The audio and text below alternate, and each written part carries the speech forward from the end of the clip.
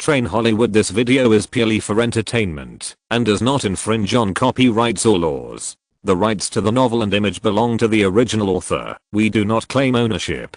Don't like waiting and want to listen to this fanfic in full now? Subscribe to our Patreon, where you'll find the best fanfics. Chapter 26. Hollywood Double Beauty. In the confessional, Feiyang pretended to be a priest and helped the girl next door named Jessica to pray a heavy prayer.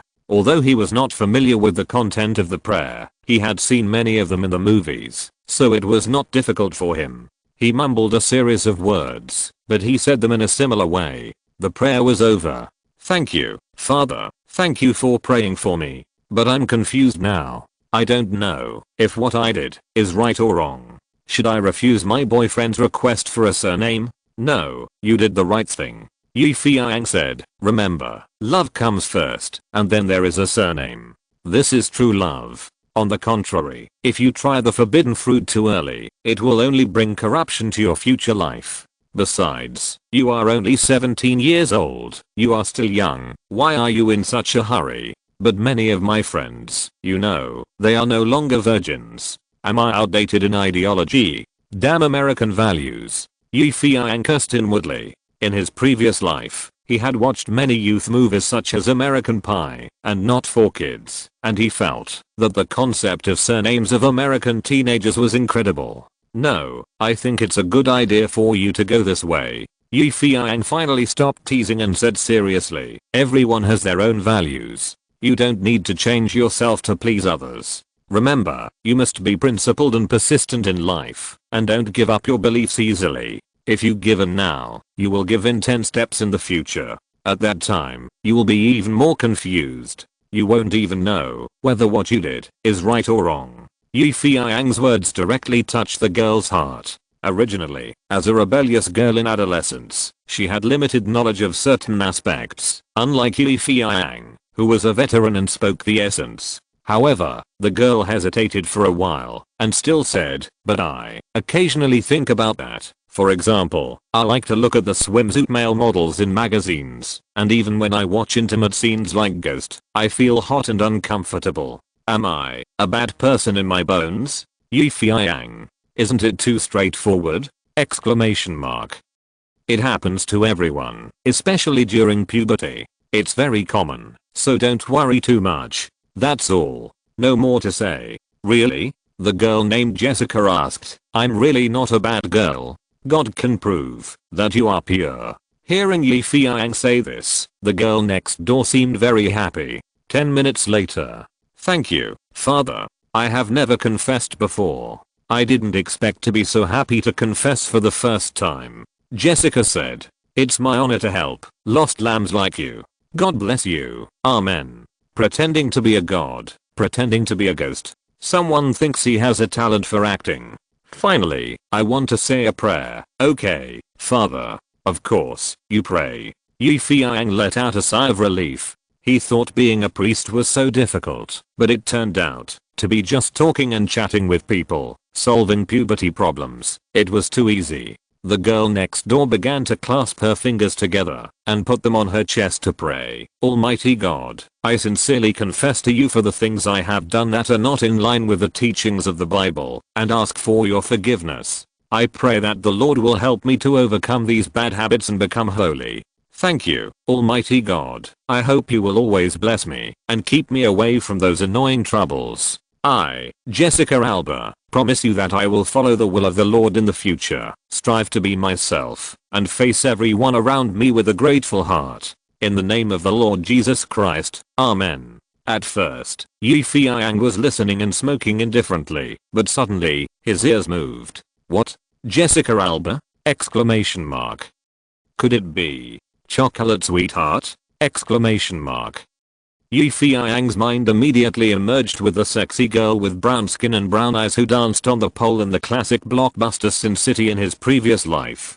Could it be that God is so fond of me that I bumped into the future Hollywood sexy goddess? Exclamation mark.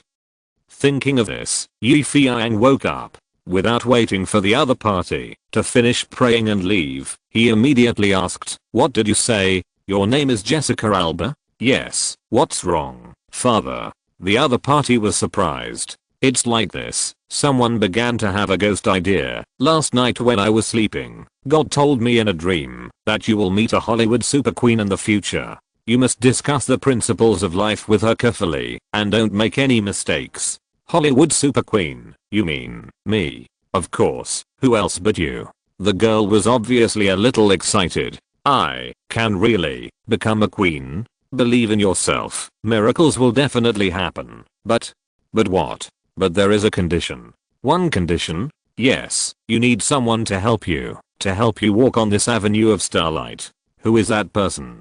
Who can help me? I don't know his name, but he is from the East, the mysterious East. You mean, a mysterious Oriental man can help me? You can say that. Father, don't joke. I have many friends around me, but none of them are from the East. Why don't you believe me? Someone was anxious. Your name is Jessica Alba. Your mother is of Canadian, French, and Danish descent, and your father is of Mexican and American descent. That's why you have striking brown skin and beautiful dark brown eyes. When you were young, you moved frequently, and you had a sense of drifting away from your family. You started acting at the age of 13, but unfortunately you were unlucky. You were always in small supporting roles, or played some negative roles, which made you very distressed. Am I right about what I said? The girl next door was completely stunned, dumbfounded, and stunned. She was knocked out by Feiyang, the charlatan. Is this a church priest? Or a gypsy fortune teller? Exclamation mark. How can he be so accurate? Exclamation mark. Could it be that Feiyang is so proud? If I don't show you a few tricks, you won't know how powerful this fake priest is. But just when someone was feeling proud, Jessica Alba suddenly said, "Oh damn. Did you collude with Mike and his gang to play tricks on me? I knew that you guys would find ways to play tricks on me. Damn you. I won't let you go." Feiyang. Just when he was confused, Jessica Alba had already left the confessional angrily and went to settle accounts with her partners. She really couldn't believe that these were all God's will. Only her friends betrayed her could explain all this. When Feiyang realized that he had gone too far in pretending to be a ghost, Jessica Alba had already disappeared. No, it's not easy to catch such a high quality stock. I can't let her slip away like this. Feiyang hurriedly took down his hanging clothes and rushed out. Because he was too anxious, he almost bumped into an old white man. The old man, who was wearing priest clothes, suddenly saw someone running out of his confessional room and couldn't help asking, "Who are you? Why are you in my room? Ah, is this your room? Sorry, I borrowed it for a while." Feiyang wanted to dodge, but the old priest stopped him again. "What did you do in the room? Oh my god, it smells like cigarettes." "Ahem," I said, "I'm sorry, I just smoked a few cigarettes." "Oh, may God forgive you." Just as Feiyang was entangled with the genuine priest, Jessica Alba had already walked to the church gate. At the gate, Anne Hathaway had finished talking to Sister Emma, and suddenly someone asked, "Excuse me, where is the nearest bus stop?" Anne Hathaway looked back and saw what a beautiful girl. She was as sexy and cute as a Barbie doll. At the same time, Jessica Alba also felt her eyes brighten, and she was also stunned by Hathaway's face. She had never seen such a beautiful and refined girl. Looking closely, she was cold and noble, like a princess in a legendary fairy tale. "You can go to the left. There is the nearest bus stop." "Thank you." Jessica smiled. "You're welcome." Hathaway nodded. From then on, the future Hollywood, one cold and one beautiful, two super actresses, passed by each other. Not long after Jessica left, Feiyang got rid of the nagging genuine priest and chased to the door of the church. "Annie, didn't you see a girl?" Feiyang looked around and didn't see anyone, so he asked Anne Hathaway, who was standing at the door. "Girl?" Anne tilted her head and looked at him. "Is she beautiful?" "Yes, like a Barbie doll." "She has left," Anne said. "Damn, I didn't catch up." Feiyang was very upset. But he didn't notice the subtle changes in Anne Hathaway's affection. "Why, do you know her?" "Oh no, I know her. I just met her." Feiyang didn't know what to say. "What do you want to see her for?" Anne Hathaway looked at him with her beautiful eyes that could speak. "I'm looking for her." "Hey, why are you asking so many questions?" "Just curious," Hathaway said coldly. Also, I'm going home, thank you for your help. If you have something urgent, you don't have to see me off. After saying this, Hathaway left. Feiyang, no. It doesn't matter if I see you off or not, but I don't know the way. Hey, walk slowly. Someone chased after him. Along the way, Feiyang felt incredible. How could he be so lucky to meet the two future queens? It's just a pity that one planned to be a nun and serve her god for the rest of her life. The other flew away as soon as they met, and I don't know if they will meet again in the future. Alas, fate has not arrived, and it's useless to force it. Someone comforted himself. Anne Hathaway didn't speak all the way, just occasionally glanced at Feiyang. Seeing Feiyang folding his arms and sighing, Hathaway suddenly thought of the chocolate girl in his mind for some reason. Then, her heart was a little sour. Chapter 27. Second bucket of gold plan. Since ancient times, there has been a term in the traditional Chinese antique trading market called picking up leaks, which means buying very valuable antiques at a very cheap price, and the seller is often unaware of it. In fact, there is also a saying of picking up leaks in the film trading market. For example, Lost in Thailand, a very powerful drama in China in the future. The director and screenwriter of this drama took the script and looked for investors everywhere, but no one paid attention.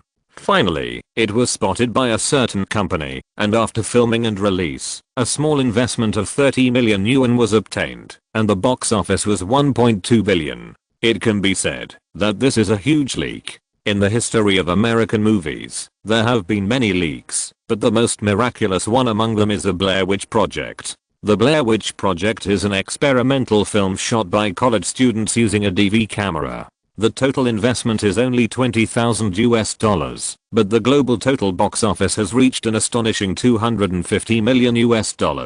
This is a miracle against the sky. If we have to say why this play is successful, there is only one reason. This group of stupid student directors were lucky enough to touch the goddess of luck and made the film into a pseudo-documentary and became the ancestor of future pseudo-documentary films. Later Paranormal Activity, Spirit, and Inside the House are all successes of this model. It is now 1998, and Blair Witch is about to be completed, but it has not yet been released. Feiyang's plan is very simple and direct. No matter what, he must get the copyright of this play. If the means used by Feiyang to make his first pot of gold was blackmail, then this time, the means he used was fraud. I'm despicable and shameless. To achieve my goal, I can do whatever it takes. Feiyang just wants to make enough capital for himself in this golden America. Marx said that the primitive accumulation of capital is bloody. It doesn't make sense.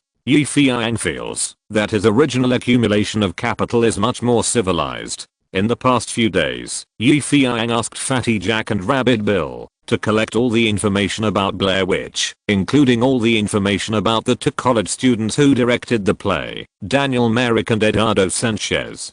Jack and Bill didn't understand why China Yi was suddenly interested in these two fledgling college students. Was it because they just made a low-cost movie? I heard that this movie was shot with a DV camera, so rough and simple. What's so strange about it? Although they didn't understand, the two still followed Feiyang's instructions and soon contacted the two college students. After a conversation, the two sides agreed to meet in a cafe near Hollywood 3 days later. On the day of the meeting, Feiyang dressed up specially to make himself look energetic, like a successful businessman, not a shabby guy. You know, in the United States, although everyone is equal, people still despise the poor and love the rich. When they see you wearing bright clothes, they will look up to you. As for Jack and Bill, they dressed up as Feiyang's followers, one fat and one thin, which complemented each other. The coffee shop seemed very lively. Feiyang and his friends arrived early, ordered 3 cups of coffee and waited.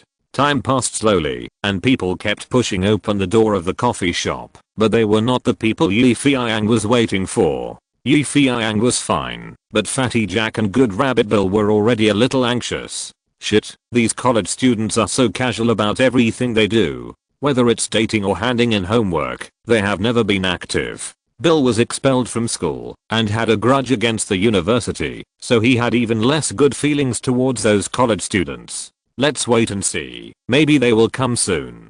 Fatty Jack comforted. What are you waiting for? Maybe these guys have been planning to stand us up.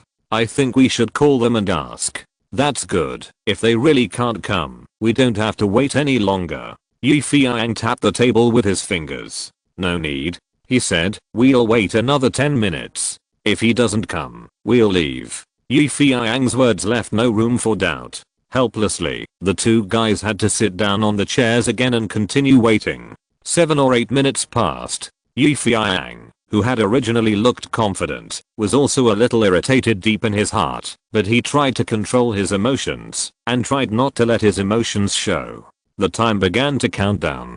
Just when Feiyang sighed and decided to end this date, the door of the cafe opened, and 4 people walked in from outside. 2 men and 2 women, all dressed casually, and at first glance they were the kind of young people who were inexperienced and cynical. The first white young man with freckles on his face, chewing gum, looked at Feiyang, then raised his hand and said hello. Hey man, are you going to meet us? Then he sat down with his friends without being invited. Hello, I'm Feiyang. Feiyang stretched out his hand. The white youth chuckled and shook hands with him. I'm Daniel, and this is Eduardo. You can also call him Cuban, because he is a real Cuban. Then he asked, dude, are you Korean or Japanese? No, I'm Chinese. Feiyang said. Chinese? A very ancient and mysterious nation. But I still like Japanese. I like their ninjas. Daniel gestured twice to throw darts. They look cool when they run, and their dart throwing movements are also very cool. Oh damn, I like ninjas too. Their sword holding postures are even more cool. I have a Japanese long sword in my hand, and I heard it's an antique from the shogunate era. Another young man, Eduardo, laughed. No way, man, you actually have such a treasure. How come I don't know? The two guys talked to themselves and directly left Feiyang and the others aside. As for the 2 white girls beside them, they kept flirting and winking at Feiyang. For them, they had never seen such a deep temperament and handsome Chinese man. The Chinese students in the university are either short and ugly, or they have low self-esteem and lack confidence. They even walk with their heads down, as if they are afraid that others will laugh at them. Seeing Daniel and Eduardo being so arrogant, Jack was almost furious because of Bill. Feiyang, however, took off his coat and hung it on the chair, then lit a cigarette,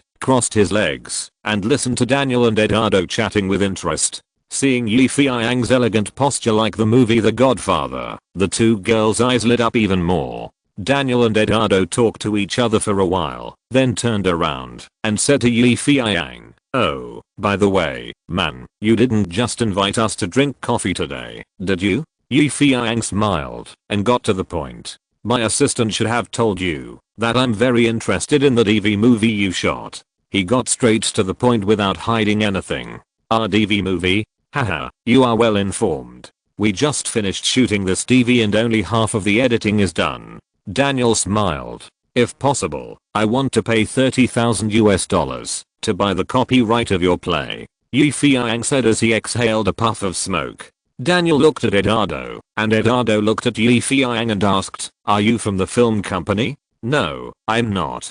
Do you have your own movie theater? No, I don't. Ha, man, we don't understand this. You are not from the film company and you don't have your own movie theater. Why do you want to buy our copyright? I've already said that I'm very interested in your play. But our play is a pilot film. I know that. We shot it with DV. I know that too. Daniel and Eduardo looked at each other. Daniel suddenly smiled. Although you are very interested, we will not sell the copyright to you. Why? Feiyang asked. It's very simple. The price you offered is too low. If I remember correctly, your movie only cost $20,000 in total. If you resell it, you can make $10,000. Isn't that enough? Of course not. If we show this movie in theaters, we might get more. Daniel said cunningly. Yes, this is our hard work. We will never sell it to you easily. Eduardo said. Feiyang smiled. Then how much do you want? One price, 200,000.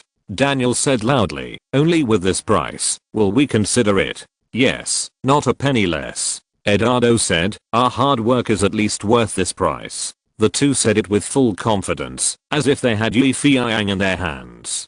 200,000? Yi Feiyang tapped the table lightly with his hand. Bill Rabbit and Fatty Jack next to him were almost going crazy.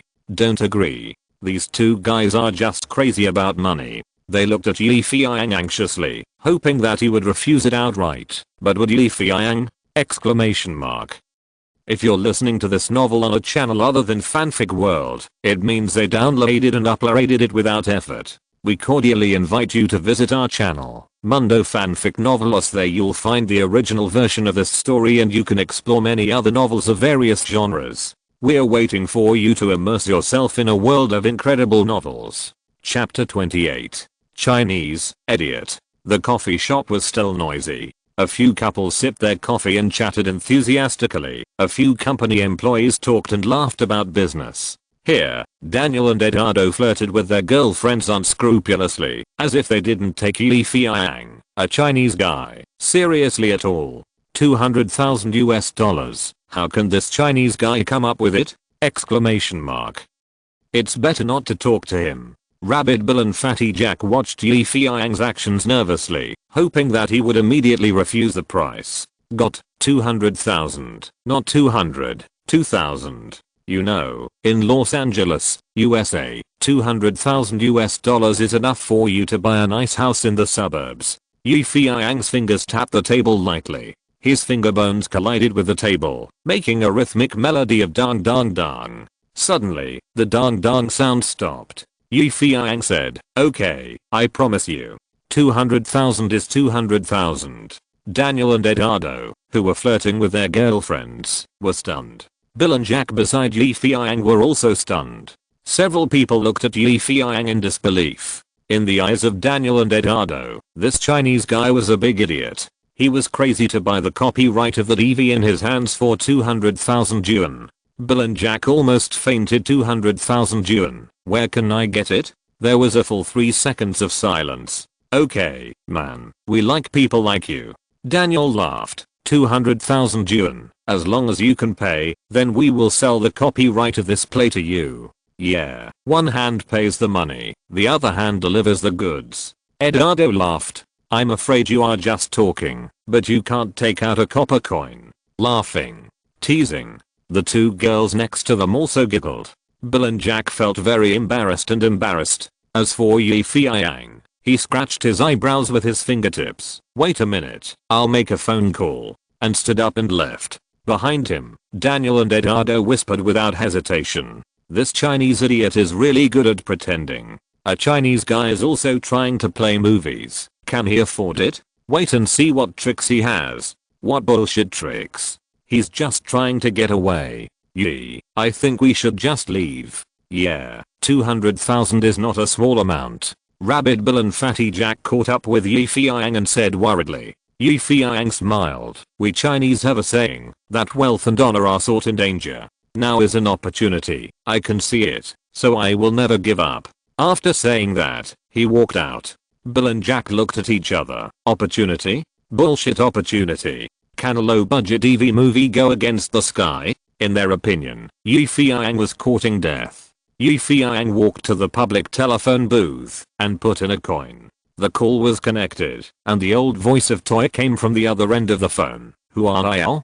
Horiao. Toy speaks English, and even God can't stop it. Yi Feiyang was stunned. Is that Master Tuo? The other end was stunned. Is that Yang? Why did you call me for no reason? You made me speak English. Haha, Master Tuo, you are diligent and studious, which is admirable. Admiration is bullshit. Master Tuo said. Tell me, what do you want to talk to me about? Borrow money. Yi Feiyang was very straightforward. Borrow money? 200,000. 200,000?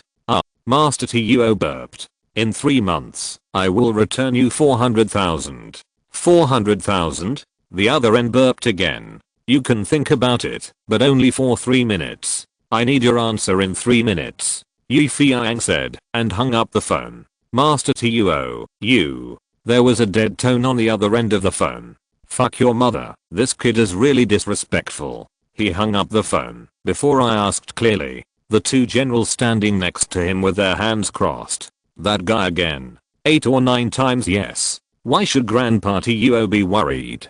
200,000 is not a small amount. Grandparty Yuo was really worried. Thinking back to the time when he had a machete and made his way from Tunman to Los Angeles, he had survived many life-threatening situations and had experienced many ups and downs. But now, he was really stumped. You are right.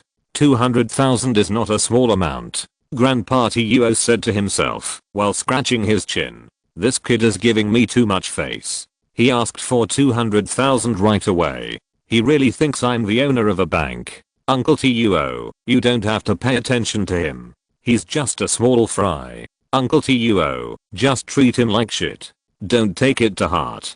200,000, he's just wishful thinking. You guys don't know shit. Uncle Yuo was angry. High investment, high return, you know? 400,000 in 3 months. This is no small amount. If what he said is true, I've encountered a rare opportunity to make a fortune. Even if he fools me, I can settle the score later, but if I miss the opportunity, then it's gone. Uncle Yuo is wise. Uncle Yuo is mighty. What a wise bullshit. What a mighty bullshit. Uncle Yuo said angrily, you only know how to flatter.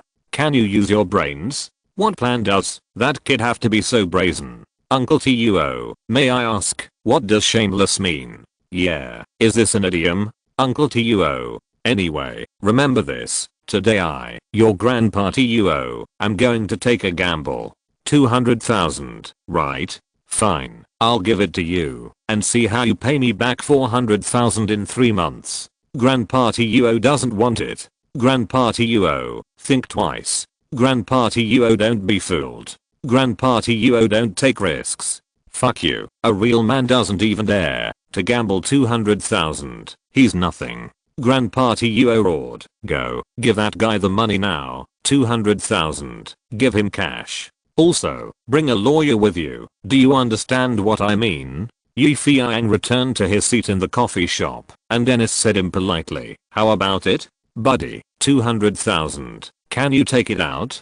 Give me half an hour, the money will be delivered on time. Half an hour? Haha, you are not kidding, are you? Okay, I'll give you time. Anyway, Eduardo and I are fine, so just wait a little longer. Hey, do you want some coffee? Or order some steak? Mr. Yi will treat you. Feiyang sneered at the ridicule of Dennis and others. Bill and Jack didn't believe that Feiyang could raise $200,000 in such a short time. Yes, no one would believe that a guy who had only been in the United States for only 3 months and who was still washing dishes in a Chinese restaurant a week ago could be so generous to pay $200,000 to buy a DV copyright. There is no shortage of miracles in the United States, but miracles like this are rare. The clock started to move again. The pointer started to jump again. Everything in the cafe seemed to be the same. The people who should be lively were still lively, and the people who should be laughing were still laughing. Hey, Eduardo, do you think that China guy can raise $200,000? How should I know?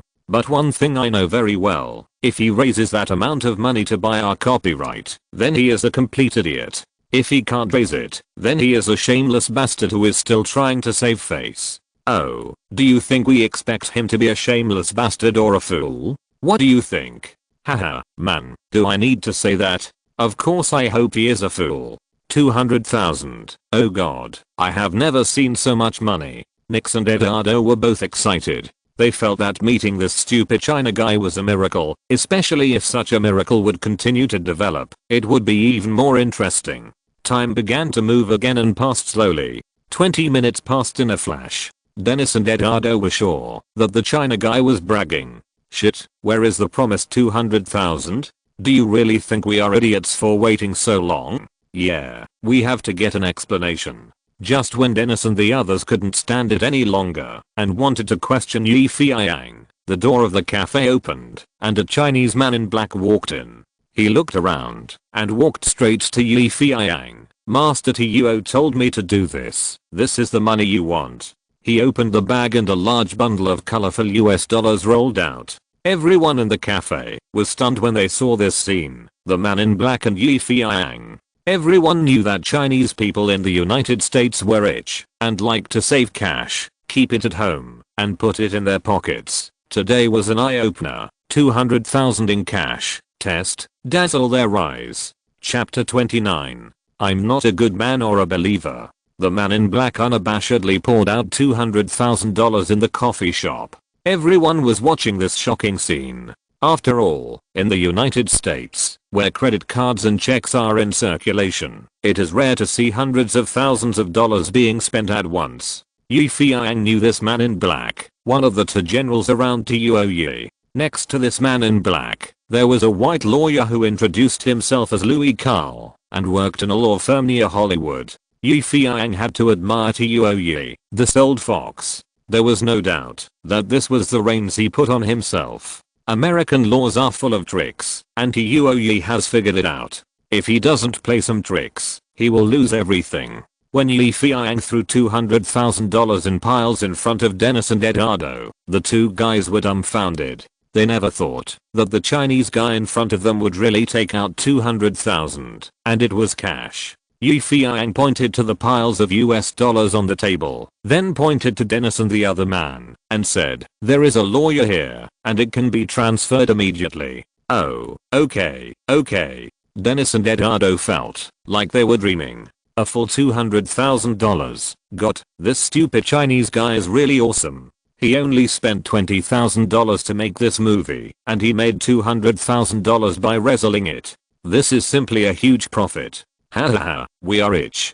Dennis and Eduardo signed the contract, and then couldn't wait to hold the table full of US dollars and laughed. Stupid Chinese guy. Chinese guy is stupid. Spending $200,000 to buy a DV movie, your brain is crazy. Ha. That little lawyer Louis Kerr is very efficient. After both parties signed the contract, he repeated the responsibilities and agreements of both parties. After both parties had no other opinions, they stamped it according to the legal procedures of the United States, and the document officially came into effect. On this side, Dennis and his partner Eduardo couldn't wait to stuff a large stack of US dollars into their pockets. Their girlfriends beside them also helped. Their eyes were almost shining with stars. Feiyang carefully put the contract into his pocket, then raised the corner of his mouth, walked to Dennis and said, "Okay, we have solved this matter, and we need to solve the last thing.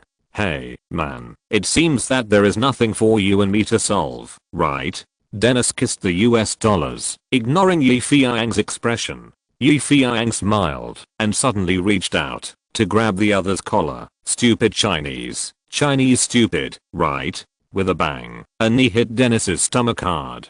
Dennis was caught off guard, and he didn't expect Feiyang to be so fierce. He was fine just now. Why did he change his face immediately? Feiyang's knee was very strong. Dennis covered his stomach and knelt in front of Feiyang like a shrimp, spitting acid. Everyone was stunned by Feiyang's sudden cruelty, including other customers in the cafe. Everyone looked at this Chinese man who changed his expression faster than turning a page, not knowing what happened. "Oh damn, you hit dear Dennis, you actually hit him." Eduardo saw his friend being beaten, and swung his fist to hit Feiyang, who was taking clothes from the chair. Feiyang didn't even turn his head, and with a beautiful back kick, he knocked Eduardo to the ground, and put on the shaking suit. The whole action was cool and handsome, which made everyone stunned. Oh, Bruce Lee. Chinese Kung Fu.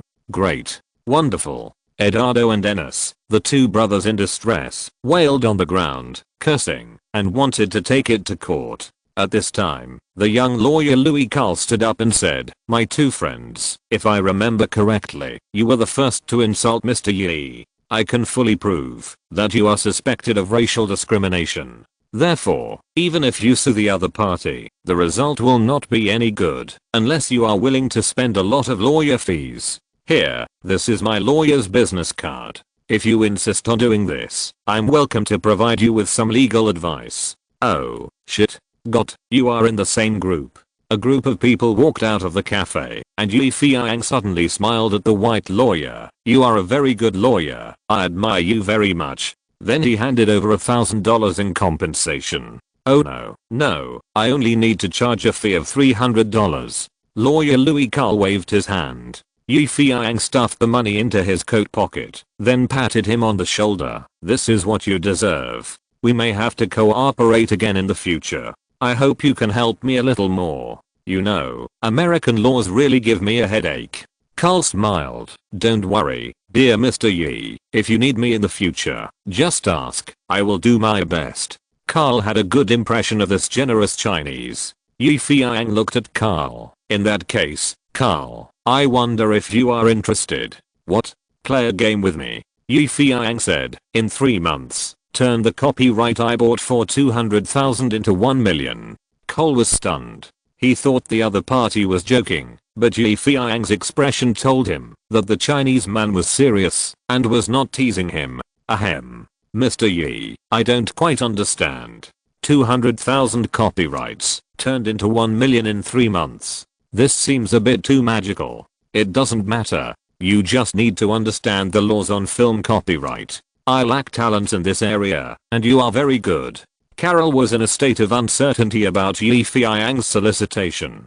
Finally, he took a deep breath and said, I still say that, if you need me, I will do my best. Yi Feiyang knew that it would be difficult to convince the other party to serve him wholeheartedly just by saying this, but you will make a choice in the future. While Yi Feiyang and Carol were talking, the black-clad man appointed by Tuo Yi rang his phone. After answering the call, he directly handed it to Yi Feiyang. Tuo Yi is looking for you. Yi Feiyang certainly understood what the old man meant by calling. Is that Tuo Yi?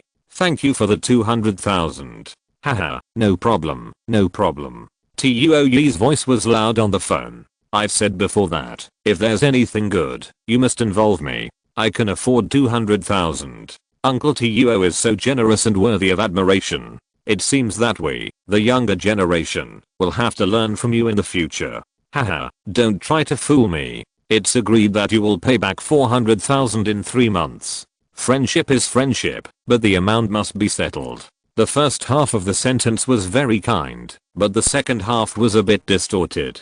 Don't worry about this. Since I said it, I can definitely do it. Yi Feiyang said confidently. That's the best. Remember, I'm the one who got your green card for you, and I'm very good at remembering surnames. I remember all the information in my mind.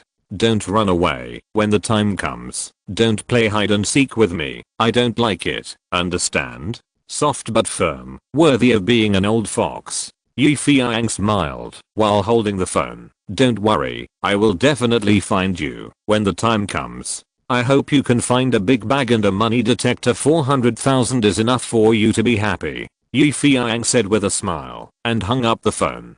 The smiling face froze into a sinister look. The man in black beside him accidentally saw this sinister look and couldn't help but shudder. Chapter 30, Sister Act. Although they had some money, Yi Feiyang and his best friend Fatty Feibao did not move out of the doghouse. It was mainly because they were used to living here, and Yi Feiyang was thinking about hooking up with Mrs. Lawrence's granddaughter, Anne Hathaway. Yi Feiyang was very interested in this future superstar. In Yi Feiyang's view, if you find a treasure on the ground, you can't run away. Instead of letting other directors or film companies take her into their pockets in the future, it is better for him, a guy with foresight, to hook her up. When he has the ability, he will give her a few movies and make her the heroine so that she can shine, help him make money, and help him expand the market and become his own leading actress. For someone who is very utilitarian, a beauty like Anne Hathaway is definitely a beautiful chess piece in the decisive battle in Hollywood. Of course, there is also the chocolate beauty Jessica Alba, who once had a deep exchange across the confessional, but was finally run away. If he can get this pair of cold and beautiful duo, won't Hollywood be his world in the future? Exclamation mark. Ha ha ha. Someone laughed wildly.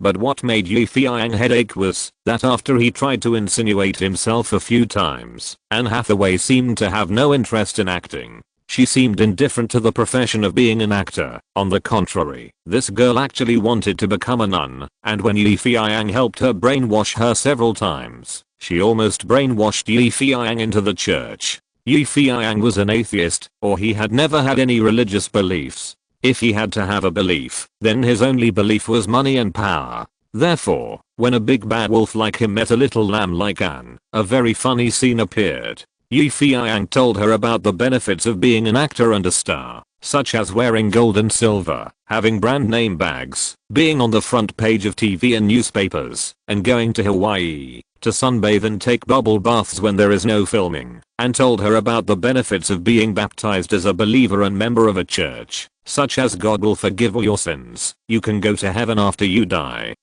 and your parents can go with you. In short, one person believes in religion, the whole family is honored. Anne Hathaway's non-complex almost depressed Feiyang to death, so much so that he began to be afraid of facing this fanatical religious person, and began to avoid her intentionally or unintentionally every time he went home. Just as Feiyang tiptoed to the second floor, Mrs. Lawrence's door opened, and poked her head out and asked him, "Yi, is that you?" Feiyang had to turn around and give the little beauty a sweet smile. "It's me. Why didn't you go dancing today?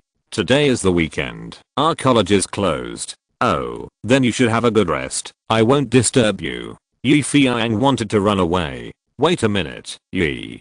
Baby Anne called him from behind. With a click, Anne came to his side, handed him a Bible and said, "You said you lost your Bible last time, so I bought you one and gave it to you." "Oh, the Bible. How can I be so embarrassed? The one you gave me last time might have been lost in the house. I'll go back and look for it, and maybe I can find it. As for this one, you should take it back." Feiyang knew that he absolutely couldn't accept this gift. "Here, just take it," and glared at Feiyang with her beautiful eyes. When they first met, Anne was very cold to Feiyang. Later, when they met again, Feiyang saved her on the street, which made Hathaway have some good feelings for him. But then, Feiyang was looking for a girl at the door of the church, which made Hathaway think that he was the same as other men, a playboy who chased after beautiful women.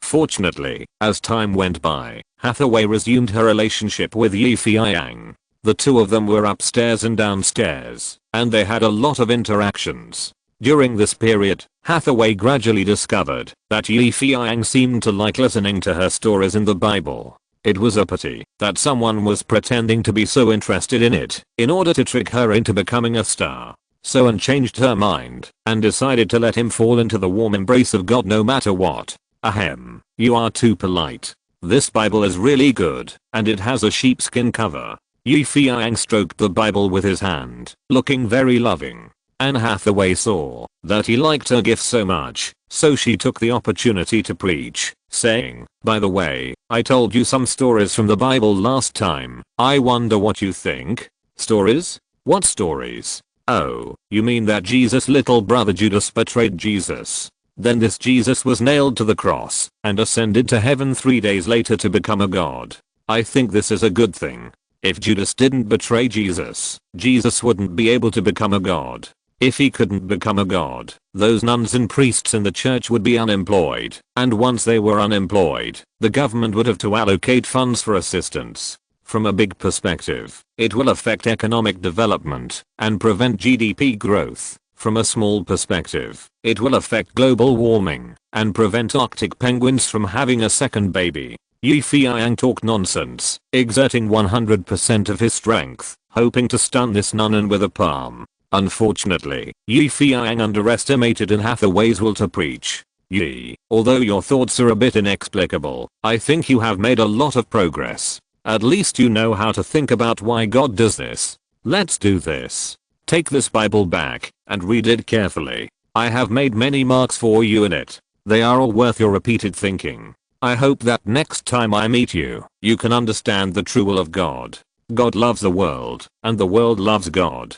Holy Father, Holy Son and Holy Spirit, may God bless you. Amen. Baby Anne made a cross on someone's forehead and chest. Feiyang rolled his eyes. This time he was too lazy to even say words to fool the other party into becoming a star. He turned around weakly and said, "May God bless you too."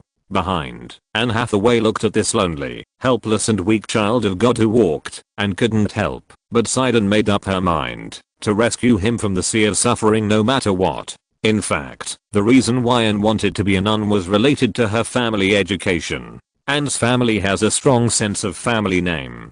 Her parents named her after Shakespeare's wife and taught her not to lie, ride a motorcycle, or get a tattoo before the age of 23. They only let her be influenced by her mother, Catherine McGowan, who was a stage actor under such fine upbringing and became a standard vegetarian and set her life ideal of becoming a nun.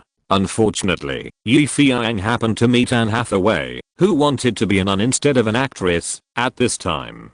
So, he became a test subject for Anne's preaching and was harassed again and again.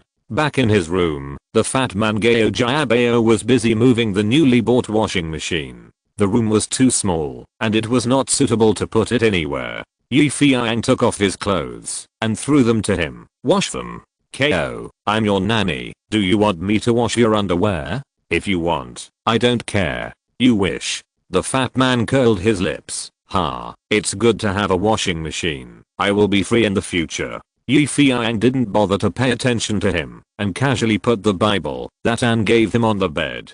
The fat man was sharp-eyed. "Another one. It seems that our dear Anne has taken a fancy to you and must pull you into the arms of God. I don't understand. A girl who is so beautiful doesn't want to act and become a star, but to become a nun. What kind of logic is this? Not everyone is as keen on fame and fortune as you."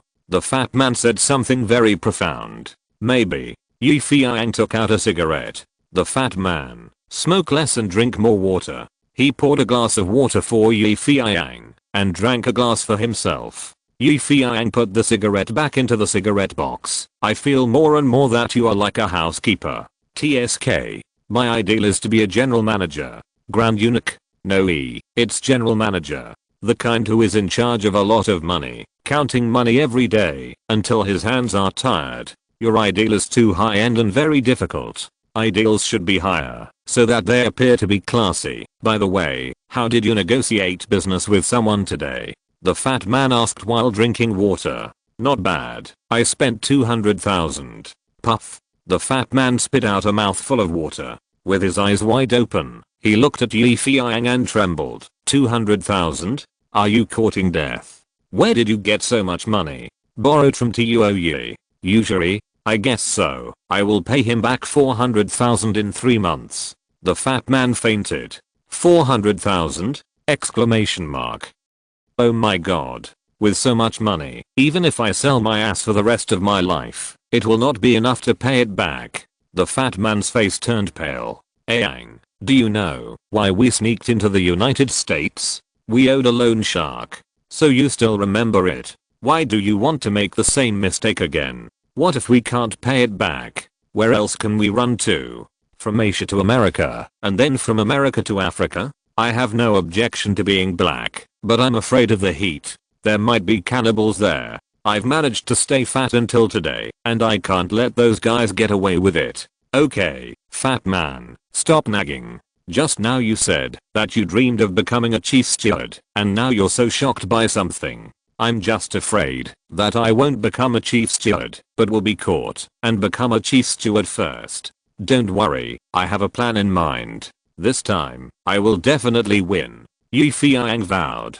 The fat man rolled his eyes and started to move the washing machine out. "What are you doing?" "Moving it back to see if I can return it. Then I can have more money to run away." The fat man prepared for a rainy day. Feiyang. Chapter 31. Lionsgate. The United States is a very strange country. Here, Americans wear clothes made in China, shoes made in India, corn grown in Mexico and Brazil, and many of the cars they drive are Toyotas from Japan and BMWs from Germany. In short, the country's food, clothing, housing, transportation, and transportation are basically made in other countries. But they also have one thing that is made locally and dominates the world, that is, movies. Yes, the United States is the country with the largest film production and sales in the world, with a total value of more than $10 billion each year. If the ribbons of movies made in the United States in a year are connected, they can circle the earth 1.5 times. The production of American movies is amazing, but there are also many that lose money, and there are also many that can break through the gate and throw out dark horses. Low cost, small production, but in the end, it has amazing box office results. Such dark horses are not unheard of in the history of American movies. For example, the classic love movie Ghost shot in 1990. The total investment in this play is less than 10 million yuan, and most of the funds are used for the special effects design of ghosts, but the box office of this play is amazing.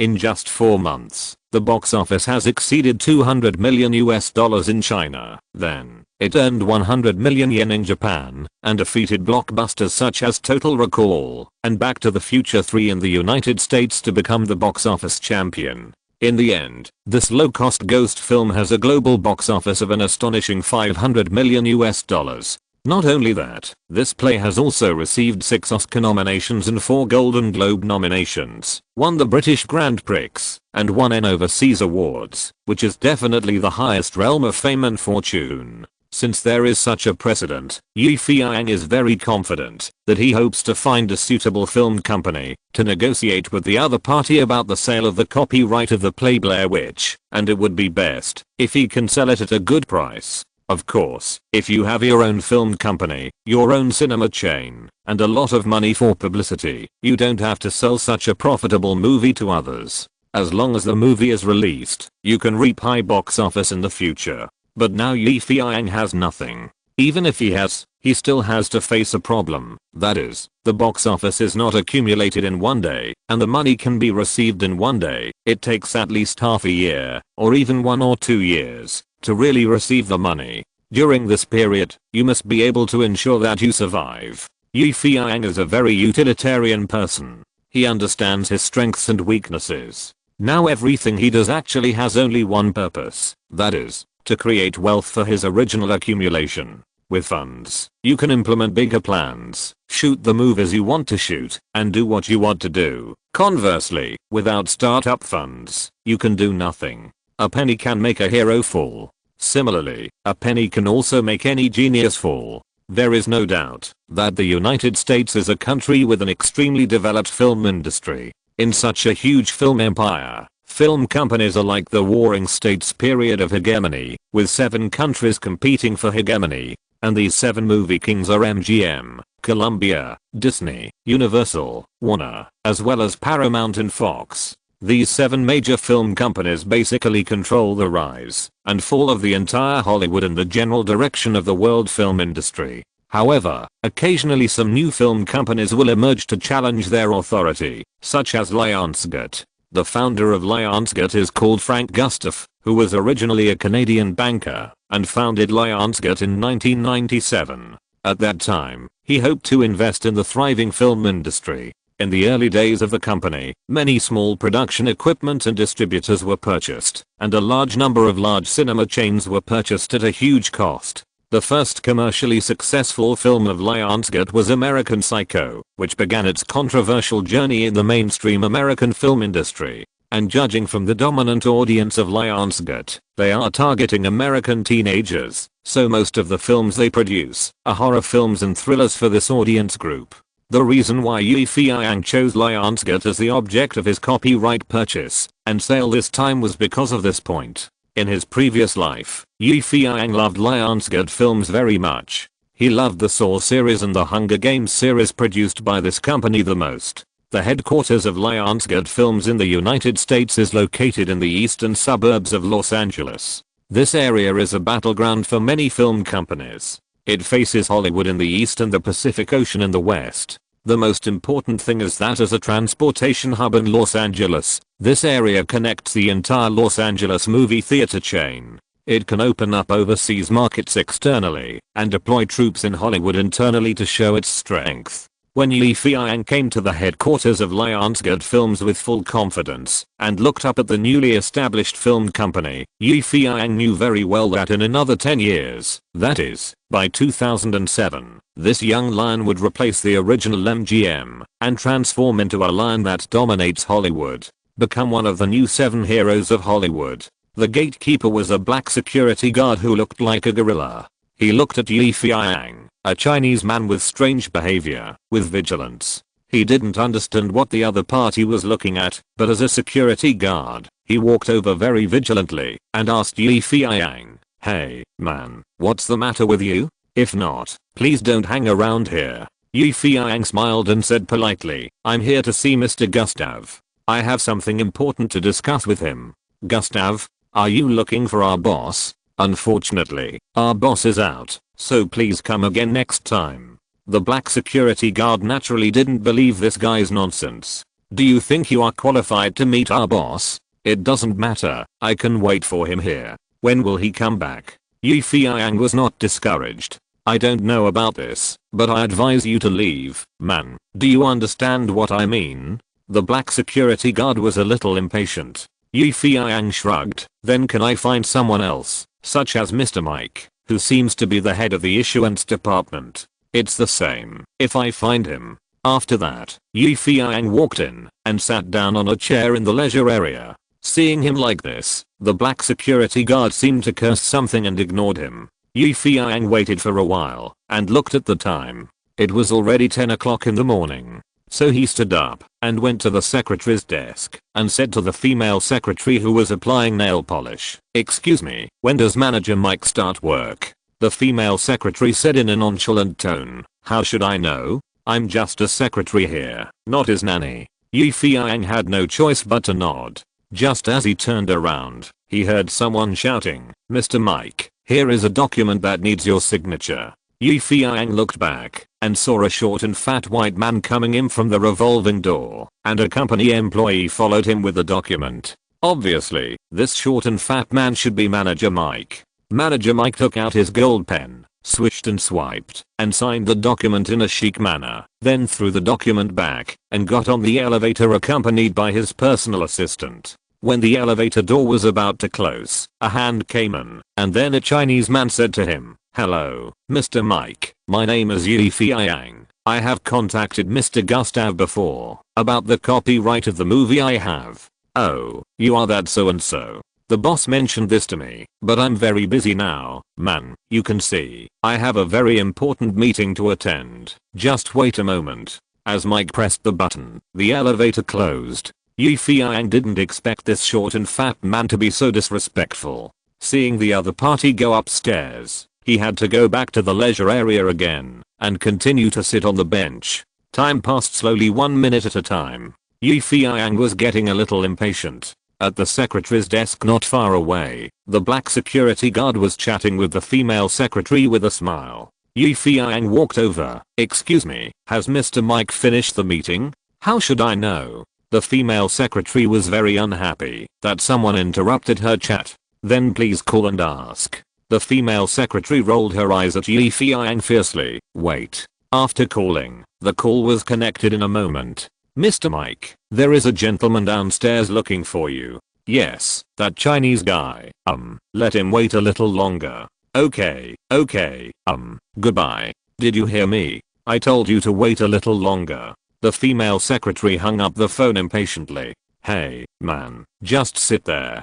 Don't bother others anymore. Mr. Mike will call you when he is free." The black security guard complained for the female secretary. Feiyang took a deep breath, tried to suppress his temper, smiled, "Okay, I'll wait a little longer," and walked back to the leisure area. The black security guard turned his head and said to the female secretary proudly, "Damn Chinese, you are so ignorant." More than an hour passed. It was already noon, and Feiyang's stomach began to growl. The female secretary and the black security guard had already changed shifts and had lunch. The black security guard was burping and picking his teeth with the company key. The female secretary was at the front desk, using a small mirror to wipe off her lipstick. A delivery man opened the door and walked in, saying that it was the French set meal ordered by Mr. Mike: black pepper beef tenderloin, cheese baked snails, and French foie gras sauce. The female secretary quietly called Mike and said, "Your delivery has arrived, and the Chinese man is still waiting."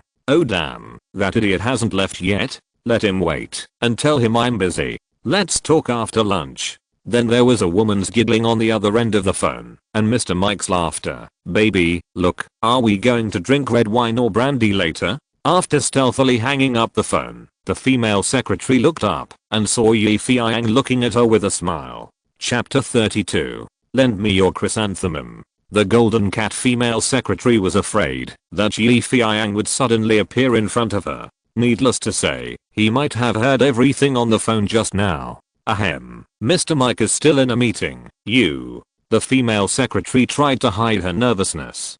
It seems that your Mr. Mike is really busy. Well, I'll go there myself. Feiyang's mouth was full of rebellion, and he walked away. The female secretary was anxious and stood up at the front desk and said, "Oh god, you can't do this." The black security guard saw that Feiyang didn't listen to the dissuasion, so he stopped him directly. "Hey, man, you can't be so rude to a lady. I just want to go up and see Mr. Mike. I've already said that Mr. Mike is busy. You either wait or leave." After the black security guard finished speaking, he started to push Feiyang. But before his hand touched Feiyang easily grabbed his wrist and then kicked him in the bend of his leg, directly kicking the black security guard to his knees. "I hate others touching me." Feiyang looked down at the other person with a sharp look.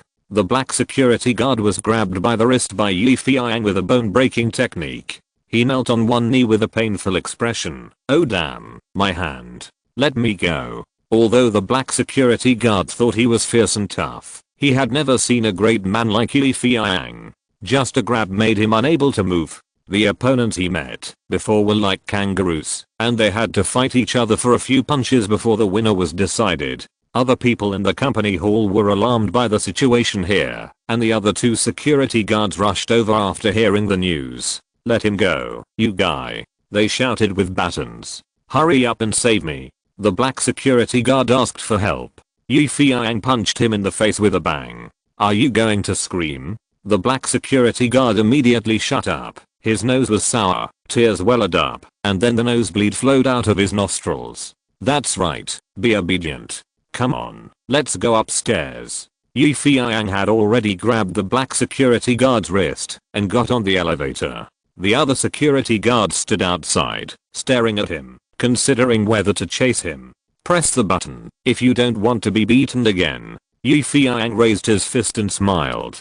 The black security guard had a nosebleed and felt the pain of his wrist being caught by Feiyang. He no longer dared to pretend to be a tough guy and a hero. He nodded like a poor chicken. The elevator started and went up. In a moment. "Is it this office?" "Yes, this one. Please, let me go." "Of course, but I need your help at the end." "What? Lend me your ass," Feiyang said, and kicked the black security guard on the butt. The black security guard hit the office door like a cannonball. Bang, there was a loud bang. In the room, a scantily clad blonde was sitting in the arms of Supervisor Mike, giggling and feeding him baked snails with a fork. Supervisor Mike opened his mouth wide and was about to swallow the delicious food when the door was slammed open. Then a black shell shot in, knocking over a table of delicacies. Soy sauce, borscht, and black pepper sauce splashed all over Mike and the girl. "Oh my god." Manager Mike screamed like a woman. Footsteps sounded. Feiyang casually flicked a cigarette from the cigarette box, gently brushed it across his nose, and then smiled at Mike and said, "Now, my dear friend, can we have a good talk?" In the projection room, the demo tape of the Blair Witch Project was playing. Short Mike sat on a chair, trying to wipe the soy sauce off his face with a handkerchief, but no matter how he wiped, he always felt a smell. "What is your movie about?" "Crude and shoddy footage shot with a DV camera. Look, the camera keeps shaking." "What are you doing?" "Filming airplanes in the sky and ants on the ground." "Bullshit, it makes me dizzy." "Also, don't think I don't know that you spent $200,000 to buy this movie from two college students. What's going on now? You want to sell it to our company at a high price? Your idea is too naive. Don't think that the movie Blair Witch will be popular. Just look at this videotape. It's just a bad movie. Please forgive me for being so direct. I just don't like to beat around the bush. Mr. Yi, if you think it's okay, I can offer you $230,000 on behalf of the company to buy the copyright of your movie." "Well, don't thank me. Just think of it as our company doing a good deed." Shorty Mike looked at Feiyang's expression while he was hot and cold. In his opinion, this damn Chinese should be unable to hold back, and he could take the opportunity to lower the price. Although this is a bad movie, it is more or less popular now. Maybe if it is well managed, it can make a small profit. Unfortunately, Mike underestimated Feiyang's temper. When it comes to business, Feiyang is absolutely calm and meticulous. So he said, "At least 1 million, not a penny less." Mike was stunned. He was planning to lower the price, But it turned out that the other party didn't care about him at all. 1 million. I say to your mother, don't think that I, Mike, am a rich man. Haha, Mr. Yi. Then there is no room for negotiation. 1 million is not a small amount. In my many years of experience, your movie is a bad movie. You are still holding on to it. You really treat it as a treasure. Haha, please forgive me for being so direct and not liking to beat around the bush. You'd better think it over. Except for our company, other companies will not give you a price of 230,000. Really? Don't you need to ask Mr. Gutas for his opinion? Yi Feiyang looked at Mike with a smile. No, I don't need his opinion. The boss is very busy, so he doesn't have time to deal with your little movie. Really? Well, since we can't reach an agreement, forget it. I'm sorry to disturb you from enjoying your French dinner. Yi Feiyang stood up and pretended to leave. Wait a minute. Mike suddenly called him and looked at him with cunning eyes. Dear Mr. Yi, won't you reconsider it? 230,000. You have made a profit, right? Yi Feiyang smiled. It's a pity that you make too little. There is one more thing I hope you can understand. I came here to negotiate with you. To put it bluntly, I'm giving you a chance to make money, not to let you pity me. After that, Yi Feiyang walked away. 300,000. How about it? It can't be higher. Mike had never seen such an arrogant guy, and he couldn't help shouting out his bottom line. Yi Feiyang stopped. Seeing him like this, Mike breathed a sigh of relief, restored his uncle's attitude, leaned back in the boss chair, and looked like he had the other party in his hands. Yi Feiyang turned around and smiled at him defiantly. Don't say 300,000. Even if you offer 3 million now, I won't sell it. Mike, who had a contemptuous look on his face, was completely stunned. Yi Feiyang turned around and left. Okay, I'll wait and see who will want your crappy movie. Manager Mike roared angrily. LT, AGT, LT, AGT, LT, AGT. Chapter 33. Underground Cinema. Yi Feiyang, who holds the copyright of Blair Witch, has a simple idea. Since he cannot cooperate with companies like Lionsgate and sell the copyright all at once, he will find a way to show the movie in theaters. When word of mouth and box office spread, those big movie companies will come to him and ask for copies to show. But where can he find a theater to show the movie? Exclamation mark. Yi Feiyang was troubled. Hollywood, as the world's movie capital, has some low-end movie theaters that can only show some low-budget movies in addition to the big movie theaters. In the movie kingdom of Hollywood, these theaters are called underground theaters or junk theaters, or grasshopper houses in technical terms. The meaning of grasshopper house is easy to understand. First of all, it can only be called a house if it is not big. A big one is a mansion or a villa. Secondly, since it is a grasshopper, it likes to jump around. This means that the distribution area of these cinemas is not fixed, the films shown are not fixed, the audience groups are not fixed, and the time of showing films is not fixed. There used to be many grasshopper houses in Hollywood, just like the video halls in mainland China in the 1980s and 1990s, mainly targeting those idle people with little money and teenagers who like to seek excitement. Here, you only need to spend $2 to watch a movie in the grasshopper house for a day, no time limit. This place used to be a fertile land for poor blacks and teenagers. Every holiday, the grasshopper house would be full, and the whole house would be filled with foot odor and sweat odor. However, with the development of the Hollywood film industry, especially the expansion of the theaters of those leading bosses and movie tycoons, the grasshopper house has gradually been acquired, demolished, and renovated by the big theaters, and finally no longer exists. Of course, there are some fish that have escaped the great white shark. These grasshopper houses that have survived the great white shark. Most of the poor little cinemas are hidden deep in the black community, or in the more remote poor neighborhoods. For those movie tycoons, this is not the direction for them to develop their own theaters. Just let them survive and save some money. But is it really that easy to survive?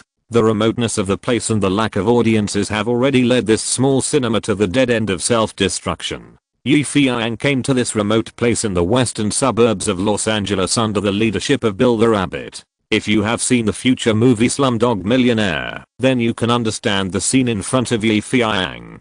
What is the gap between the rich and the poor? What is heaven? And what is hell? In the United States, a country that everyone envies, who knew that there would be so many poor people?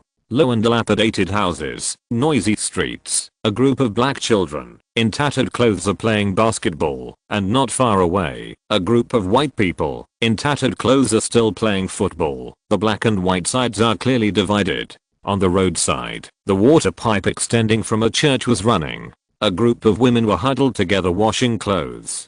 From time to time, a snotty-nosed kid would run out and use his dirty little hands to pick up the waste dumped in the trash can, such as stuffed toys with lost hair, cars without wheels, or even, if you were lucky, a still edible lollipop. Look, it's here. The 5 small cinemas I mentioned are nearby. If possible, I'll introduce you to the Black Daddy. He is the owner of these 5 cinemas. We have a good relationship. Most of the movies I shot before were shown in his theaters. Rabbit Bill said to Feiyang happily. You mean those porn movies you made? Of course. Otherwise what kind of movies do you think can be shown here? Ordinary blockbusters will not be shown here at all, and most of the small budget movies will lose money. Only porn movies have a market. Look at these people. So many children. Don't you understand? They have no tomorrow. What can they do after eating? Playing golf like rich people, going to McDonald's to pick up girls? Oh no, their only fun is to sit in Chengren cinema, watch a super cool movie, and then go home to practice it with their wives. Feiyang was speechless. After walking for only 5 or 6 minutes, Rabbit Bill finally stopped in front of a house that looked quite decent. It's here. Wait a minute, I'll go say hello first. Feiyang took out a cigarette on the side of the road. Before he took 2 puffs, Rabbit Bill waved at him at the door. Come in, the Black Dad is inside, and bring your gift. Feiyang then remembered that he bought 2 packs of cigarettes. He originally wanted to keep them for himself, but it seemed that he had to give them away. The Black Daddy was a black man, a very old black man. When Feiyang saw him, he thought of the old black trees in Africa, vicissitudes, misery, skinny and bony. Hey, hello buddy, Bill the Rabbit has introduced you, and I know why you came to me. To be honest, my 5 cinemas are terrible. I'm only happy to be able to show movies. How long has it been since a new movie was released? Of course, not including Bill's pornographic movies. The Black Daddy was very talkative. After receiving Feiyang's gift, he took a cigarette and started smoking. Feiyang didn't expect this black old man to be so easy to talk to, so he said, thank you, but I still want to see the cinema first and understand the situation there. Of course, this is necessary. Even if you don't say it, I will take you to see it. To be honest, the environment there is not very good. I hope you will be satisfied, the Black Daddy said, and took Feiyang out. Along the way, the Black Daddy's mouth never stopped. Dear Yi, if I didn't tell you, you wouldn't know that I used to be a filmmaker. How should I put it? I'm an old projectionist and have worked in many film companies. I still remember the first film I screened, On the Waterfront starring Marlon Brando. Yes, it was this film that later won an Oscar, and Al Pacino also became the best actor with this movie. If I didn't tell you, you wouldn't know that I even shook hands with him. At that time, I was wondering, how could this guy who wasn't very handsome win the award? Could it be that, as long as you are white, you will be blessed by God? Later I figured it out. If black people want to achieve success in the film industry, you have to take 2 paths. Either work behind the scenes, make tea, be a script supervisor, or be a lighting technician, or become a projectionist like me, and never let anyone know that you are black. The audience doesn't like black actors, and they don't like black people to win awards even more. You may be laughing at me. How can a guy like me be considered successful? Man, you are wrong. Do you know how these 5 cinemas came about? I bought them all with my salary as a projectionist. My idea at the time was very simple. Since I had been helping those white bosses to show movies for so long, why don't I buy a cinema and be my own boss, showing the movies I like and dealing with the audiences I like, without having to listen to the yelling of those bastards or act according to their faces. Yes, being a boss has so many advantages, but there are also many disadvantages. For example, when you see the cinema is packed with people, you will be very happy. When you see the cinema is deserted, you will be very sad. Of course, sadness is a small matter, and the big matter is losing money. I've said before that I opened these 5 cinemas with my hard-earned money, and every penny is precious. At the beginning, the business was very good and prosperous, and there were many people watching movies. At that time, there were also some good small budget movies shown in my theaters. When I saw so many audiences happily walk into my theaters and then walk out satisfied, I was so happy in my heart. But with the expansion of those big theaters and the gradual improvement of the quality of movies, small budget movies are becoming less and less, and I'm not qualified to show big movies here, so the audiences ran away. In the end, I can only show damn pornographic movies to make a living. The Black Father was long-winded all the way, but he didn't seem lonely. Occasionally, 1 or 2 children would run over and pull the Black Father's clothes to ask for candy. The Black Dad seemed to like these kids very much. Whenever he encountered such a thing, he would squat down, wipe the snotty noses of those snotty kids, then take out the prepared candy from his pocket, hand it over and say, "After eating my candy, you must go to school well, and it would be best if you can leave this damn community when you grow up." It can be seen that the Black Dad seemed to be very dissatisfied with this community. "Dad, do you hate this place very much?" Feiyang couldn't help asking. "No, I love it very much," the Black Dad said. "Oh, then I don't understand. You mean just now?" The Black Dad smiled helplessly. "I said that to those kids because I love this place too much. Look here, how many of those who grew up here can live a happy life? Those who grew up in a garbage dump and those who grew up in a prosperous city. The results are self-evident. But this place can change," Feiyang reminded. "As long as you have determination and perseverance." Change? That sounds good. Even the government can't control so much and thinks our community is a damn burden. Bill interrupted. "That makes sense. In my opinion, you are really a burden here. You might as well tear it down." Feiyang kicked him. "I think you are a burden too. Do you want to tear it down too?" Bill covered his butt and said aggrievedly like a young wife, "No need for that. I can't put my body back together after it's been disassembled." Chapter 34. Can you defy the heavens? In a dilapidated neighborhood. "Look, this is the best of my 5 movie theaters." The Black Dad pointed to the dilapidated movie theater in front of him and said, "She is my most lovely baby. Yes, God, she was so perfect before, with big breasts, fat buttocks, flaming red lips, eyes full of spring, and charming voice." It seems that the Black Dad has been poisoned by the pornographic videos of Bill Rabbit, and he couldn't help but say a row of restricted words. But like many beauties, time is a butcher's knife. No matter how beautiful a woman is, she can't resist his exploitation and oppression in front of time. Her beauty disappears, her face is gone, she is thinner than a yellow flower, and her face is longer than a cucumber. Feiyang had to admire him again. The Black Dad still has the consciousness of being a poet. It seems that every inconspicuous old bone stick has the potential to be a writer. It must be said that time is a butcher's knife, but also a carving knife, which can carve old tree trunks into works of art. As you can see now, it is so shabby and decayed that even I, an old lover, feel distressed when I see it. Dear Yi, you should think it over carefully and don't regret it. If your movie is really good, it's better not to show it in my shabby little cinema. It will delay your future. The honesty of the Black Father made Feiyang very fond of him. At least this old man is not like those Philistine and cunning filmmakers who claim to be for art, but secretly are thieves and prostitutes. For the sake of petty profits, they dare to sell out their mothers. I think it's pretty good. Besides, my movie is not a big production. It's just a documentary shot with DV. Documentary? Damn, will anyone watch such a movie? Haha, don't worry about it. Although it's a documentary, it has a lot of stories. Then I'm relieved. At least you can get some box office revenue. The Black Father is kind-hearted. Look, he cares about Feiyang's movie. Okay, let's talk about how to cooperate. Feiyang got to the point. It's simple. Why don't you rent out the theaters? How do you do it? I'll rent 5 theaters to you for a month, and then all the box office revenue will belong to you. You just need to pay me some rent. The Black Dad said generously. This is a good proposal. There's no entanglement in the middle. Well, I totally agree. Then what about the price? You name a number. 20,000 US dollars. How about it? Too much. Feiyang shook his head. Not much. It's only 4,000 US dollars per theater. It's still too much. Your place is too remote, isn't it? Then I'll give you a little less. The black dad seemed to be easy to talk to. How about 18,000? Feiyang shook his head.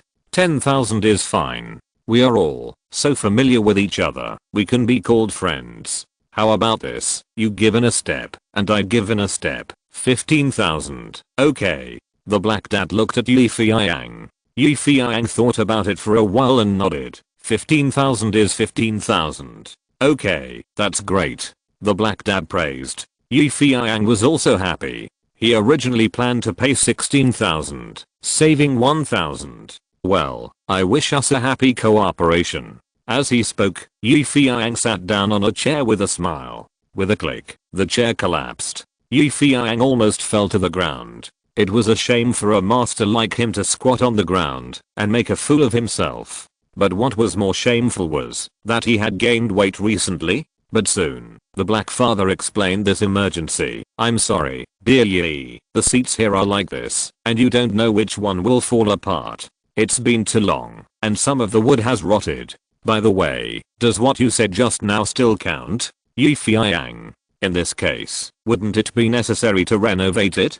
But how much does it cost to renovate it like this? Suddenly Feiyang felt that he seemed to have underestimated this black father. 5 very shitty movie theaters, located in a very shitty remote area, and the internal settings are also shitty. It can be said that these 5 movie theaters are useless. In the words of Bill Rabbit, renting a movie theater like this for 13,000 yuan a month is simply an international joke. Feiyang hated Bill Rabbit's hindsight. What were you doing before? Why did you keep your mouth shut when bargaining? Bill explained that it was to show respect for you and the decision you made. In response, Feiyang kicked someone's butt hard. With someone wailing while covering his butt, Feiyang had to admit that he, who was always good at cheating people, seemed to have been cheated this time. In any case, the movie in his hand had a theater chain that could be shown. As an excellent movie second-hand dealer, Feiyang boldly took out his only remaining 5,000 US dollars and began to do simple decoration and processing on the internal settings of 5 cinemas, at least to prevent the audience from sitting on the ground. Soon, another 10 days passed. According to the previous agreement with Chinatown Camel, he had to repay him 400,000 US dollars in more than 2 months. But now Feiyang was paying out of his own pocket and had not earned a penny. As the saying goes, the emperor is not anxious, but the eunuchs are anxious to death. Feiyang was not in a hurry, planning the release of the Blair Witch Project in his hands. As his best friend and close friend, the fat man Gao Jiabao was anxious around him. Seeing Feiyang so bold, the fat man could no longer be easy-hearted and fat. He had not slept well in the past few days. He would wake up automatically in the middle of the night and be awakened by nightmares. The nightmares were very uniform. They were all sent by Toy to collect debts. As they chased him, he turned this hanger-on into a chief eunuch, thus becoming the last eunuch in history.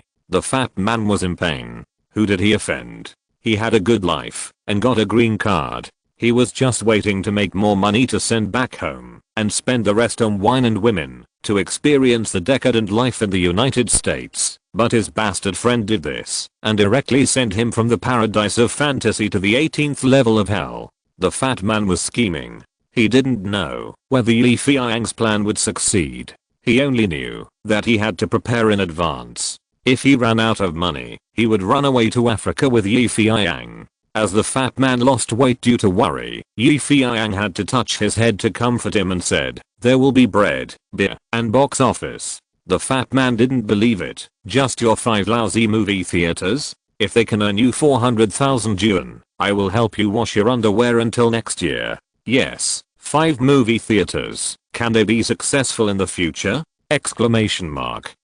Even Feiyang was a little skeptical this time. If you're listening to this novel on a channel other than Fanfic World, it means they downloaded and uploaded it without effort. We cordially invite you to visit our channel. Mundo fanfic novelos. There you'll find the original version of this story, and you can explore many other novels of various genres. We're waiting for you to immerse yourself in a world of incredible novels. Chapter 35. Film release. It's the end of June in a blink of an eye. In order to compete for this rare summer vacation, major Hollywood film companies have started a hand-to-hand fight. In order to attract their own audiences, major cinemas have used all kinds of tricks, such as prize ticket purchase, prize movie viewing, star interaction, close contact between the leading actors and the audience, etc. Almost all the tricks that can attract audiences to enter the theaters have been used. There is no way. There are so many cinemas in Los Angeles, you can see the new movies you want to watch anywhere, anytime. Even an American president once said, "If my campaign posters are posted in front of all the cinemas in Los Angeles, I believe my opponent will have to wait 100 years to beat me." This shows how fierce the competition in the film industry is. Just to control the theaters, they have used all their strength.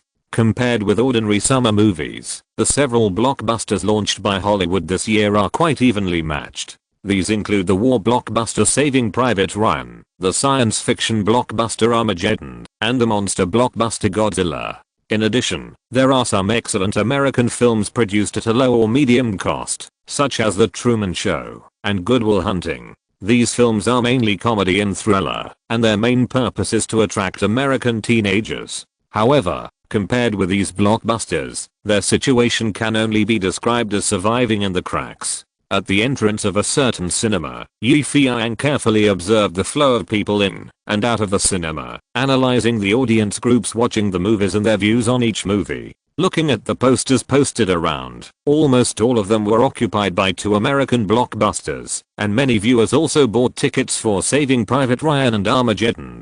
Feiyang vaguely heard them talking about the two stars Tom Hanks and Bruce Willis, comparing them repeatedly, from appearance to personality, to private life, and even gossip published in newspapers, and finally concluded that the box office of that movie would be a big win. Others don't know, but Feiyang knows it very well. The runner-up of the North American box office rankings in 1998 was Saving Private Ryan, directed by the great director Steven Spielberg, and starring Hollywood star Tom Hanks. It ranked second with a box office of nearly $480 million. Its characteristics are that the war violence scenes are rendered shockingly, and the connotation is it worth sacrificing more people to save one person? The champion of the North American box office in 1998 was Armageddon, a disaster film directed by science fiction director Michael Bay, and starring Hollywood screen tough guy Bruce Willis, which ranked first with a global total box office of nearly $560 million. Its characteristics are grand science fiction scenes and powerful rendering of human lives in disaster moments. In addition, it is interesting that Armageddon lost to Saving Private Ryan in terms of North American box office. It seems that the great director Steven Spielberg's appeal in the local area is still super strong. As for the monster movie Godzilla, although it is still a science fiction movie in terms of subject matter, it has surpassed most monster types in terms of connotation. A new science fiction model has been formed. It can be seen that compared with the decline of Hong Kong movies, Hollywood movies are not only flourishing, but also constantly exploring and progressing. As a Chinese, there is no one who doesn't like Hong Kong movies. Unfortunately, the development mechanism of Hong Kong movies is too backward, and it can't form an industrial model like Hollywood in the end. It is serious about following the trend and the star system. In the end, all the money for making a movie is spent on the star's salary. Unlike Hollywood, the film types are diverse and the technology is complete. More importantly, Hollywood implements the director system. The director is the big brother. You stars are just tools. If you want to get a high salary, okay, you just work hard to get into the 20 million club. The director will not be stupid enough to spend all the production costs on you.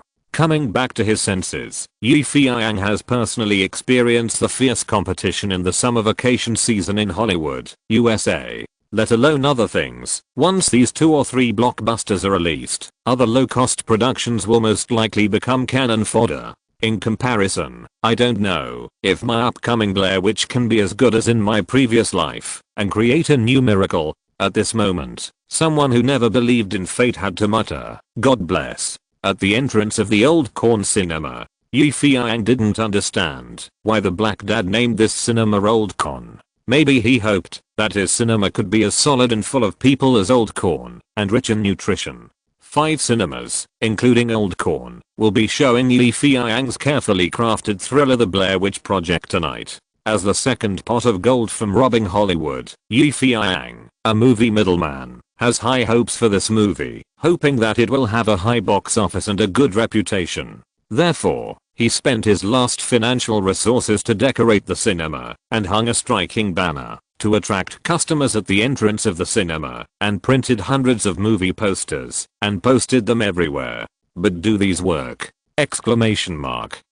1 hour before the movie was about to be shown, Gao Jiabao, a fat man who was Feiyang's best friend, was an important person tonight, the ticket seller.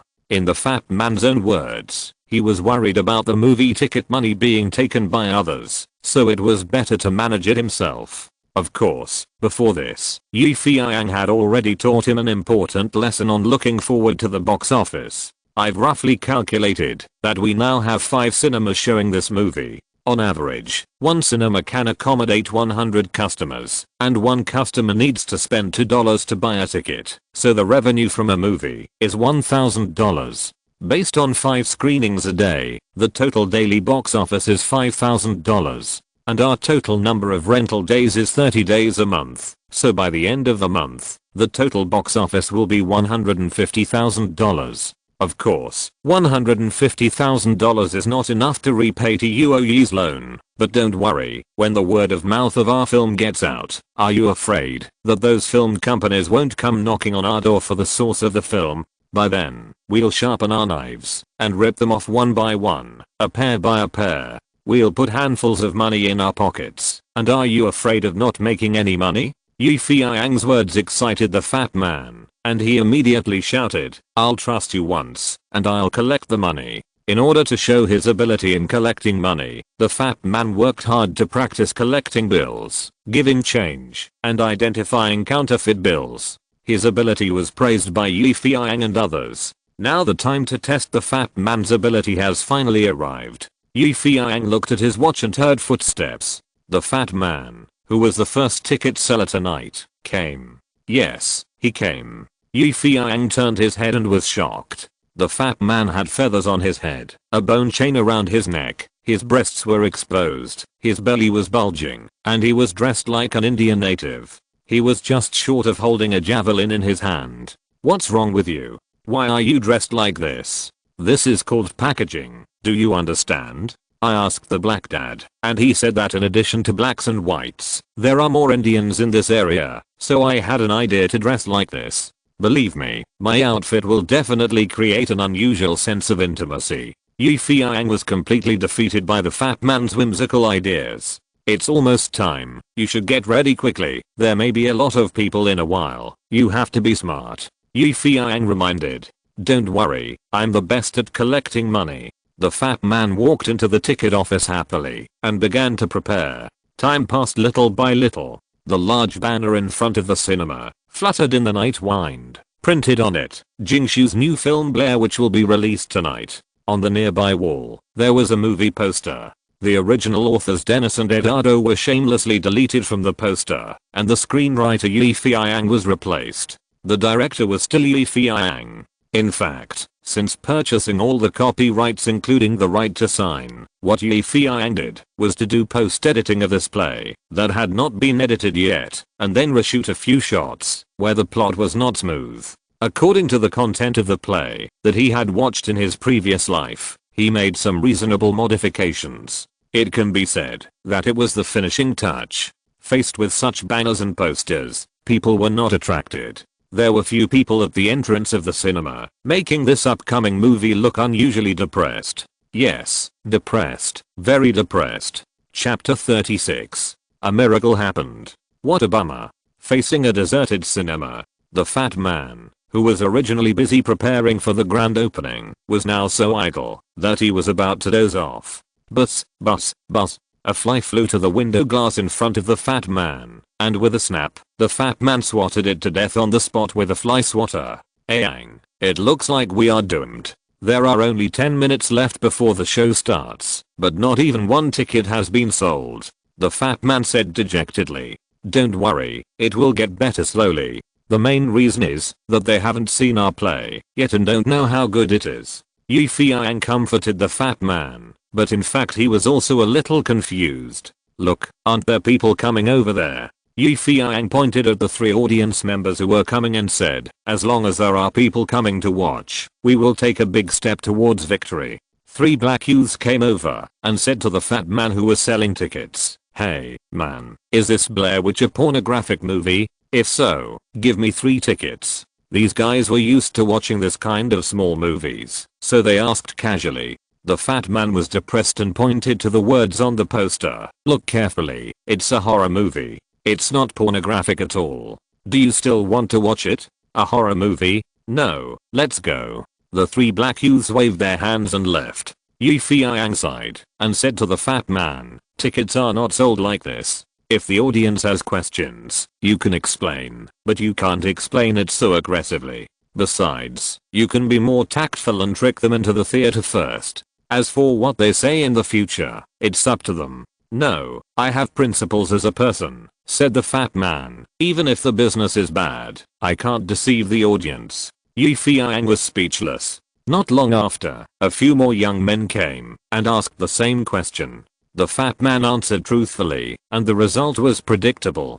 Not a single ticket was sold. Feiyang suddenly felt as if he had lost control. He originally thought that he could make a fortune by spending a huge amount of money to become a second-hand dealer, but now it seems that he was too naive. Whether Blair Witch can write a legend in the past life seems to have become an unknown. There are only 10 minutes left before the movie starts. Feiyang's forehead is sweating a little. Looking at the still deserted entrance of the cinema, he almost cursed.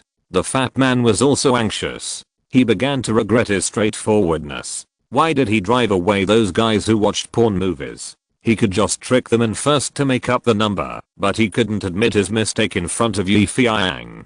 Just when the 2 brothers were anxious, suddenly, they saw Natasha, a Chengren film actress who played the heroine in SpongeBob SquarePants, wearing extremely revealing clothes, and came with 4 or 5 sisters to show their support. Dear Yi, we know your new movie is going to be released tonight, so we came to see if there is anything we can do to help. Natasha asked. It seems nothing. Feiyang spread his hands and looked at the extremely deserted entrance of the theater. Maybe we can do something now. Natasha walked to the fat man, took the ticket from him, and then called her female companion. Sisters, let's go to the door to sell tickets. Then, a miracle happened. Natasha and her group of extremely beautiful sisters stood at the entrance of the theater and immediately attracted everyone nearby.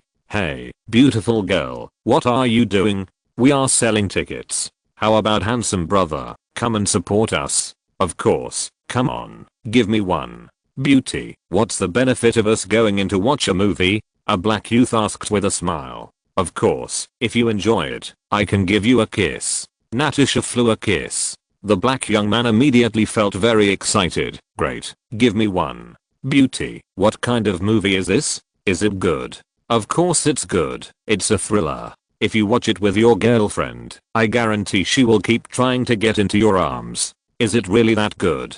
Well, give me 2. It has to be said that beauty promotions are always effective, especially for a beauty like Natasha. Not to mention men, even women can't resist her charm. Therefore, with the help of Natasha and her group of sisters, more than 10 to 20 tickets were sold in just 3 or 4 minutes. Seeing this, the fat man Gao Jiabao pulled the Indian feather on his head and then said in a frustrated tone, it seems that my feather is useless. Feiyang didn't expect the situation to change so wonderfully, and he was quite grateful to Natasha and others. But before he could thank them, he saw the fat man Jack Lake and the rabbit Bill calling a large group of people over. Dear Yi, look, we have brought all our friends here to support the show.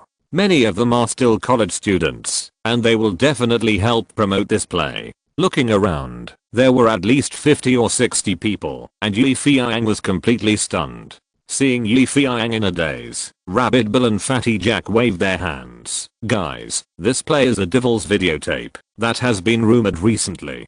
Don't you want to find out the truth? Then let's go to the cinema now. A group of people rushed into the cinema. Fatty Gao Jiabao said, buy a ticket. Don't forget to buy a ticket. Looking at so many college students who came here for the reputation, Feiyang slapped his forehead. Damn, why did he forget this? The reason why this play became popular in the previous life was because of these college students. Fortunately, Fatty Jack and Rabbit Bill were alert enough to use their connections to develop audiences. No one expected that a miracle would happen like this. The cinema, which was originally deserted, became crowded. Those guys who were originally planning to watch, when they saw so many people going to the cinema, became curious and couldn't help but want to buy tickets to see what was going on. So the fat man started to get busy, constantly collecting money, tearing tickets, and collecting money again. Feiyang also started to maintain order and arrange people to enter to avoid accidents.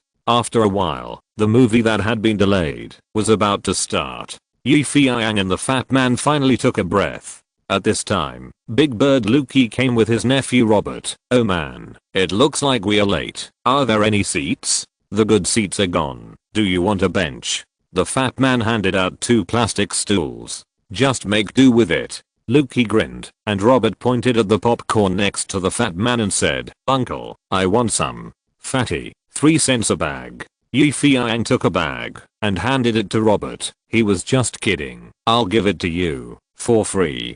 Haha, thank you Yi. You're such a good person. The little brat grinned, then wrinkled his nose at the fat man. You're a bad guy. Bad you, believe it or not. I'll take it away and won't let you eat it. The little brat hurriedly pulled his uncle away. Feiyang, this is not how you run a business. If you discount everything or give it away for free, we will lose a lot of money.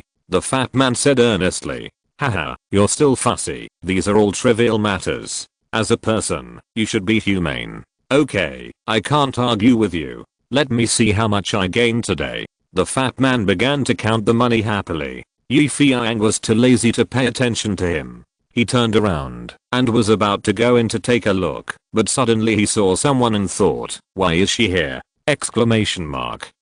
Chapter 37. This girl needs training. Feiyang stretched himself and was about to go in to see what was going on, but he saw Anne Hathaway pushing a wheelchair with her grandmother, Mrs. Lawrence, coming over. It turned out that today was the premiere of the movie, and Feiyang took the opportunity to give Anne 2 tickets, inviting her and her grandmother to come and watch it together when they were free. Originally, I thought that the movie was about to start and they would not come, but unexpectedly, it was a pleasant surprise.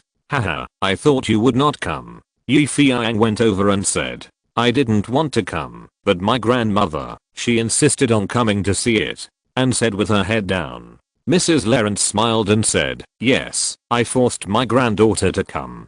Dear Yi's movie was finally released, and I had to come to congratulate you, right? Thank you, you look so good today. Feiyang smiled at Mrs. Lawrence. Really? I think so too.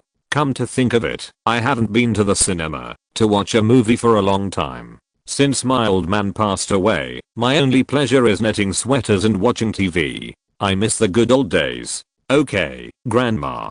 Don't talk so much. The movie has started. Let's go in quickly. Anne Hathaway urged her grandmother. Yes, we should go in. But dear Yi, are there any seats inside? I don't need them. I can use a wheelchair, but my granddaughter can't stand to watch, right? Lawrence asked. Don't worry, how could I let Anne stand to watch the movie? I have already prepared a very special viewing position for you. Feiyang smiled mysteriously. In the projection room above the cinema, simple and narrow, a huge wooden shelf is piled with all kinds of old tapes. How about this place? Feiyang said with a smile. Although it is not very spacious and bright, there is no one to disturb you, and you can watch the movie below from a high place. Of course, you have to be careful with this wooden shelf. It is full of things. Don't touch it. It may collapse easily. Oh, God, it's great. Mrs. Lawrence said happily. To be honest, I have never watched a movie in a projection room in my life. Hathaway was also stunned by Feiyang's sudden move. Can we watch the movie here? Will it affect the movie projection? Hathaway asked after hesitating. How can that be? From now on, I'm the projectionist, and I will accompany you to watch the movie together. Feiyang said, arranging the seats. Ladies, please allow me to serve you. Would you like coffee or tea? Seeing Feiyang's serious gentleman appearance, Mrs. Lawrence and Hathaway couldn't help laughing. The simple cinema was very quiet. The audience were all looking at the big screen in front of them. The logo of the documentary was shown on the screen. After a few seconds, the big screen became dark, and then a subtitle appeared. In October 1994, 3 film school students disappeared while shooting a documentary near a mysterious forest. A year later, people found the film they shot at that time. Then after 3 seconds of darkness, the movie began. But it was this subtitle that caused a little excitement. Oh my god, is it true? It is true. Fortunately, I'm here. I must tell Tom and his gang tomorrow. They say this play is a true story. It looks very mysterious. The more mysterious it is, the more interesting it is. Oh god, I won't be cursed by a witch after watching it, right? In the screening room, Feiyang watched the audience's whispered discussions and smiled. It seemed that this play had begun to ferment. The movie continued to play. From the beginning, the audience was immersed in the movie. Although they felt a little uncomfortable with the rough TV images at first, they were relieved when they thought that it was edited from real DV tapes. The audience in the cinema became more and more immersed in the movie. Even the small discussions in the audience seats at the back disappeared. Only occasionally, some heavy breathing and exclamations could be heard. Anne Hathaway was gradually attracted by this pseudo-documentary and couldn't help asking Feiyang, is the content of this filming true? Feiyang smiled. Do you want to know? If you want to know, just beg me, and I will tell you. Humph, forget it. What's so magical? Hathaway was very dissatisfied with someone's complacency. Seeing Hathaway turned her head away, Feiyang said to her mysteriously in a low voice, why are you angry? Only a ghost would be angry. Oh, really? Then you just wait. The real show is yet to come, and everyone will be scared to death. Feiyang's words made Hathaway want to refute, but Feiyang suddenly blew gently into her ear. An itchy and tingling feeling immediately surged into her heart. Hathaway was so shy that she had forgotten what she wanted to say. Mrs. Lawrence had no idea that someone would openly tease her precious granddaughter in front of her, and she also spoke for Feiyang. Yes, it was shot well, but the camera was shaking, which made people sleepy. Yawn. As the movie got to the end, there were more and more thrilling and frightening parts. Strange noises were heard at night, including the voices of children and the rustling sounds of unknown objects rubbing against the sides of the tent. At night, the screams of the companions were heard echoing in the darkness, but they could not find him. In the morning, the female companion found a pile of sticks and clothes outside the tent, and found blood-soaked clothes, human teeth and human tissue in it. The hearts of all the people who filmed the documentary were almost suffocated. These psychological horror techniques successfully made everyone scare themselves, and the mental strings were getting tighter and tighter, to the point of collapse. Everyone who watched the movie was shocked by this pseudo-recording technique, as if they had transformed into the people who filmed the documentary inside, and were being cursed and chased by a terrible witch. Anne Hathaway, who was hiding in the screening room to watch the movie, had been frightened by the play, and even her body was shaking quietly. Feiyang doubted whether she would dare to continue watching if he was not by her side. But Feiyang had to admire one person, that was Mrs. Lawrence. This old lady is so cool, she could actually fall asleep while watching such a scary movie. Yes, she really fell asleep. And she slept very soundly, snoring like a damn thing. A ghost suddenly appeared on the movie screen. Ah! People in the entire cinema suddenly screamed. Yee. Anne Hathaway looked at the movie playing below and unconsciously grabbed Feiyang's hand. It seems that this girl was also scared.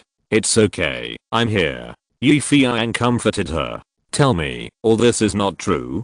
And couldn't help asking again. The faint light in the projection room was reflected on her extremely beautiful face, especially the kind of soul-stirring worry, which made her look even more charming. Feiyang smiled, and then said ambiguously, do you really want to know? If you let me kiss you, I will tell you. Ah, what? Feiyang's provocative words stunned Anne Hathaway, who wanted to become a nun and dedicate her youth to God. Hathaway was frightened by his own words, with her beautiful eyes wide open like a little lamb. Feiyang shrugged. I'm just joking with you. You didn't take it seriously, did you? Hathaway blinked. Of course not, but your joke is not funny at all. Feiyang was very embarrassed. This girl needs to be disciplined. Chapter 38. I'm more wronged than Judas. As they were talking, a more terrifying scene suddenly appeared on the movie screen. Hathaway should be close to Feiyang according to habit, but Feiyang's rudeness just now made Hathaway alert, so she leaned in the opposite direction. As a result, it was tragic. Hathaway directly bumped into the big wooden frame full of old tapes. The originally not very solid big wooden frame directly fell down and pressed down on her with Hathaway's screams. Hathaway was in danger, and she didn't think much and threw herself on Feiyang. So Feiyang was also very tragically pressed to the ground by Hathaway. There was a loud bang. Dust flew. The huge wooden frame pressed on Hathaway, and Hathaway pressed on Feiyang. Feiyang reacted quickly and reached out to help the fallen Hathaway. Feiyang stretched out his hands and then felt a soft, croaking, and full of elasticity. Someone was still savoring the strange feeling from his palm, and Hathaway's cheeks had already flushed. Take your damn hands away. Feiyang was surprised, and then he was surprised to find that his hands were just supporting Hathaway's chest, and his 5 fingers were golden dragons, grabbing that soft mass and kneading it happily. Oh, sorry, I didn't mean it. Someone hurriedly withdrew his claws. Something even more clever happened. Originally, Feiyang relied on his hands to support Hathaway's upper body so that the two of them would not be pressed together. When he withdrew his hands, Hathaway was directly pressed on Feiyang under the pressure of the wooden frame, and her fragrant lips, that had never been touched by anyone, were directly blocked on Feiyang's mouth. Sweet and delicious, smooth and delicious. It makes people sleepwalk. This is not my intention. You asked for it. Someone is drunk. It's so cool. I didn't expect that I would be touched by this little beauty. I have maintained my chastity for 20 years. You finally have the chance to be violated. Hathaway never expected such a consequence to happen suddenly. She moaned, and then she felt someone shamelessly stretched out his tongue. The tongue was like a cunning little snake, searching for the gap between her silver teeth, trying to take the opportunity to get in. Hathaway's whole body became hot, especially what she couldn't tolerate was that the other party took away her precious first kiss. Unable to tolerate it, Hathaway wanted to open her mouth to rebuke the other party for such shameless behavior, but she was afraid that as soon as she opened her mouth, the cunning tongue would take the opportunity to slip into her lips. Just when Hathaway was shy to the extreme, someone gave up the tongue attack and said something that was enough to infuriate people. Please, can you take your lips away? Hathaway was completely confused. What does it mean? Is it that she is violating him? Pure herself was actually mistaken for a slut. But worse things are coming. Hathaway's fragrant and delicate body pressed against Feiyang's. Her soft and boneless body seemed to be full of electricity, which made someone's heart tremble. Especially her charming breasts, under the pressure, were squeezed against Feiyang's chest in an embarrassing posture, which made someone feel comfortable to the bone. That's not all. The fragrance from Hathaway's black hair rushed straight to the nose. Her exquisite facial features were infinitely magnified in front of Feiyang. Her beautiful eyes, clever nose, and the cherry lips that had just been kissed all radiated unexpected temptation. Feiyang was not a gentleman, and he had not set his mind to be a eunuch, so in such a fragrant situation, he was shamefully hard somewhere. Hathaway was still thinking about how to move away from Feiyang. Just as she moved a little bit, she suddenly felt something through her jeans, pressing against her lower abdomen. Under this thrust, Anne Hathaway, who had never had contact with a man of the opposite sex, moaned and went limp, like a mermaid with her bones and muscles pulled out, and she lay on Feiyang again. She could feel the hard thing underneath, even though it was separated by pants, but she could still feel its fiery heat. Feiyang had no idea about this. Seeing Hathaway's cheeks burning, her pretty face attached to him, and her whole body suddenly becoming limp, he thought something had happened to her. He couldn't help asking, "Why don't you get up? Are you injured?" Hathaway was angry and embarrassed. Did you do it on purpose? What? But Feiyang understood immediately, thinking that this was a natural reaction. He was too lazy to argue, and said, I think we should call someone. Mrs. Lawrence. God can testify that Mrs. Lawrence was still sleeping soundly in the wheelchair, and she had no idea what had happened here, with her precious granddaughter pressed to the ground. Don't do that. Hathaway didn't want her grandmother to see her like this. It was really embarrassing. For someone who was determined to be a nun, this was definitely a blasphemy. If you are not allowed to call for help, what should I do? Why don't you use some strength to prop the wooden frame open? I have no strength. Hathaway's whole body had long been limp and powerless. Where would she get the strength from? Then don't move. I'll find a way. After Feiyang finished speaking, he took a deep breath, and then his whole body suddenly arched upward. But the big wooden frame was extremely heavy, and it only trembled slightly every time. How could it be arched open all at once? And the two bodies were sticking closer as they moved. How could this be possible? Oh, God, please forgive my mistake. Hathaway was at a loss, and tried to muster up strength, saying, please, you, don't move. Hathaway shamefully rebuked Feiyang. The two sweaty hands moved laboriously, and finally reached between her and Feiyang's bodies, and used force to prop up Feiyang's chest.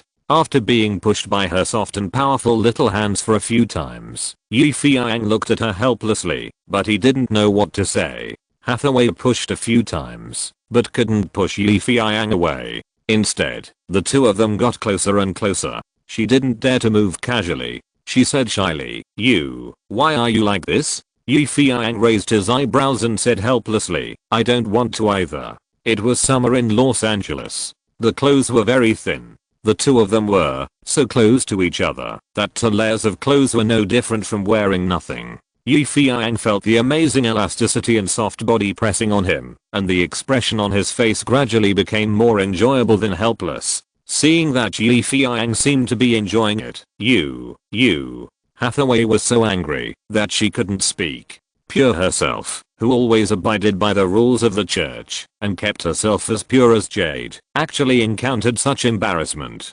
Hathaway's arms that supported her upper body gradually couldn't bear the weight of the wooden frame, and her upper body began to slowly press towards Feiyang again. This time, because Hathaway climbed up, her firm and charming breasts were helplessly pressed against someone's face. The bone-eroding taste made Feiyang's head buzz, and he almost hugged Hathaway to enjoy it, but the only remaining rationality was still there. Feiyang bit his lips, and resisted the temptation brought by the hot body on his body. Seeing that the struggle was fruitless, Hathaway was so anxious that she cried, God, please help me. Don't cry, don't cry. If someone finds out, they will think I bullied you. Feiyang was anxious. It didn't matter that he was anxious. He had already forgotten to enjoy this rare taste. He gathered his strength and got out from under the wooden frame with Hathaway. Feiyang was dumbfounded. What happened? Exclamation mark. Miracle, he exclaimed. You did it on purpose. Hathaway said with red eyes. I really didn't mean it. I didn't know I could hold you and get out. Really, please believe me. Feiyang tried to explain. Hathaway bit her lips tightly, fiddling with her clothes that were wrinkled by someone, but she didn't say anything. The more she kept silent, the more Feiyang felt like a thief. He wanted to wake up Mrs. Lawrence and ask her to prove it for him, but when he thought of the old lady sleeping like a dead pig, let alone helping to explain, he probably didn't even know what happened just now. Helplessly, someone could only sigh to the sky. It's unfair. I'm more wronged than your Judas.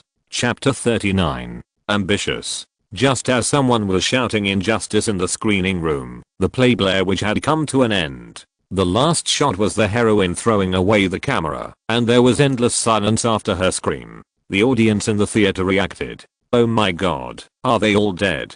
But where is the witch? Wasn't she filmed? Witches really exist, and they were all killed. Damn it, are the local police all fools? It's obvious that the witch killed them, so they just don't care. The audience in the cinema suddenly screamed wildly. They were all discussing what the final outcome of these people was, and where the witch was.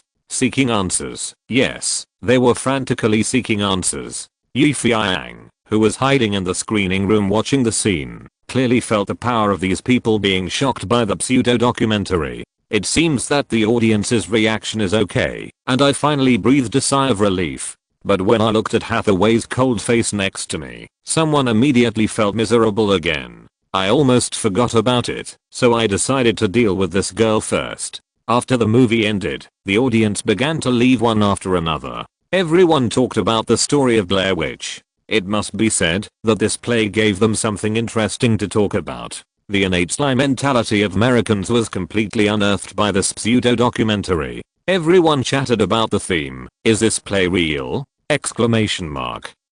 People are very mean animals. The more they fear something, the more they like to explore it. Why do horror movies and thriller movies have a market? And why are horror movies and thriller movies so popular? The reason is that the more people fear, the more they yearn for it. The documentary style film Blair Witch undoubtedly hit the lifeblood of these people, making them unable to resist, being attracted and tempted, becoming the loyal virus of this play, spreading it all over. With the successful premiere of the movie, Fatty Gao Jiabao, Bill Rabbit, Jack Black and others were relieved. Although the total number of people watching movies in the 5 cinemas was pitifully small, it was still open, and the reputation should spread quickly. Next, the box office of this small group of underground cinemas should be revived a little better. As the leader, Feiyang was not in a good mood at all. He watched Hathaway push the wheelchair and take Mrs. Lawrence back. Feiyang offered to give them a ride, but the other party refused his kindness. Looking at the back of Hathaway pushing the wheelchair away, Feiyang shook his head in distress. It seems that this misunderstanding is big. After everything in the cinema, Fatty Gao Jiabao yelled that he wanted to go to the nearby area for a midnight snack. After all, he was tired all night. Feiyang didn't have such a good appetite. If Bill the Rabbit, Jack and others hadn't come to the rescue tonight, he might have failed. So he let Fatty and his gang go, and he drove home. Returning to his old apartment, Feiyang walked to the corridor on the second floor, and his footsteps stopped involuntarily. He came to Hathaway's door, opened his hand, and wanted to knock on the door, but was afraid that the other party had already fallen asleep. After hesitating for a while, he finally knocked gently 3 or 4 times. The room was quiet and there was no response. Feiyang sighed and was about to move his feet to leave, but the sound of the door opening was heard behind him. Feiyang turned around and happened to see Hathaway looking at him with a red face. She seemed to have just taken a shower. Her hair was fluffy, and her whole body exuded the smell of shampoo and soap. This made Feiyang, who always had a sensitive nose, couldn't help but take a few more breaths. Ahem, you haven't slept yet. I was afraid to disturb your rest. Hathaway's eyes suddenly turned red for some reason. You are a bad guy. Ah, what? Without waiting for Feiyang to explain, Hathaway had already closed the door with a bang. Feiyang was stunned. It seemed that his image in Hathaway's heart was ruined.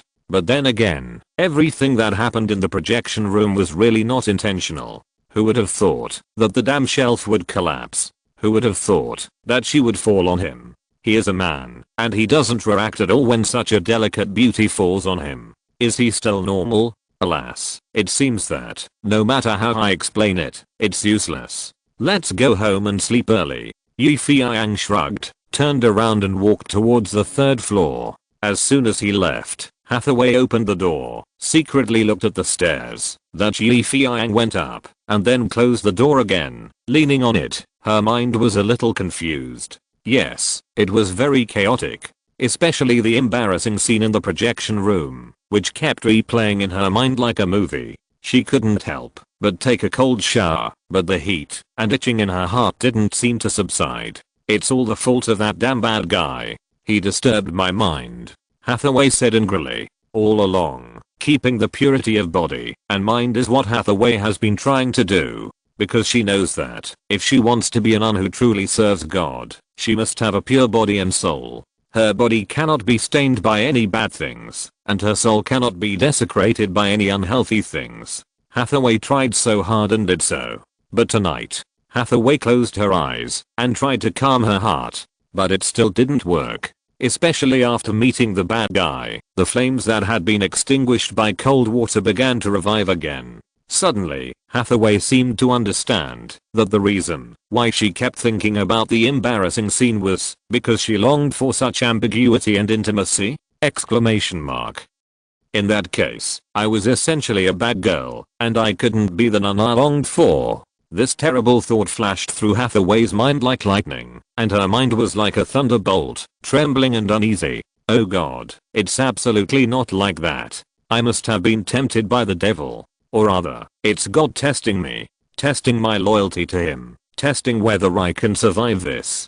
God, please forgive my sins. I'm willing to give you everything I have. Hathaway clasped her hands, closed her eyes, leaned against the door and sincerely confessed and prayed. At the same time, in the room upstairs, Feiyang took off his suit jacket, threw it on the bed casually, and then lay on his back.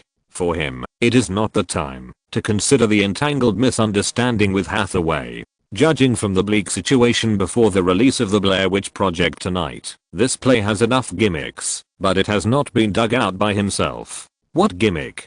That's a pseudo-documentary. Why did the box office of this play in the previous life nuclear fission, earning $150 million in North America and $100 million overseas? It was so shocking. To put it bluntly, it was because the publicity of this play was very good, seizing the gimmick of documentary and trying to create a sense of reality in the film. But what did I do in terms of publicity? Just a few simple banners, a few posters, and some verbal publicity. If it weren't for Bill Rabbit and Fatty Jack calling a group of people to support them, it is estimated that this underground premiere would have lost miserably. Hype, advertising, publicity. These conditions are the key to a play's real popularity. Feiyang on the bed seemed to have found the secret to success, with a faint smirk at the corner of his mouth. Well, since this play is in my hands, if I want to play, I will play it bigger. Yes, now that Blair Witch has been released on a small scale, then it depends on how I can make this war more powerful. No matter what means I use, I must bring it to the real big stage. Someone is ambitious. Chapter 40. Making use of ghosts. Can Blair Witch defy fate and sprint into today's Los Angeles summer vacation season? Exclamation mark. With the effective audience discussion after the premiere, Feiyang became more ambitious. In fact, when he used $200,000 to purchase the copyright of Blair Witch, he had already planned to make this play a unique box office dark horse in history, even surpassing the incredible results he knew in his previous life, creating a new miracle. The reason why Blair Witch suddenly became popular in the previous life was very simple, because it was a pseudo-documentary that captured the awe and curiosity of most Americans about witchcraft and created a Midnight Ring-style atmosphere. Therefore, Feiyang decided to follow suit and carry forward the mysterious name of this pseudo-documentary to let all Americans know how magical this weird film is. In order to deceive and fool those young American people who like to join in the fun and seek excitement, Feiyang took out the first pot of gold of $30,000 that he had worked hard to find and formulated a strict plan. The whole plan is divided into two major steps. First, we must do a good job of civilian propaganda. The day after the successful release of Blair Witch in the small cinema, Feiyang asked Bill the Rabbit, who had been in college for a while, to stay up all night to write a paper titled Some Historical Studies on Blair Witch, and then asked someone to send it to the North American Witchcraft Research Association at the University of California. Yes, there is such a painful research association. Otherwise, the United States is said to be open and free, and there are all kinds of wild associations. The president of the association is a white old man named Anthony who is dedicated to exploring the mysterious sacrificial witchcraft in North America. It is said that this man once went to the Amazon alone to find a headhunting tribe that is good at shrinking human heads. He ate insect feasts and drank hedgehog urine wine with the tribal leader, and then called each other brothers. Then he was honored to appreciate the witchcraft of the headhunters shrinking human heads. It usually takes several days to shrink the heads of the hunted people. During each shrinking process, there must be a ceremony of feasting, drinking, and dancing. After the heads are shrunk, the upper and lower eyelids of the eyes must be sewn up, so that the souls bent on revenge cannot see the outside world, and the mouths must be sewn up, so that the souls cannot escape. Then, in a grand ceremony, the dried heads are wrapped in cloth, and placed in pottery jars, usually buried under the huts of the victorious warriors. This report by Old Man Anthony won him great reputation, and he became a professor-level expert in witchcraft research, and was awarded the title of Honorary President of the Witchcraft Association by the University of California. The persistence in North American witchcraft made Old Man Anthony also famous in the entire American occult field. At least many people came to visit him, and there were also many people like Bill who wrote ghost papers and sought his advice. Of course, our old man is still a bit of a brush. At least he saw at first glance that this so-called bullshit Blair Witch was completely non-existent. I have read all the history about witches, but I have not found this person named Blair. Mr. Bill, are you kidding me? When the old man was angry, he was ready to drive him away. Rabbit Bill smiled and said, "Dear Professor, you only read the first half of my paper, but not the last page. Maybe you will change your mind after reading it. HMPH, don't be so sweet talking. I have seen many people like you. You just write about a witch and want to gain fame." Professor Anthony flipped through the paper and finally saw the last page. There was a check for $3,000. Perhaps my view is a little narrow. In addition to the history of the development of witches recorded in books, we should also allow some folk stories to be added, such as this mysterious Miss Blair. With the enthusiastic help of Professor Anthony, Rabbit Bill's article Some Historical Studies on Witch Blair was finally published in a special issue of the California Witch Association. Then, it was circulated in newspapers and periodicals in major cities and reprinted in other magazines. At the same time, the story of Witch Blair began to circulate in the University of California. Hey, man, have you heard about the story of Blair Witch? I heard that this guy specializes in killing children. Hey, man, do you know Blair Witch? She is a terrible witch with amazing magic power. Anyone cursed by her will die a miserable death. Have you seen the movie about Blair Witch? I heard it is a real death record. It is horrible. I haven't seen it, but I heard that the two college students who filmed the movie have been cursed to death. God, it's terrible. The filmer is dead, but the cursed movie is being released. What an unlucky guy. He ran so far to film a witch, and finally lost his life. The news that Blair Witch and the filmer were cursed and died spread like wildfire on the campus of the University of California. Through this campus, this kind of horrible gossip spread like a virus and soon spread to other schools. As the most unlucky people in history, Dennis and Eduardo undoubtedly became the two filmers who were cursed to death in the horror legend, as they squandered the $200,000 they had earned, drinking red wine, soaking in hot springs, hugging their girlfriends, and smoking marijuana. This news also reached the ears of the two guys. From the beginning, Dennis and the others thought that Feiyang was a complete Chinese idiot. He spent $200,000 to buy the shitty DV film he shot. He must have been crazy or kicked in the head by a donkey. But now, Daniel and the others suddenly felt that maybe they were the ones who were kicked in the head by a donkey.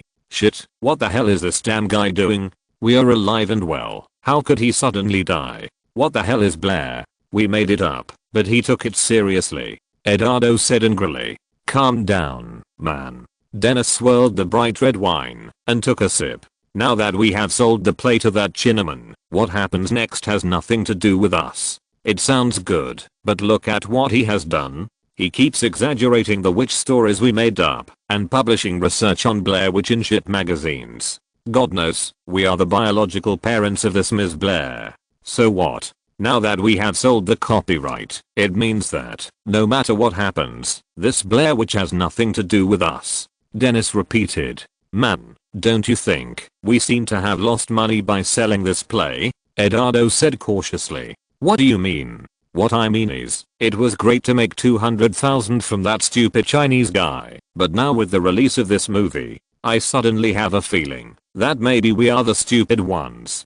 Dennis. In a moment. Shit. Are you blaming me? Now that we have spent the money, what else can we do? Are we going to cry and shout for that damn Chinese guy to give the movie back to us? Dennis lost his temper. I was just talking casually. You don't have to get so angry. Eduardo whispered.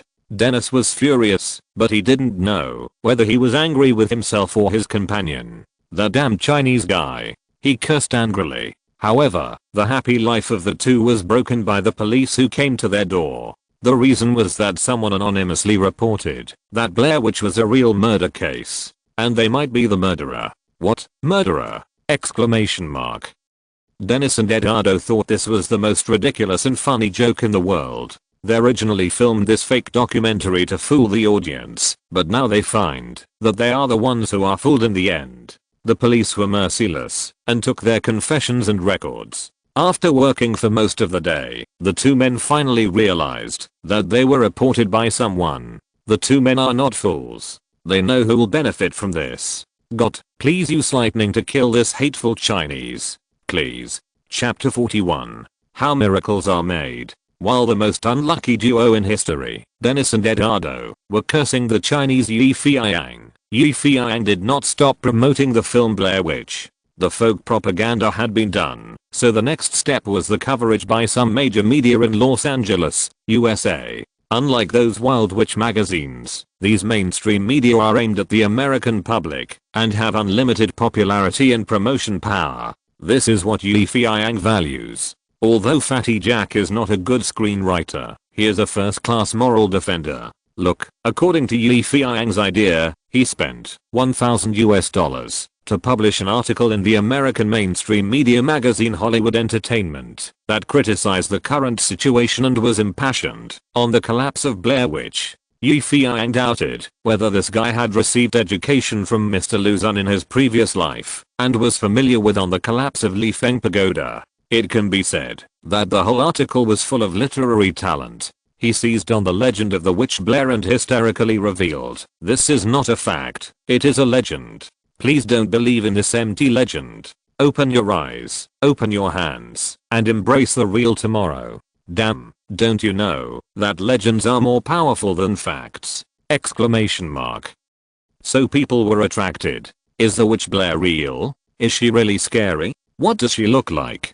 How did she practice witchcraft? For these questions, Feiyang directly gave Fatty Jack an English version of the Legend of the Condor Heroes and told him to study Miss Mary in it. As Feiyang's apprentice, Fatty Jack was absolutely humble and eager to learn, and soon studied this Mary Chao Feng lady thoroughly. As a result, in the mainstream media magazine Hollywood Entertainment in the United States, there was another article, The Past and Present of Blair Witch. It is said that the witch Blair was originally a pure and beautiful little girl. She was loved by her parents, played all day, and was carefree.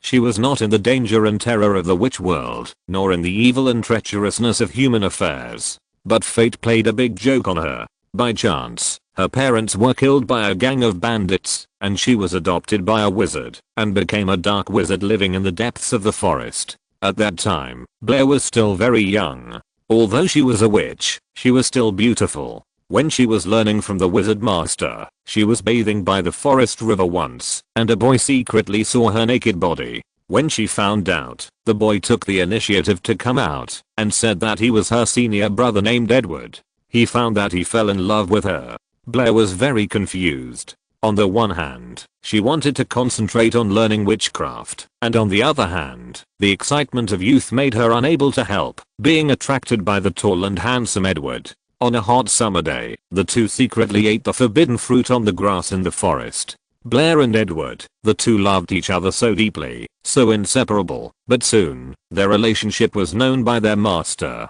It turned out that the wizard fell in love with the female apprentice unknowingly. He did not allow anyone to take her away, so he designed to kill Edward, and confessed to Blair that the person he loved was her and no one in the world could take her away, and force Blair to marry him.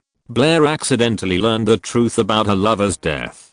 She was deeply shocked. She stole the wizard's witchcraft secrets, and began to run to the depths of the dark forest to practice more profound witchcraft, so that she could avenge her lover after learning it. This evil witchcraft is very vicious, and requires 9 skulls to practice continuously. The witch Blair set up a skull array in the depths of the forest. Anyone who encounters this skull will die, whether they are adults or children.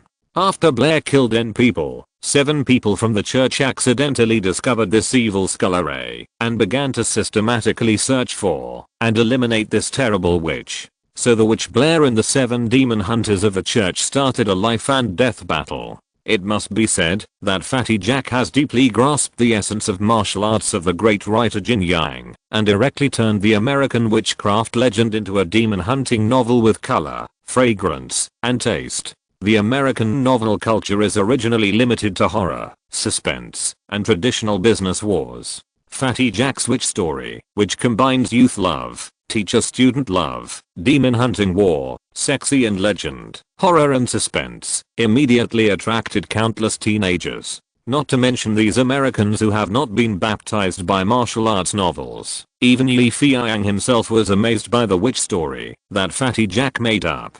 Talent, the American full world, is saved. Fatty Jack fooled the American people in this mainstream media, and some people couldn't stand it anymore. The first to rise up was the great god of the American novel world, Stephen King. As mentioned before, Stephen King, as a leader in the American horror novel world, has always been very knowledgeable about the supernatural, witchcraft, and all kinds of strange legends. His obsession with horror novels makes him unwilling to see someone spoil the traditional American mysterious field. What a bullshit skull array. Witch falls in love with wizard. Demon hunter fights witch. In Stephen King's cognition, these are pure nonsense. How can our excellent horror novels be written as cheap and low IQ fairy tales? Exclamation mark. God, this is simply a trampling on American horror literature. In order to whip this terrible garbage culture, Mr. Stephen King, the great god of horror novels, actually wrote a short article Is It Blair Witch or Blair Bitch for this magazine for free. The newspaper president almost jumped up with joy. He held Stephen King's article as if he was holding a newborn baby and ordered, publish it on the front page in a large space. The content of Stephen King's article was very simple. It denounced Fat Jack for making up a witch story. He first wrote a witch who did not exist as a pure girl like Lady of the Camellias, and then wrote this pure girl as a slut like Carmen. Stephen King's articles are sharp, but what is even more sharp is his popularity. As soon as this short article appeared, it immediately broke the situation where the two movies Saving Private Ryan and Armageddon dominated the world.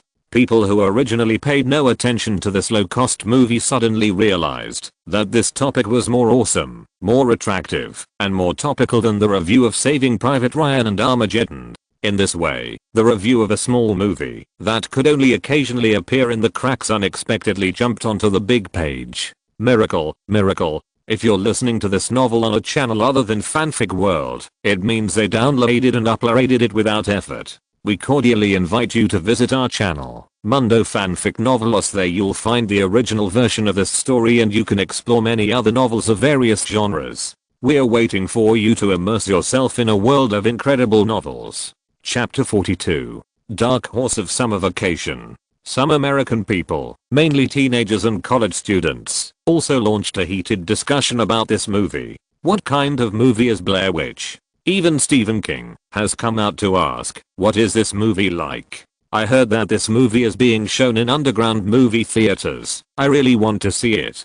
Yeah, let's see what kind of ghost movie this is. At the same time, Stephen King's comments published in newspapers attracted many loyal readers who liked him. Under the guidance of the horror god, these loyal fans strongly refuted and criticized the movie Blair Witch. This is a bad movie. Although I haven't seen it yet, I know it is definitely a bad movie. Stephen King has said that this movie is just selling dog meat under the guise of sheep meat. Our idol must be right. We oppose this bad movie. We must find the guy who boasted about this movie and kill him. Yes, find the author of the Blair Witch Project and throw dirty water on him. Find this scum. Pull out this poisonous weed. He is a cancer. Eradicate him. Fat Jack couldn't stand it anymore in the face of such increasingly powerful verbal criticism and threatening human flesh searches and the danger of being found and pelted with eggs, acid, and sulfuric acid. If possible, Fatty would not hesitate to kick Feiyang, who was squatting behind him and fanning the flames and stirring up trouble, and then tell those people, this guy's my master.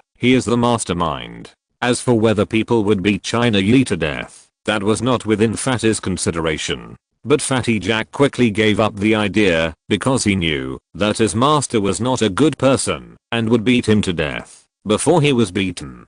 This loss-making deal was not worth it, and he couldn't do it. After careful consideration, Fatty Jack came up with a trick. pretend to be sick, and ask for sick leave. So Fatty Jack took the initiative to find Feiyang and said that his blood pressure was very high recently, his fat was swollen, his legs were weak due to kidney deficiency, and his urine was yellow. He needed to go to a nearby hospital for treatment and could no longer serve the master. Feiyang's instructions for his sick leave were simple: go back to work quickly or I'll kick your balls. Fatty Jack didn't say anything and continued to write with his balls between his legs. Of course, deep in his heart, he couldn't help shouting, "Is this still America? Is there still Ming ZHU?" Exclamation mark. In fact, at this time, Feiyang was already very happy that Stephen King took the initiative to stand up. Anyone who is good at hype knows that any revelations need to be hyped up with both positive and negative sides. If they are hyped up well, they can become very popular. On the contrary, if you just raise the flag and shout for a long time, people will get tired of it, thus reducing the effect of the stir fry. Feiyang was originally worried about this, but Stephen, the King of Terror, suddenly came out, just like someone was sleepy and someone sent him a pillow. And it was not an ordinary pillow, but a famous brand pillow. In one word, cool. As expected, with the stir-fry of public opinion, the popularity of the play Blair Witch has long broken through the underground film market and started to step onto the real stage, facing Los Angeles and North America, ready to set off an unprecedented public opinion storm. Stephen King, the great writer, had no idea that he had inadvertently helped Feiyang, a half-baked writer. He was still righteously criticizing Blair Witch, which caused a huge increase in the sales of Hollywood entertainment news. The newspaper president was so happy that he couldn't stop smiling. As for the story of Blair Witch, it also began to spread more and more widely and faster with the newspaper war. As for Feiyang's movie, it had already been made a mess by these media. How could 5 movie theaters be enough? Feiyang rented more than 30 small cinemas to continue showing this movie. But what people didn't expect was that every show was full and many audiences didn't even have seats. In order to solve this problem, Fatty Gao Jiabao bought a large number of plastic benches. It doesn't matter if you don't have a seat.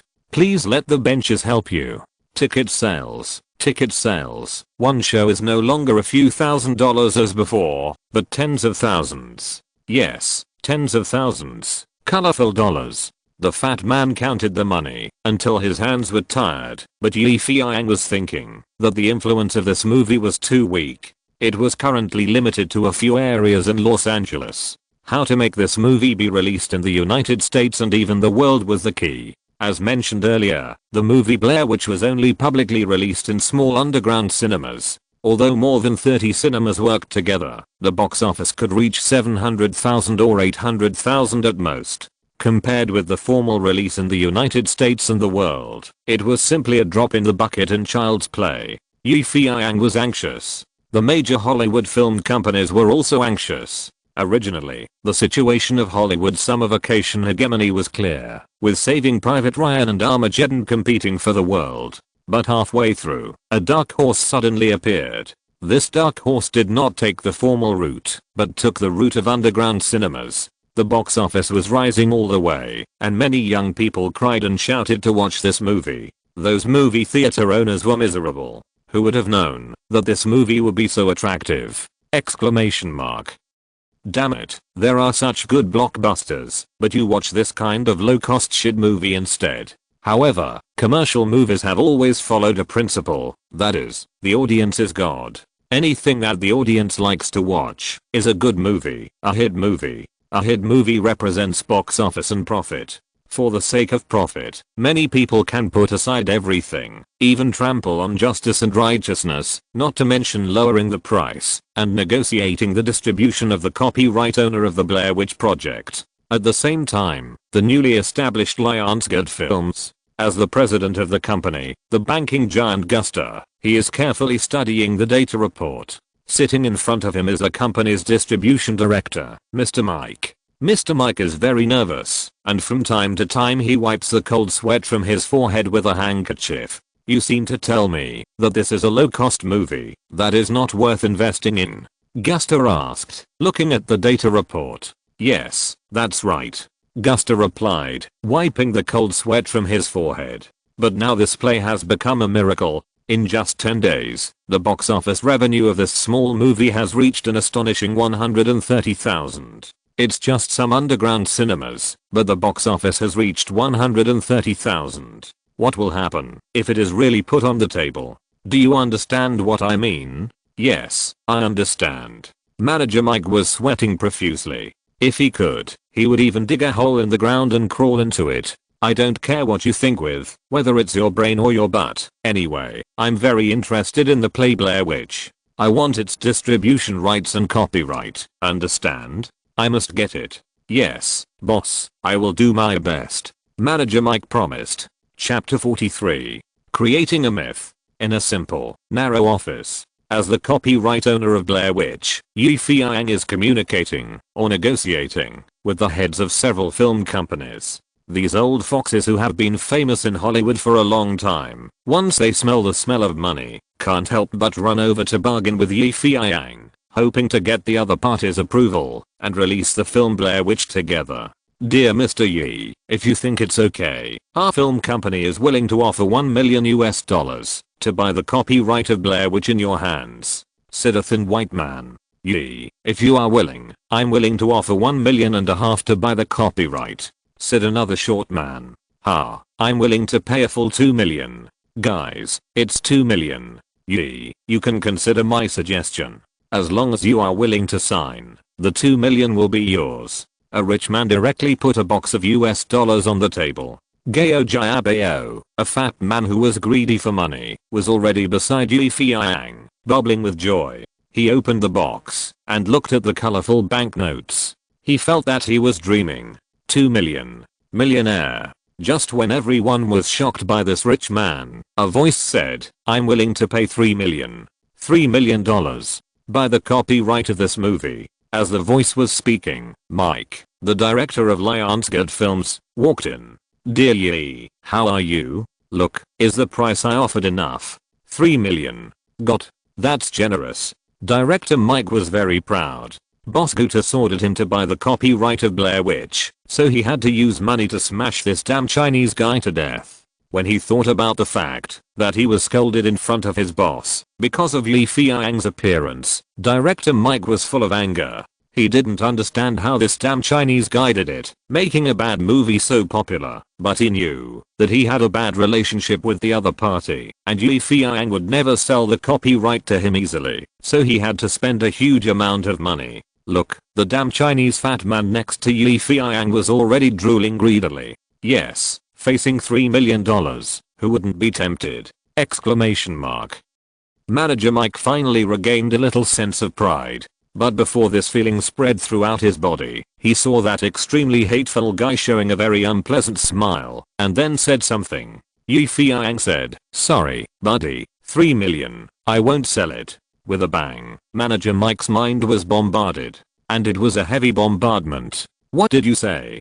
Damn, $3 million, did you hear it clearly? Mike roared like a pig.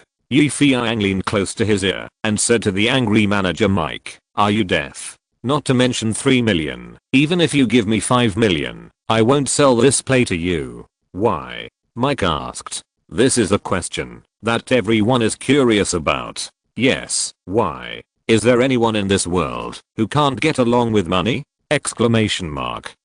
Feiyang's answer was, because I don't like you. Slapped in the face. Slapped in the face directly. It's really too disrespectful. Manager Mike blushed. Everyone else couldn't help laughing, mocking, and ridiculing, making Director Mike want to dig a hole in the ground and crawl into it. Regardless, Director Mike is also a character. After suffering such a huge insult, he can still think about the consequences. If he can't get the copyright, he will be fired by Boss Guster. In order to complete the task, he can only endure it. Ahem, Mr. Yi, I know there may be some misunderstandings between us in the past, but now I just want to know, what exactly do you want to sell the copyright of this play to me? Director Mike asked humbly.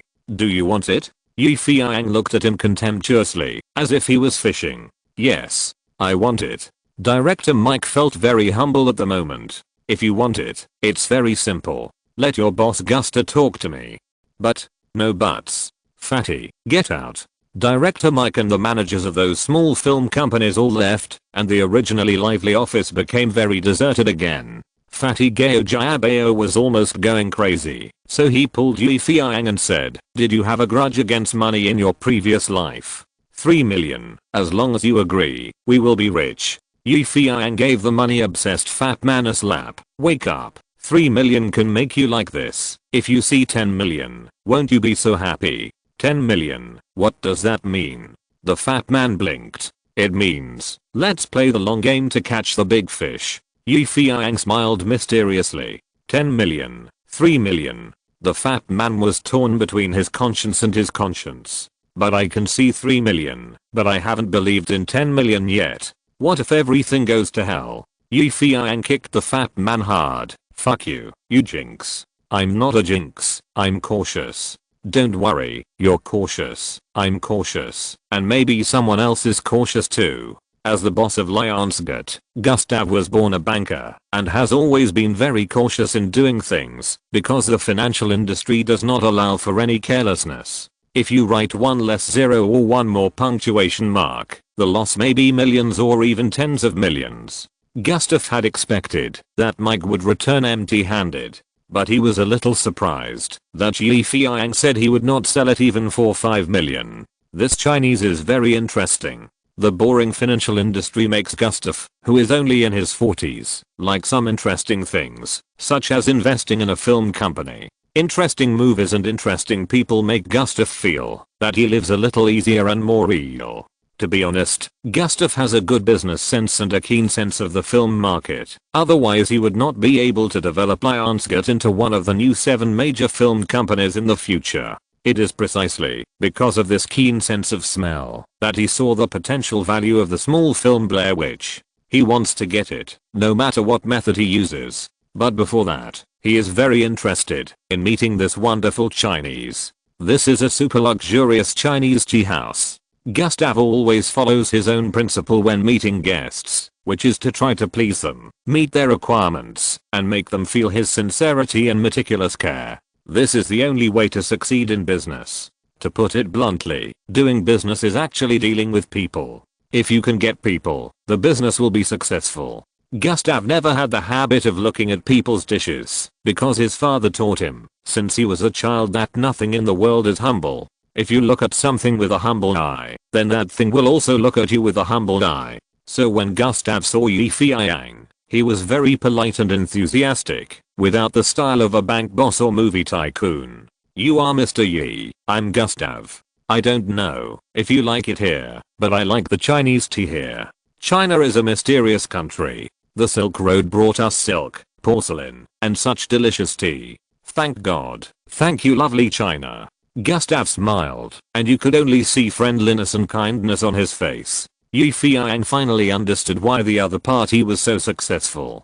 Just these words alone made people feel inexplicably fond of him. This is a lovely person, but also a scary person. Looking at the 2 mustaches of the other party that were almost curled up from laughing, Feiyang thought of the lions in the animal world, who were grinning with their mouths wide open. "Let's get straight to the point, Mr. Gustav. What exactly do you want to ask me for today?" "Haha, Mr. Yi is really straightforward, so I won't beat around the bush. This is a check for $3 million US. I want to buy all the movie rights in your hands." Gustav looked at Feiyang with a smile, and his expression seemed very determined. Feiyang picked up the check for $3 million and took a look. Gustav said, "Don't worry, this check is from Citibank. I know that you Hong Kong people trust this bank very much. You can cash it at any time. $3 million US may not be a large sum, but for you at this stage, I believe it will be of great help. I heard that you borrowed high interest loans to buy the copyright of this film, didn't you? For me, who has worked in banking, they are a very scary group of people. Awesome, really awesome." Feiyang had to give a thumbs up to praise this wise and calm movie boss. Before coming to negotiate, he had obviously found out all the details of Feiyang. "I have already designed the cover, and I'm afraid that you will not obey?" Exclamation mark. Faced with the temptation of $3 million US, Feiyang did not put the check directly into his pocket, but returned it. Thank you for your kindness, Mr. Gustav. Although I really need money, this little money is dispensable to me. Gustav smiled. I don't quite understand this. You spent 200,000 to buy something. Why don't you sell it immediately after making 3 million? Do you think this movie has greater value? Yes. Feiyang said. Whether you think I'm greedy or you think I'm bragging, I can tell you very clearly. Feiyang looked at Gustav with an oppressive look and then said mysteriously, in the future, the box office of this movie will exceed 100 million. Gustav smiled and smiled elegantly. Dear Mr. Yi, although I haven't been involved in movies for a long time, I have done my homework before this. Yes, your Blair Witch is indeed very marketable, especially after you did a series of small actions to hype it up. Many people are full of curiosity about it, so I boldly guess that the box office of this movie can exceed 10 million, and that's why I will give you 3 million. But now, you actually said that its box office will exceed 100 million in the future, which really makes me a little. It's hard to imagine. Feiyang nodded. Oh, really? I think I said it wrong.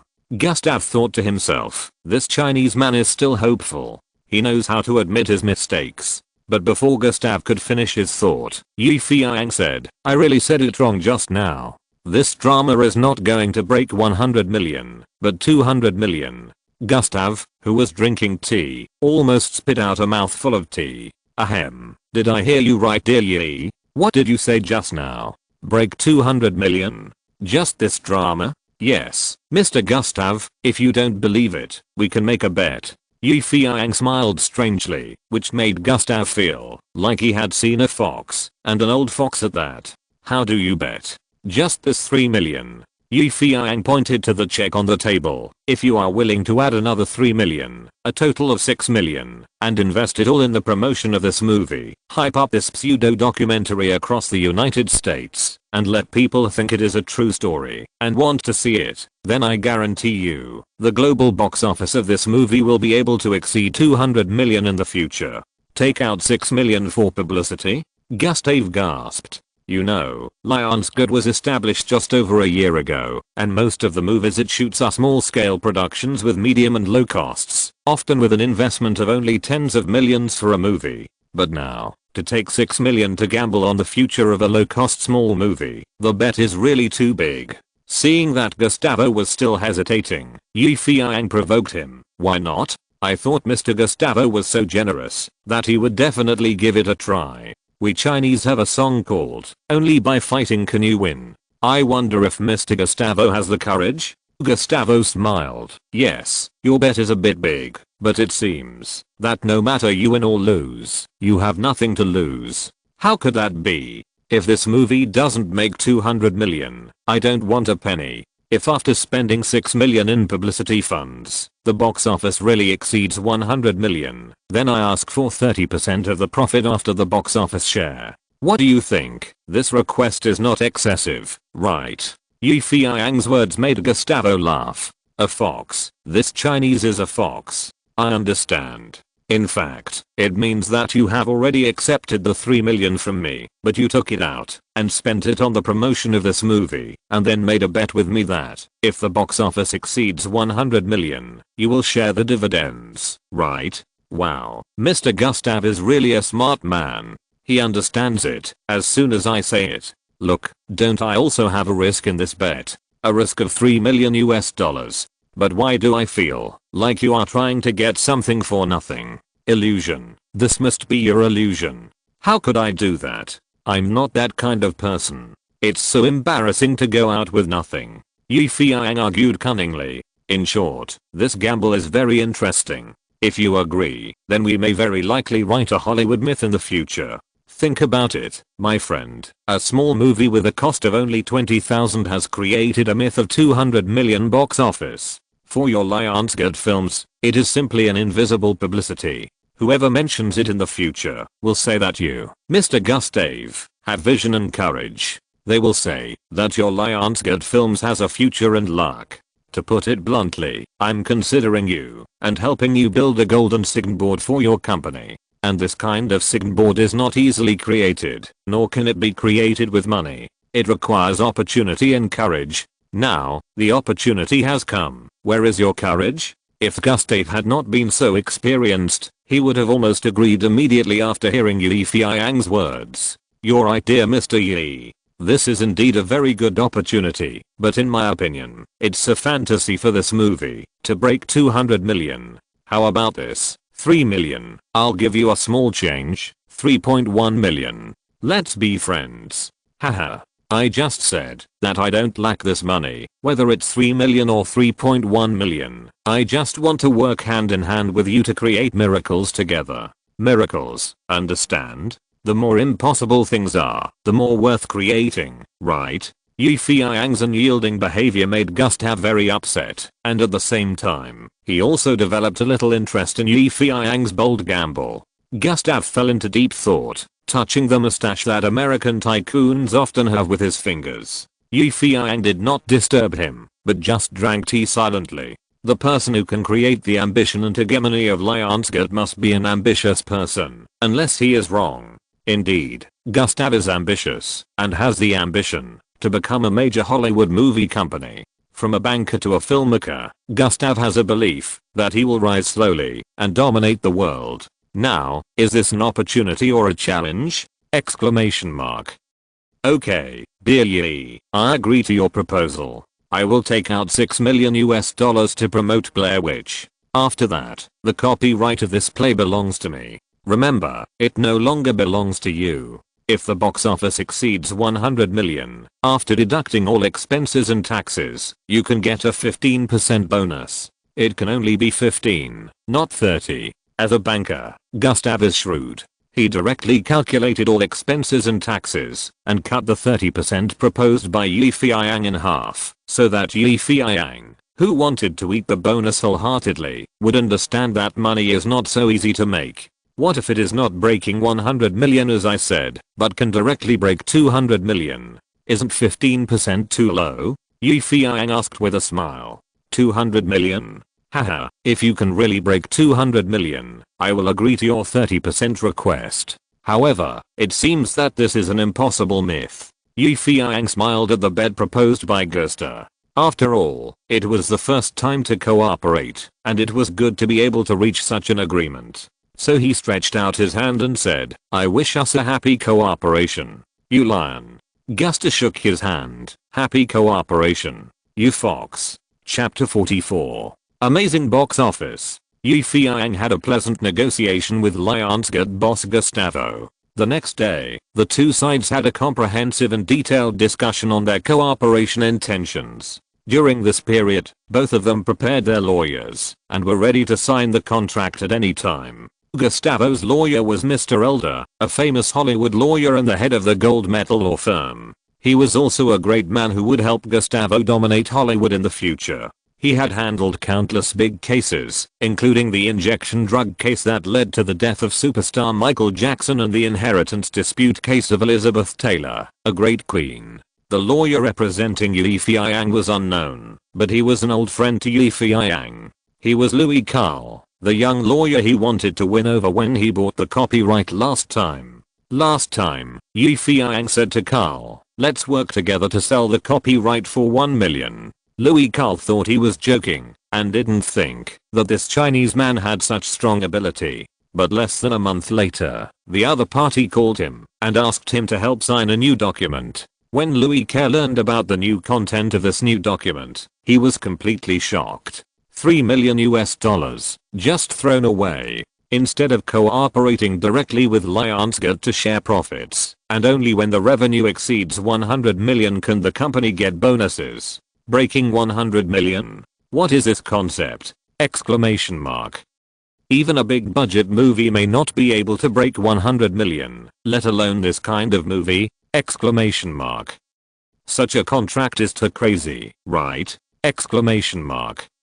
It doesn't matter to those big guys, but for someone who is still renting a house, this courage and generosity is unmatched. From selling copyrights to becoming a partner of Lionsgate, Yi Feiyang shocked Carl even more. Perhaps, Carl thought, this Chinese Yi who is good at magic will be the new upstart of Hollywood in the future. Louis Carl's inner changes definitely did not escape Yi Feiyang's eyes, so after signing the contract, Yi Feiyang patted Carl on the shoulder and said, "Do you know that lawyer Elder?" "Yes, I know him. He is a famous lawyer in Hollywood, specializing in cases involving big stars. To be honest, the money he gets from opening a bottle of champagne is enough for me to eat for a year." "Do you envy him?" "Of course, I do." "Then do you want to be like him?" "You mean?" Yi Feiyang looked away and looked at the skyscrapers in Los Angeles. "In fact, you and I are both looking for a piece of sky that belongs to us. We are not incapable, but we just don't have the opportunity.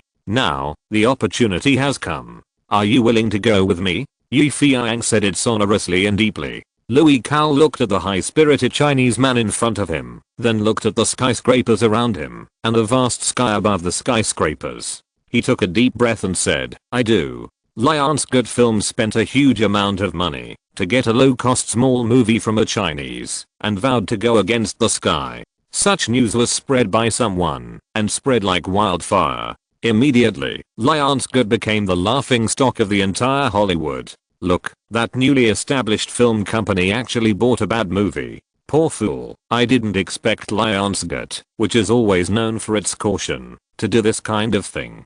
Shit, you know the result without even looking at it. It will lose money." The 7 major Hollywood film companies, led by MGM and Fox, said in the tone of an old man, "Experience. This is the result of lack of experience. Making movies is not that simple. Yeah, everyone thinks that making movies is easy to make money, but we have also suffered losses to get to where we are today. Every failure makes you wiser. Lionsgate will learn from it." As the head of Lionsgate, Gustav is even more synonymous with idiot, fool, and idiot. Some people even say that guys like him should just go back to the financial industry to invest, because the film industry is too complicated, and he can't afford it. Faced with such negative news, Yi Feiyang was a little worried at first, fearing that Gustav would not be able to withstand the pressure and would retreat at the last minute. But what Yi Feiyang didn't expect was that this Gustav was really a strong man. Facing these rumors, he pretended not to hear them and started the next plan without hesitation.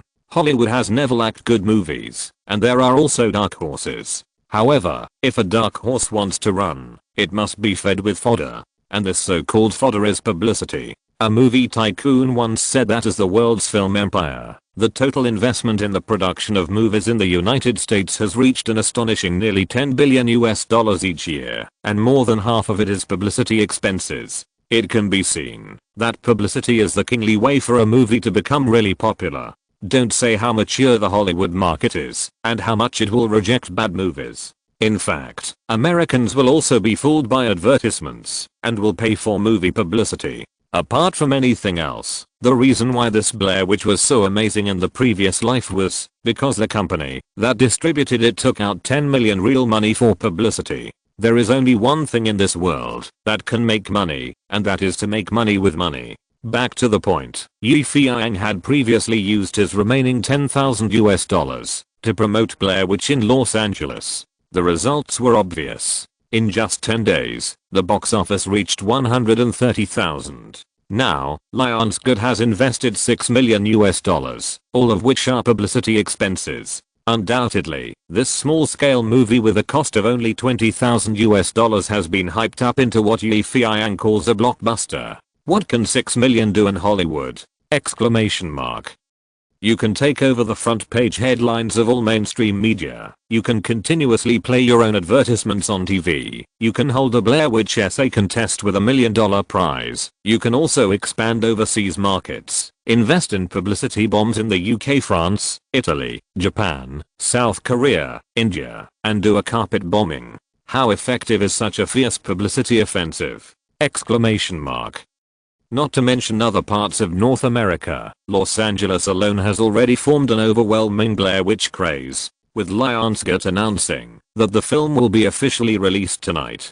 Before, those small cinemas of Yi Feiyang were just small time, and this news was like a heavy bomb, directly attracting those curious young people. Although the ticket price has risen from $2 in the underground cinema to $5 and $7, this small increase in ticket price did not resist the curiosity and itching hearts of those fanatics. So, these college students flocked to the cinemas under Lionsgate from all directions. to get a sneak peek at the legendary devil movie and death movie. Curiosity kills the cat. This is a Western proverb, and it is also applicable to movie marketing strategies. People in Los Angeles are crazy. The cinemas in Los Angeles are full. You can see endless queues at the entrances of cinemas in various blocks.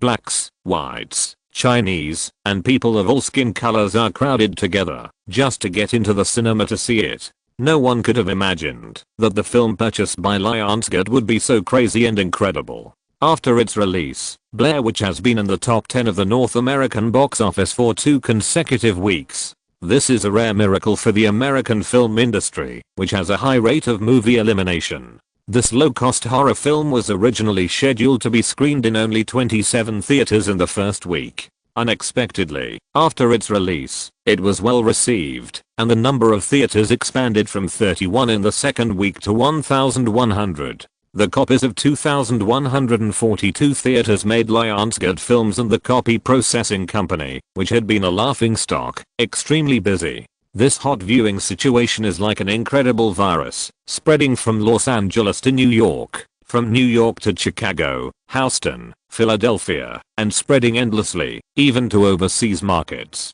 Blair Witch was successfully released for 1 week. The North American box office rankings are as follows. First place, Saving Private Ryan, with a North American box office of 23 million. Second place, Armageddon, with a North American box office of 21.12 million. Third place, There's Something About Mary, with a North American box office of 19.5 million. Fourth place, A Bug's Life, with a North American box office of 14.32 million. Fifth place, The Blair Witch Project, with a North American weekly box office of 13.6 million. Sixth place, Go-Go Squid, with a North American weekly box office of 8.25 million. You know, The Blair Witch Project was able to collect more than 13 million in the first week with a low production cost of $20,000, which was incredible enough in the eyes of many people. But this madness and incredibleness continued. Then, as the film heated up rapidly, countless audiences flocked to the cinema to see the true face of this dark horse film.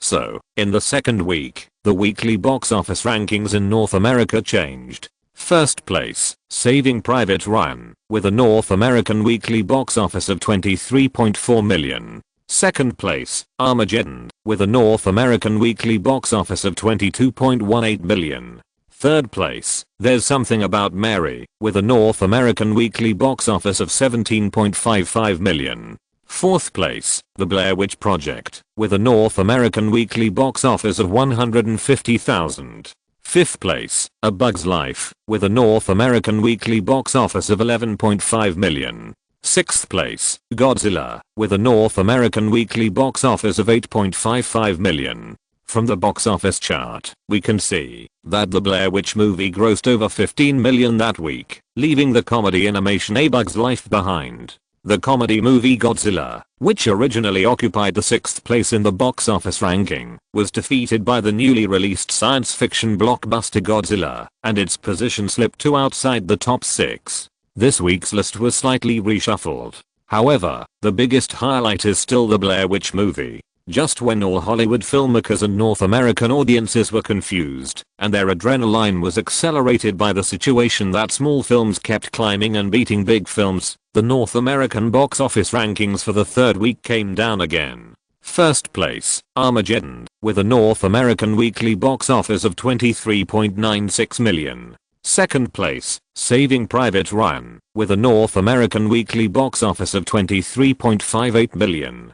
Third place, The Blair Witch Movie, with a North American weekly box office of 650,000. Fourth place, There's Something About Mary, with a North American weekly box office of 16.8 million. Fifth place, A Bug's Life, with a North American weekly box office of 13.5 million. Number 6, Godzilla, with a weekly North American box office of 8.67 million. This week's box office rankings are very interesting. The super blockbuster The Last Airbender, which has always been ranked second, finally turned over and jumped from the second place for thousands of years to the first place and became the champion of the week with a slight advantage of 380,000 over Saving Private Ryan. The box office of this movie in the overseas market is even more fierce, and it has occupied the throne of the total box office champion with an overwhelming advantage. From this, Hollywood has come up with a law that in any competition between science fiction and war movies, almost all North American war movies win, and once they reach the overseas market, it is the world of science fiction movies.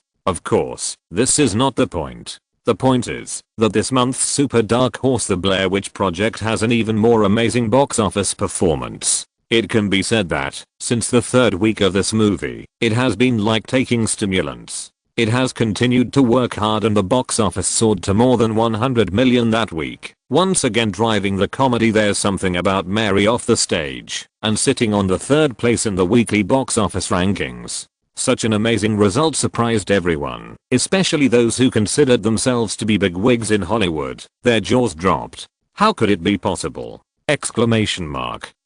Saving Private Ryan, which I invested hundreds of millions of dollars in, is not as good as this small movie made with 20,000 yuan? Exclamation mark. Unbelievable. Absolutely unbelievable. My poor crazy Mary, how could you be defeated by the witch? The whole Hollywood was in an uproar and was stunned by the amazing results of this small movie. But what shocked everyone even more was yet to come. 3 months later, according to the North American box office statistics, the total box office of the remarkable Blair Witch successfully exceeded 100 million. And according to the current box office trend, if nothing unexpected happens, plus the overseas box office of this movie, the total box office will reach an astonishing 260 million in 3 months. In other words, this TV movie with a cost of only 20,000 yuan has created the biggest miracle in Hollywood history. And it has become the leader among dark horses, and will soon go down in history. The 7 major Hollywood film companies were dumbfounded. Those company bosses looked like they had seen a ghost. After living for half of my life, I now know what it means to make a small investment, to achieve a big profit. Lionsgate is completely proud of itself. Look, who is the idiot? Who is the fool? Exclamation mark. Gustav, the boss of Lionsgate, accepted an exclusive interview with a Los Angeles TV station. In the interview, he was in high spirits and talked about the hardships of launching Blair Witch and the achievements he had made at this time. As a believer, Mr. Gustav thanked his almighty God and then had to mention how he obtained the copyright of this play, how he had the courage to recognize heroes, and how he worked hand in hand with the Chinese to achieve the box office miracle today. And the name Feiyang, as a Chinese who created a miracle of 200 million, has undoubtedly entered the vision of many Hollywood people. The mystery of the Oriental, the driving force behind the miracle. Many news media have a strong curiosity about this Chinese. For a time, who is this Chinese? How did he create miracles? How old is he? What does he look like? Many questions made these media crazy. In terms of news value, the freshness brought by Feiyang at this moment has surpassed Lionsgate's boss Gustav and Saving Private Ryan director Spielberg, and has become the object of exploration by many senior journalists. For a time, everyone was asking, who is he? I have a bad cold and feel very uncomfortable. I have to save manuscripts, so I can't keep updating twice a day. Please forgive me, but I will resume updating twice a day as soon as I recover. Chapter 45. Super Director. Feiyang didn't like these reporters, and he didn't like being manipulated like a monkey, being asked questions all over the place. He knew that keeping a secret was a powerful weapon to attract people, so he refused all the interviews from these media. Even a TV station offered him $30,000 for an hour of interview, but he refused. But these media didn't give up. As long as the paparazzi didn't die, the gossip heart would burn. So they took out the spirit of Americans drilling oil wells and dug up Feiyang's background information. Soon, many newspapers and magazines had more or less some information about this mysterious Chinese. Los Angeles Entertainment New World. At this moment, when the movie The Blair Witch Project is a big success and is about to break 200 million, we almost want to know, who is the behind-the-scenes mastermind who directed this amazing miracle? Yes, Mr. Gustav of Lionsgate has given us the answer. Feiyang, a name that was originally unknown, is now like a gorgeous firework, lighting up the entire boiling Hollywood. But his mystery, like his miracle, is elusive.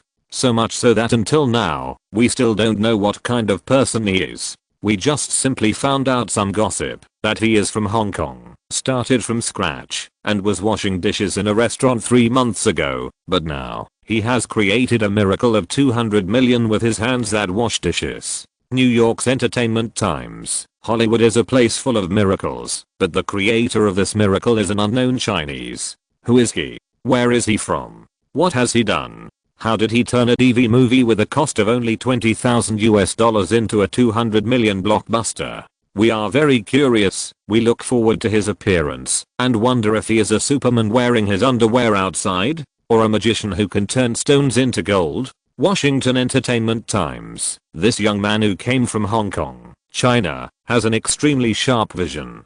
The movie The Blair Witch Project he created has brought us all great surprises. Yes, he is mysterious, he is arrogant, he is unpredictable. He has the modest charm of an Oriental man, and at the same time he has the challenging spirit of us Westerners. He is lonely, indifferent, and looks up at the sky at a 45-degree angle. With his unpredictable creativity, he wrote this Hollywood myth. Yes, he is Feiyang. I believe that in the near future, this name will be resounding at home and abroad. As the screenwriter and director of the Blair Witch Project, the name Feiyang has become famous. It is unprecedented in the history of American movies that a Chinese person's name has been collectively mentioned by dozens of American newspapers and magazines. At this moment, all Chinese people with black hair and black eyes feel proud when walking on the streets of America. It feels like a Chinese person has won the Nobel Prize, full of joy, encouragement, and high spirits.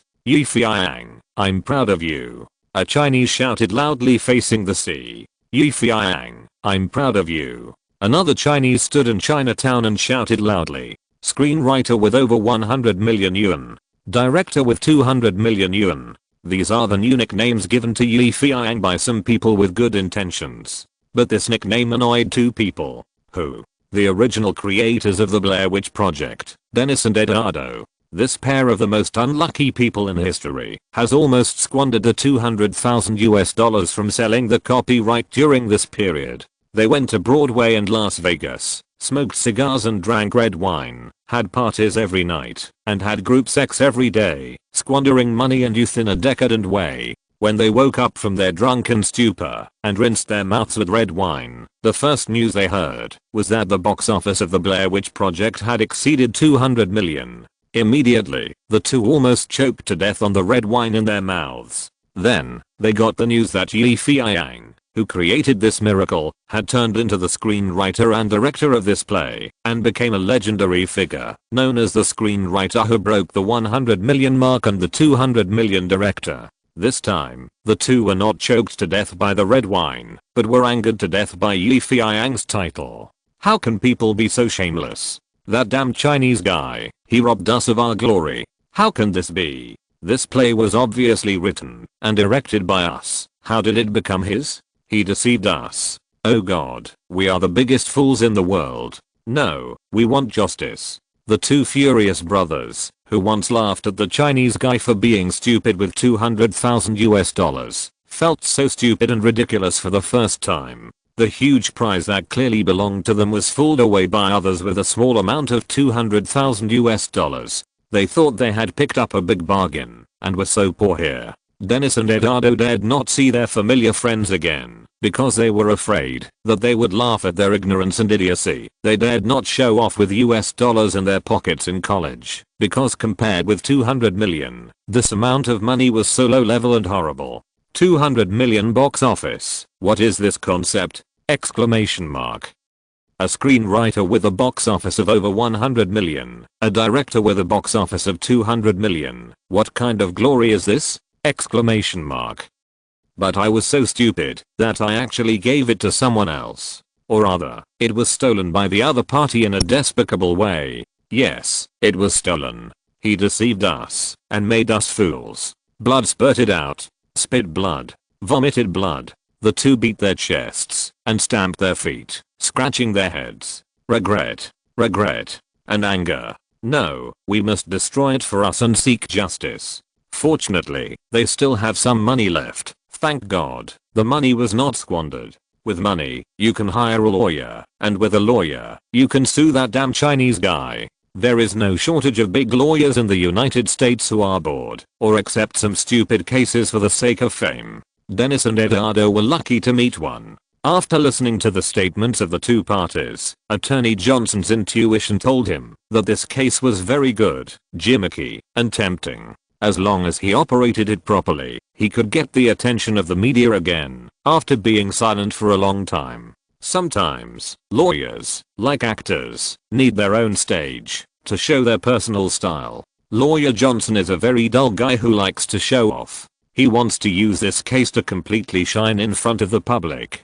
So Lawyer Johnson carefully read the copyright transfer agreement signed by Dennis and Feiyang. After reading it, Johnson had to shake his head and pointed out a key point in the agreement to Dennis and Feiyang. I saw that in the small gap of the agreement, there was a clause. This transfer right also includes the right to sign the work.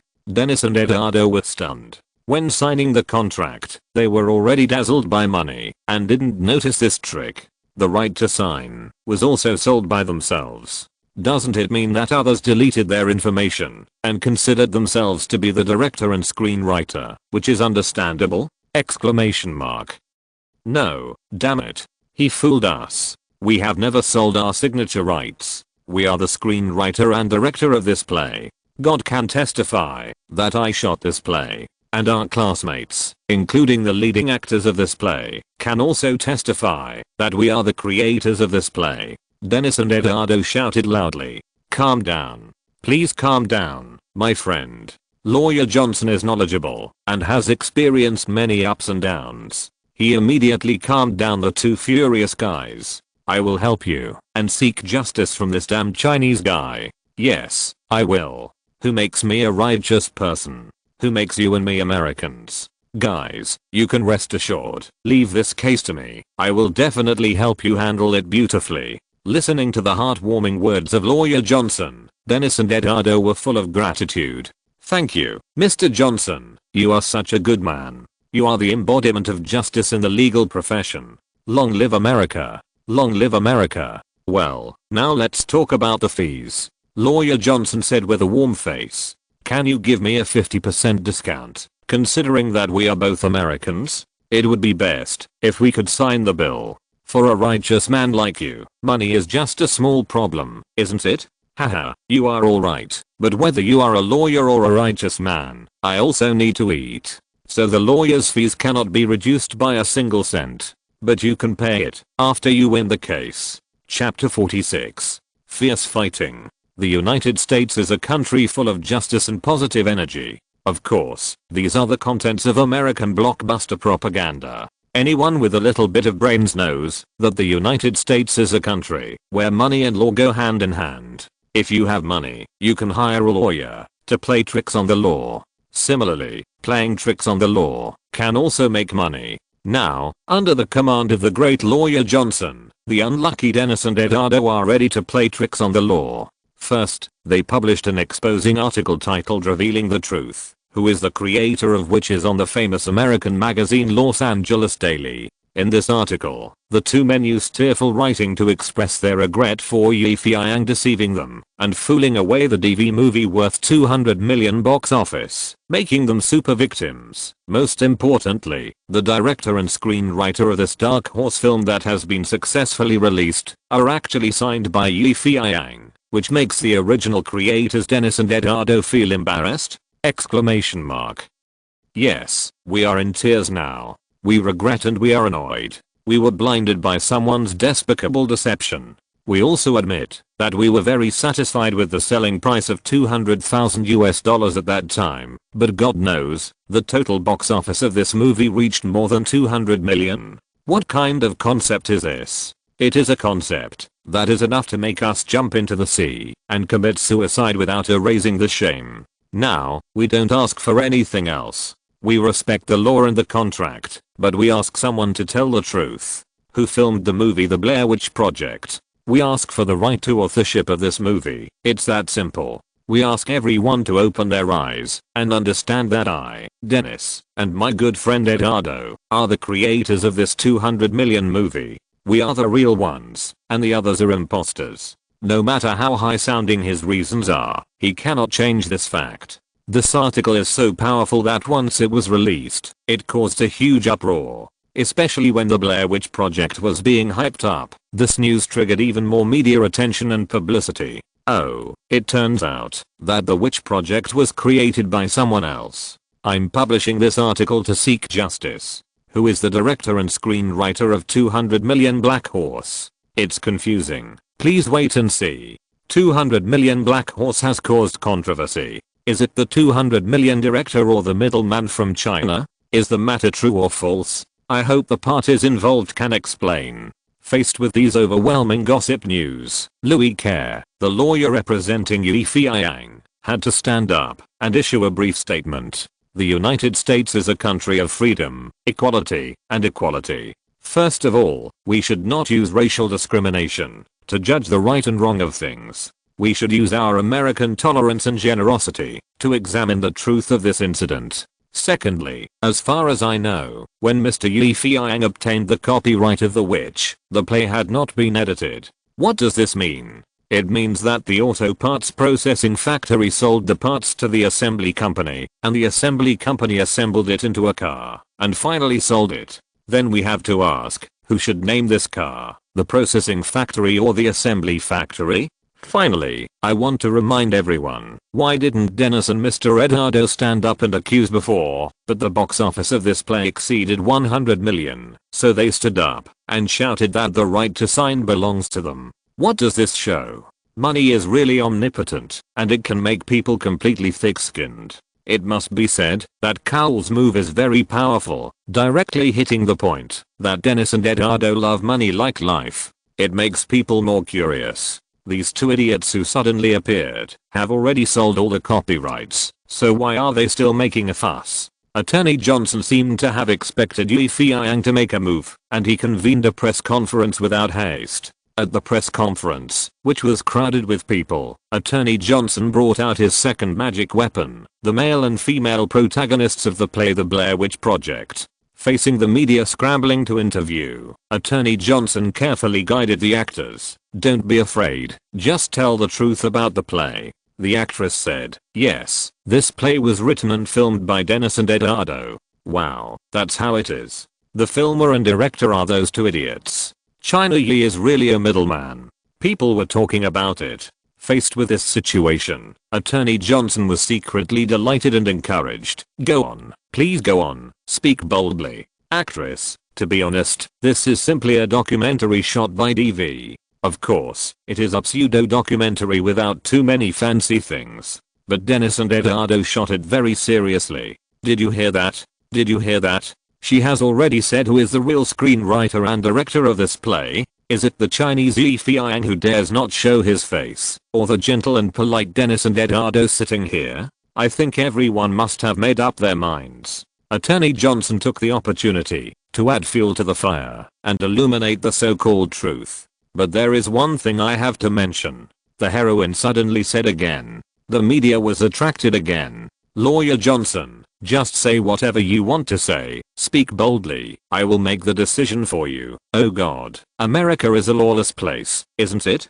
The heroine mustered up the courage to say, what I want to point out is that after Dennis and Eduardo sold the copyright of The Witches, they didn't give us actors a penny. Yes, not a penny. But Mr. Feiyang signed a release contract with us, and in the future, we can get corresponding dividends. In my opinion, Mr. Feiyang is the real owner of this play, because he has us actors in his heart. And when editing the film, he also asked for our opinions and suggestions, and reshot some shots for this purpose. So in a sense, he is also the screenwriter and director of this play. Lawyer Johnson, who was originally still happy, was stunned. What does it mean, to be felled? Exclamation mark. Got, this son of a bitch. The actor who had been silent all this time also spoke up. Yes, all of this is true. In our opinion, Mr. Feiyang is a qualified screenwriter and director because he completed all the post-production work for the play The Witch. Most importantly, he did not regard this play as a piece of trash worth only 200,000 yuan, but turned it into a masterpiece with a box office of over 200 million yuan. Without him, there would be no such miracle. With a crackling sound, the various media took pictures and recorded these facts and truths. Without China Yi's Midas touch, there would be no box office of over 100 million yuan today. Everyone remember this sentence. Stop it. These bastards must be stopped as soon as possible. Attorney Johnson hurriedly stood up. Ahem. Sorry, today's reception ends here for the time being. I will gather everyone to explain if there is anything in the future. Without waiting for the media reporters to react, someone announced, pack up your stuff, and adjourn the meeting. This seemingly smokeless battle for the right to sign has come to an end for the time being. From the current point of view, there is no doubt that Dennis and Eduardo did not win, but for them who have always been eager to show off, this war has brought them unexpected fame, so that many American media began to follow up on them. The content of their reports is also varied, including how old they were when they wet the bed, when they changed their teeth, how they felt when they first masturbated, and how they had sex with their girlfriends for the first time, etc.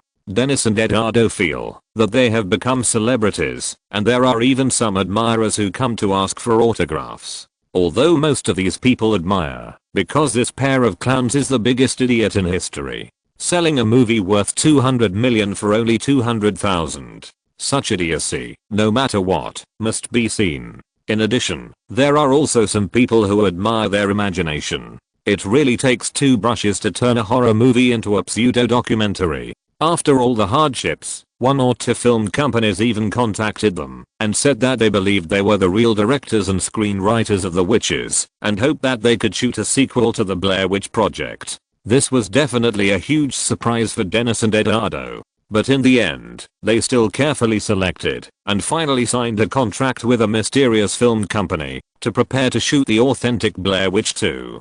The two unlucky guys just wanted Feiyang, the Chinese guy, to show everyone that they were the real ones. Of course, the point is that, since the first movie sold 200 million, this one can at least make a lot of money. But for many media, what they are more curious about is who is this mysterious film company that signed the contract with them? Exclamation mark.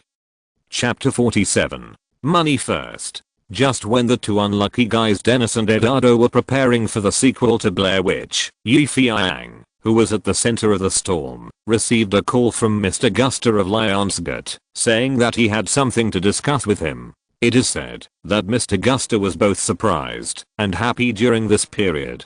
The happy thing was that the box office of Blair Witch was unstoppable, and it was making a lot of money in North America and overseas markets. As Feiyang said before, the reputation of Lionsgate was greatly improved, and even the old companies such as MGM and Paramount had to take a look at their little brother. What surprised Guster was that the box office really exceeded 200 million, which meant that the agreement between him and Feiyang on the box office exceeding 200 million and the share reaching 30% came into effect. This was a very embarrassing thing for Guster, who was born as a banker. It was not that Guster felt sorry for the money, but that he had made a mistake in his vision and lost to this young Chinese, which was absolutely intolerable. However, Guster was the big boss after all. After thinking it over, he called Feiyang and asked him to come over to discuss the following contract matters. When Feiyang arrived at Guster's president's office, Guster had just hung up a phone call and motioned Feiyang to sit down. Then he stood up and walked to his wine cabinet and took out a bottle of champagne from the Bordeaux region of France. "Dear Yi, come on, we have to celebrate." Guster handed a glass of champagne to Feiyang. "You have seen the success of this movie. Just as you expected, the North American and overseas box offices have just exceeded 200 million. If the current situation continues, I estimate that the total box office may reach 260 million. The profit sharing between Lionsgate Films and major theaters is the 40:60 split recognized by Hollywood, which means that our company can get 40% of the 260 million, which is about 100 million. If we deduct the copying costs, publicity costs, and government taxes, there will be about 80 million left. You and I have signed an agreement before that. If the box office exceeds 100 million, you will get 15% of the dividends. And if the box office exceeds 200 million, you will get 30% of the dividends. Now, you win. You can get 30% of the 80 million, which is 24 million US dollars. Got, congratulations, China Yi. You will soon become a multi-millionaire. Gustav raised the champagne glass and gently clinked it with Yi Feiyang. Yi Feiyang didn't think it was as simple as Gustav thought. He asked, this 24 million is probably a promissory note, right? When can I get it? This sentence is the key point. I'm in need of money, but you only mentioned the amount. Not mentioning payment. Isn't this cheating? The money is in your own hands. This is the hard truth. Sure enough, Gustav smiled and said, Dear Yi, I understand your desire to get the share as soon as possible, but things have to be done slowly. Now the North American box office has almost been counted, but the overseas box office is still unknown, plus the theater share and government tax issues to be dealt with later. This will take some time, right? I can wait, but how long do I need to wait? Why, dear Yi, do you need money? If you need it, you can ask. I can help you pay a little bit first. After all, as friends, we should help each other, right? Thank you, Mr. Gustav. Thank you for your kindness, but I just want to get my money as soon as possible. Just tell me frankly, how long do I need to wait? Yi Feiyang didn't buy his tricks. Haha, don't worry, dear Yi. Although our company is not big, our work efficiency is still very high. It's October now, and I will let you get the money by Christmas at the latest. In other words, I still need to wait for 2 or 3 months. Yes, you can say that. Please believe me, I come from a bank, and I pay the most attention to these things like accounts. If it were another company, it would probably take another half a year. Gustav was right. As a banker, he pursued the efficiency of capital circulation. The slow box office return was also a headache for him. However, Gustav knew more clearly that no matter how much money it was, he had to hold it in his hands for a while, because this money could generate a lot of interest. For example, this time, in fact, the North American box office amount had basically been settled, and the overseas box office was also received in about half a month, but Gustav still planned to postpone the settlement with Yi Feiyang for 1 or 2 months, because the 24 million US dollars would bring him tens of thousands of interest during this period. Money makes money, which is an eternal truth. And as a banker, Gustav had known this truth since he wet his bed. Yi Feiyang had no idea what the lion was thinking. Even if he knew, he could do nothing about it. After all, many Hollywood film companies were like this. Postponing the split was a surefire way to ease the shortage of funds. How about it, Yi? If you really need money, I can lend you some money privately. Gustav generously offered to lend some money to Yi Feiyang again, but Yi Feiyang refused again. Thank you, Mr. Gustav. I think I'd better wait for 2 months. After all, it's easier to spend your own money, isn't it? Well, dear Yi, since you insist so much, I won't force you. But if you have any questions, just tell me. After all, we are good partners. I will try my best to help you. Gustav seemed very kind and concerned about Yi Feiyang. But then, he changed the subject and said, in addition, there is one more thing, dear Yi, I want to tell you. Yi Feiyang looked at the other party's strange expression and suddenly felt uneasy. You know, dear Yi, some bad element in Hollywood like to follow the trend. When a movie becomes popular, they will make a sequel with great fanfare. In order to prevent this from happening now, I think it is necessary for our Lionsgate to take the lead in filming the sequel of Blair Witch, right? Gustav took out a cigar and handed it to Yi Feiyang. Yi Feiyang shook his head, saying that he didn't like smoking cigars. Gustav lit the cigar and took a puff and said, well, how should I put it? It's a pleasure to cooperate with you this time, but I don't know if you plan to shoot a sequel. Shooting a sequel? Oh, sorry, I haven't thought about it yet. Yi Feiyang told the truth. It doesn't matter. I just happen to have 2 friends to introduce to you.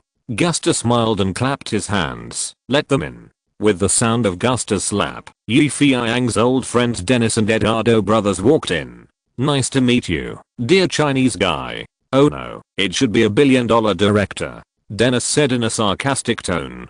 Mr. Gustav was obviously dissatisfied with Dennis' tone. Please don't talk to dear Yi with such expectations, okay? I hope you will be friends, not enemies in the future. Dennis shrugged and did not comment. Eduardo grinned and said, yes, friend, we can be friends and work together to create the sequel to The Witches, but this time a certain guy can't take advantage of the opportunity again. Gustav was a little helpless, turned around and looked at Yi Feiyang and said, now you should understand what I mean, right? Yi Feiyang took a deep breath. In other words, the mysterious company that plans to invite these two to shoot the sequel to The Witches is Lionsgate? Yes, we are the so-called mysterious company. It should be clearly stated in the contract we signed that the copyright of The Witches already belonged to our Lionsgate when we signed it. Therefore, I hope you understand that I can't let the sequel to The Witches be filmed by other companies. Gustav said firmly, it's like a lion capturing prey. It's impossible to share it with other companies.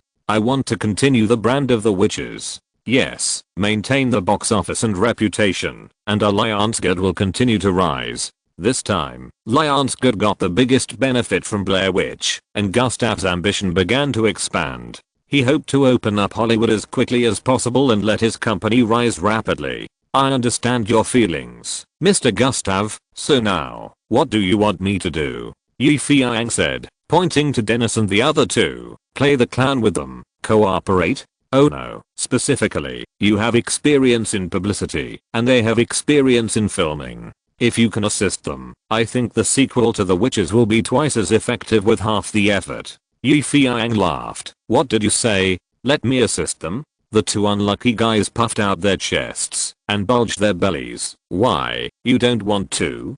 Don't forget, it was you who stole our work. It was us who should be famous, not you. Ha ha ha. Yi Feiyang laughed. If even buying is considered stealing, then the whole United States is a paradise for thieves. But until now, I still doubt your IQ. Damn it.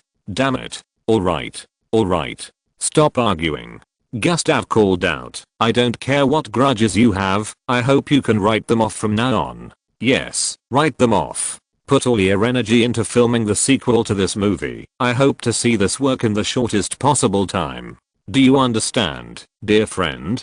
Gustav abandoned the kind expression just now and said in a commanding tone. Dennis and Eduardo, who were originally very arrogant, seemed very embarrassed and stopped talking. Only Yi Feiyang smiled and said, I'm sorry, Mr. Gustav, I always like to work alone and don't like to cooperate with others, especially with people like this idiot. Shit, what did you say? Who is an idiot? What did you say? Gustav had a headache. He always had a plan and there was nothing he couldn't control, but this Yi Feiyang made him feel what was out of control for the first time. Okay, dear Yi, I understand what you mean, but I hope you won't regret it. After all, you contributed a lot to the first movie. I hope to create another miracle with you. Yi Feiyang smiled. Thank you for your kindness, Mr. Gustav, but I will never cooperate with these guys. Damn it, it should be us who don't cooperate with you. Who do you think you are, damn Chinese? If you hadn't lied to us, you wouldn't be so cocky. You have seen it, Mr. Gustav. We are hostile to each other and can't cooperate. Let's do it next time. Yi Feiyang turned around and wanted to leave. Gustav said behind him, Dear Yi, I hope you won't regret it. Yi Feiyang paused for a moment and understood the meaning of Gustav's words. In Hollywood, there is no friendship, only interests. Yi Feiyang took a deep breath and then walked out. Looking at his back, Gustav sighed, then turned around and said to Dennis and Eduardo in a very deep voice, I don't want to say anything more. I just want to tell you, if you really want to step on someone, this time, you must win, understand? Yi Feiyang walked out of Gustav's CEO's office and met his old acquaintance in the corridor, Director Mike. Director Mike was humiliated by Yi Feiyang last time and couldn't raise his head. He didn't have any good feelings for this damn Chinese guy. If there is anyone in the world who most hopes that Yi Feiyang will be hit by a car when he goes out, then Director Mike is undoubtedly the first one. Seeing Yi Feiyang, Manager Mike pretended to be enthusiastic and said, TSK, look, man, who is this? Isn't that the billionaire director? Oh, by the way, look at my name. It seems that the movie was shot by someone else. That someone is just a despicable second-hand dealer. Haha, the United States is really full of miracles now. All kinds of people can get rich. Even tens of millions of profits can be made by selling second-hand movies. Feiyang didn't bother to pay attention to the sarcasm of the shorty manager Mike and was about to pass by him. Then Mike came over again and said, "Are you surprised that the two fools you fooled are here? Let me tell you, I invited them. Yes, it was me. I just want to see whether this authentic sequel to The Witch can defeat you, a fake. How about it? Now that you don't have the copyright of The Witch, are you interested in starting a new play to compete with us? Let's see who is the real billionaire director and billionaire screenwriter."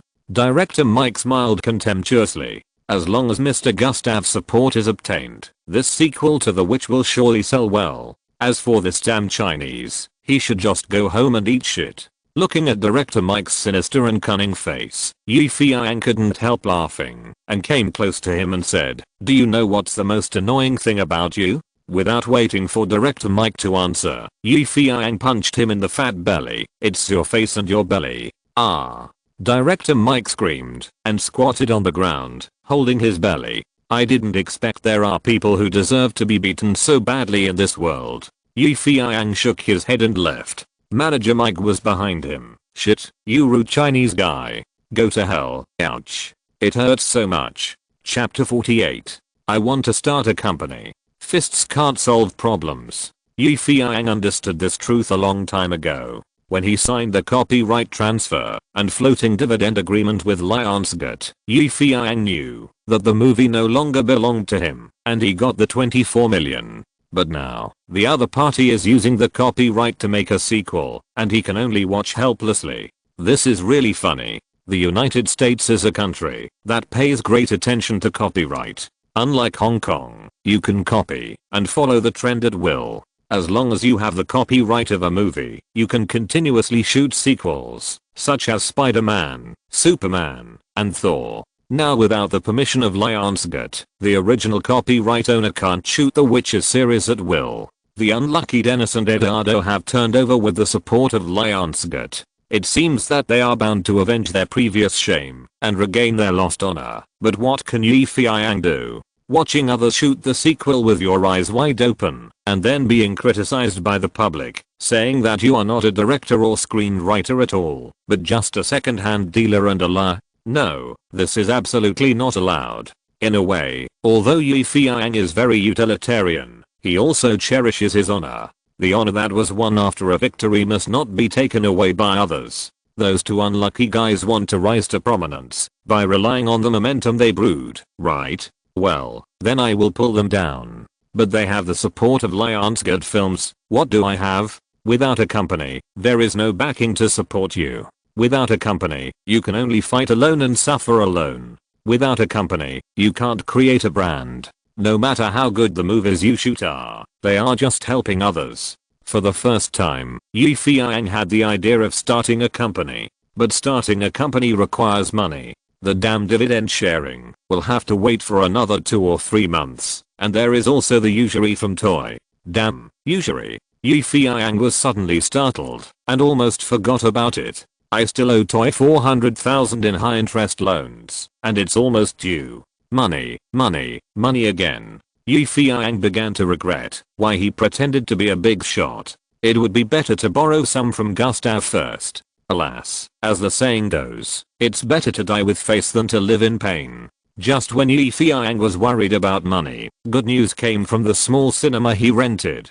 The 38 small cinemas had a total box office revenue of more than 700,000. It was said that Feiyang had rented more than 30 small cinemas to show Blair Witch. With the help of Fat Jack and Bill Rabbit, the box office went up all the way and even made 700,000. Although it couldn't be compared with the 200 million box office of The Witch promoted by Lionsgate, it still made Feiyang happy. More than 700,000. Life-saving money. Feiyang almost cried with joy. Who said that God has no eyes? Look, good people will eventually be rewarded. Otherwise, the 3-month deadline has expired, and I really don't know how to repay Toy's high-interest loan in Chinatown. After solving the urgent matter, Feiyang took 400,000 yuan and ran to Chinatown. It was still Chinatown, and it was still the same Mahjong parlor, still bustling with people.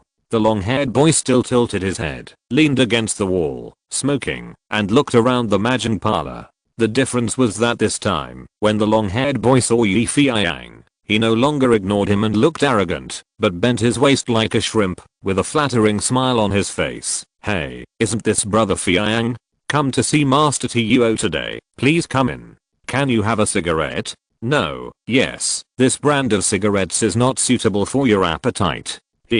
I can tell from your appearance that you have made a fortune again. If you have anything in the future, please take care of me. Thank you very much." While flattering him, the long-haired boy led Yi Feiyang to the Majin Polo warehouse in a flattering manner. 3 long and 1 short. The code has not changed. The iron door opened and stuck his head out. "Who are you looking for?" Chang Meo slapped him. "Didn't you see it's brother Feiyang? You're here to see Master Tuo. Hurry up and report." The guy saw that it was Yi Feiyang, an old acquaintance. He had been here twice, so Master Tuo almost thought he was the boy who brought wealth. "No need to report," Master Tuo said. "As long as brother Feiyang comes, just go in." The iron door opened wide. Yi Feiyang was a little puzzled. What was wrong with these guys? So respectful. In fact, although Chang Meo's gang was uneducated, they also liked to listen to some gossip news, especially since Yi Feiyang had made such a big scene in Hollywood recently. It would be difficult for him to not become famous. Therefore, in the eyes of Chang Meo and others, Yi Feiyang was no longer Yi Feiyang, but the boy who brought wealth, the golden baby in his hand. How can we not welcome the god of wealth when he comes to our home? The warehouse was still spacious and bright. This time, Master Tuo didn't eat fried rice with eggs or drink 8 treasure porridge, but 8 oranges. "Ayang, have a try. I asked someone to bring this from Hong Kong. It's not available in the US." Toy threw an orange to Yi Feiyang, who took it and took a big bite, saying, "Delicious. Yeah, I wasn't kidding you. The oranges in Hong Kong are so delicious." Toy looked at Yi Feiyang with a smile, as well as the briefcase filled with banknotes in Yi Feiyang's hand. Yi Feiyang took a few bites of the orange, then threw the briefcase to Toy. 400,000. Count it. Toy didn't expect him to be so straightforward, so he stopped pretending, opened the briefcase, and sniffed. "Ah, this is the taste of US dollars. Haha, brother, you know my personality. I like cash, not checks." Stack after stack, a total of 40 stacks of colorful US dollars, making people dizzy. "Well, that's right, Ayang. I wasn't wrong about you. You really do what you say." Grandpa Tuo smiled kindly, then took out 10,000 and threw it directly to Chang Meo, who led the way, and his followers. "Spend it. I'm happy today." "Thank you, Grandpa Tuo. Long live Grandpa Tuo. Long live your ass. Even if you want to thank me, you should thank our brother Yi. Look, in just 3 months, you've made back 10,000 for me. Pooh your mother. Even opening a Majin Polar is not so fun." Speaking of which, Ayang, you played a big game this time, using 10,000 to fool 200 million. I heard that the idiot who sold you the copyright is almost crying. TSK, 200 million. How much money is that? I guess even my warehouse can't hold it. You are really amazing. How did you do it? Grandpa Tuo has the potential to be a gossip. Yi Feiyang smiled. "I declare in advance that the 200 million is a box office, not my profit. Also, you have already said that those two are idiots. Do you need a reason to fool them?" Toy was startled, and then his old face was like a blooming chrysanthemum, extremely bright. "Oh, you kid, you are still playing modesty with me. Even if the 200 million is not yours, you must have a lot of benefits. Tell me, let me be happy for you." Yi Feiyang looked around. There was still no chair, so he habitually moved his butt to the table. In the past, Toy would be very angry, but this time he kindly took out a tissue and wiped it, and then let Yi Feiyang's butt move up. "Hurry up and tell me, I can't wait." Looking at Toy's impatient face like an old man, Yi Feiyang couldn't help laughing.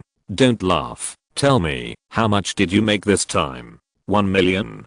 2 million? Is it 3 million? Not much, only about 20 million. Ah. Toy immediately burped loudly. 2 million. Toy took a deep breath. "Is what you said all true?" Yi Feiyang nodded. Toy's breathing became rapid. "Is it really that easy to make money in the film industry?" That depends on how you do it. Yang, there is something I want to say, don't you know if I should say it? Toy, you and I are all family. To be more precise, we are all Chinese. There is nothing we can't say. Yang, I think you are a talent. After a long time, Toy managed to say this. Thank you for the compliment, Toy. I'm not complimenting you, I'm telling the truth. Toy didn't know how to start the next sentence. Feiyang had seen through his thoughts long ago and suddenly said very seriously, Toy, actually I have something to say to you. Oh, just say whatever you want to say. Feiyang suddenly changed from laughing to being so serious, which made Toy a little curious. Feiyang pondered for a moment and said seriously, Uncle Tuo, do you think we are of the same clan and ancestor? Of course, we all have black eyes and black hair, descendants of the dragon. Then why did we Chinese cross the ocean to come to the United States? Why? Uncle Tuo pondered for a moment. Everyone wants to live a better life. Otherwise, who would be willing to leave their homeland? That's right. But look, how many Chinese who come to the United States have a happy life? How many have realized their dreams? Most people squat in restaurants washing dishes, or work as odd jobs in the black market, bullied by whites, blacks, Vietnamese, and Koreans. I don't want to be such a Chinese. I want to stand up straight and tell the people here, tell the Americans, that Chinese people have backbone. Yang, I understand what you said. I had the same thoughts as you at the beginning. I also hoped to stand up straight, but look, now I'm old, my back is hunched, and I have to hide here, to guard against people's assassination. I'm so angry. Feiyang took a deep breath. Since you have said so much, I will not hide anything anymore. A casino cannot be open forever, and asterisk will still be in the dark in the end. If you want to walk out of this warehouse with dignity, you have to do something meaningful. Toy sighed. It's easy for you to say, but what can people like us do? Feiyang smiled, and then said firmly, come and help me. To be precise, help me make a movie. Help you? Toy was stunned. But I don't know anything about movies. You don't need to understand. Now I just want to set up a movie company as soon as possible. That's even more incompetent of me. No, you can help. Oh, why? Because this company will be established in Chinatown. I have caught a bad cold these days and have been on 4th trips. I haven't updated much. I apologize to everyone. If you're listening to this novel on a channel other than Fanfic World, it means they downloaded and uploaded it without effort. We cordially invite you to visit our channel, Mundo Fanfic Novelos. There you'll find the original version of this story and you can explore many other novels of various genres. We're waiting for you to immerse yourself in a world of incredible novels. Chapter 49. 3 bullets in a row. The establishment of a film company was the result of Feiyang's careful consideration, because through the release of Blair Witch, Feiyang saw the gap between himself and Hollywood. It can be said that this gap is not a chasm, but a natural chasm. Without a company, you have no say. Without a company, you can't make films as you please. Without a company, you can't really enter the fertile land of Hollywood and can't really enter the North American market. It can be said that Feiyang urgently needs a company to create his own golden signboard. But setting up a company is not a child's play. You can't do it just by saying it. You need financial resources, material resources, and manpower. But the most important thing is the location of the company. Smart Jews once said that the prime location of business has created billions of wealth. So the secret of doing business is location. Location. If Feiyang has money and huge assets as a backing, he can establish his own company on Sunset Boulevard or in the traffic developed areas around Hollywood, like Lionsgate, and develop steadily and slowly, and eventually dominate the entertainment industry. But Feiyang is poor. Given the current situation, the most suitable place to establish a company is Chinatown. First, Chinatown is where the most Chinese Americans gather. As Chinese, we are of the same blood and can at least help each other. When Chinese help Chinese, there is still some brotherhood. Second, Chinatown is Toy's territory, and I have the final say in my territory. Since Feiyang has reached a friendly cooperative relationship with Toy, it would be great to develop his own film power here. At least it can avoid a lot of unnecessary harassment. Third, American film companies can't afford it, especially those small film companies that go bankrupt every year. The reason is not poor management, insolvency, or being threatened by gangs. Don't think that the United States is very harmonious. The underworld here has long been civilized. But as the saying goes, gangsters are not scary, but they are afraid of gangsters with culture. Fourth, Chinatown has rich film resources. Many American Hollywood blockbusters like to shoot here, such as the future super blockbuster Iron Man and the science fiction blockbuster Men in Black, which all have scenes of Chinatown. If the company is established here, it is also a natural advantage in some ways. Fifth, Feiyang has carefully calculated that the company's settlement in Chinatown is only temporary, and it can be said that it is establishing its own base during the development period. When its strength grows, the company will go out of Chinatown in the future and face the whole United States. Sixth, a more realistic and economical issue, the housing prices in Chinatown are lower than other places in Los Angeles. The most important thing is that Feiyang urgently needs a stable base rather than moving from one place to another, so Chinatown has the advantage of cheap and good quality. Finally, it is also a very personal reason. Feiyang is not used to Western food, sandwiches, ham, chicken wings, McDonald's. He likes Chinese food, and there are undoubtedly many authentic Chinese restaurants in Chinatown, which is very important. In summary, Feiyang chose to establish his first film company in Chinatown after careful consideration, not on a whim. And Toy can only applaud and welcome Feiyang's plan. Apart from other things, Feiyang's unpredictable ability to attract money alone made Toy look up to him. Now he said he wanted to build a company on his own land. What does that mean? It means that he thinks highly of him and wants to do something together. Toy's old, but not old at heart. He has always wanted to live a proud life. Unfortunately, what he has done are some businesses that are not allowed to see the light of day. Now he finally has the opportunity to whitewash himself. How can he miss it? Exclamation mark. So after Feiyang proposed, Toy patted his skinny chest and promised, "Don't worry, Yangzi, I will take care of the company. I will definitely help you choose a place with excellent feng shui and full of gold and silver." Feiyang is still very confident in Toy's work. As the saying goes, old people are smarter and ghosts are more clever. Old people consider things more thoroughly and thoughtfully. Anyway, the decision to start a film company has been made, and Feiyang will consider his new film plan next. Needless to say, Feiyang also knew that Lionsgate was so anxious to shoot the sequel to Blair Witch this time, and its purpose was to target Halloween, which was only a month away. It is now early October, and there is still a month before Halloween in the United States. Many film companies, including Lionsgate, are ready to take advantage of the upcoming Halloween to make a fortune at the box office. Halloween is a famous ghost festival in the Western world.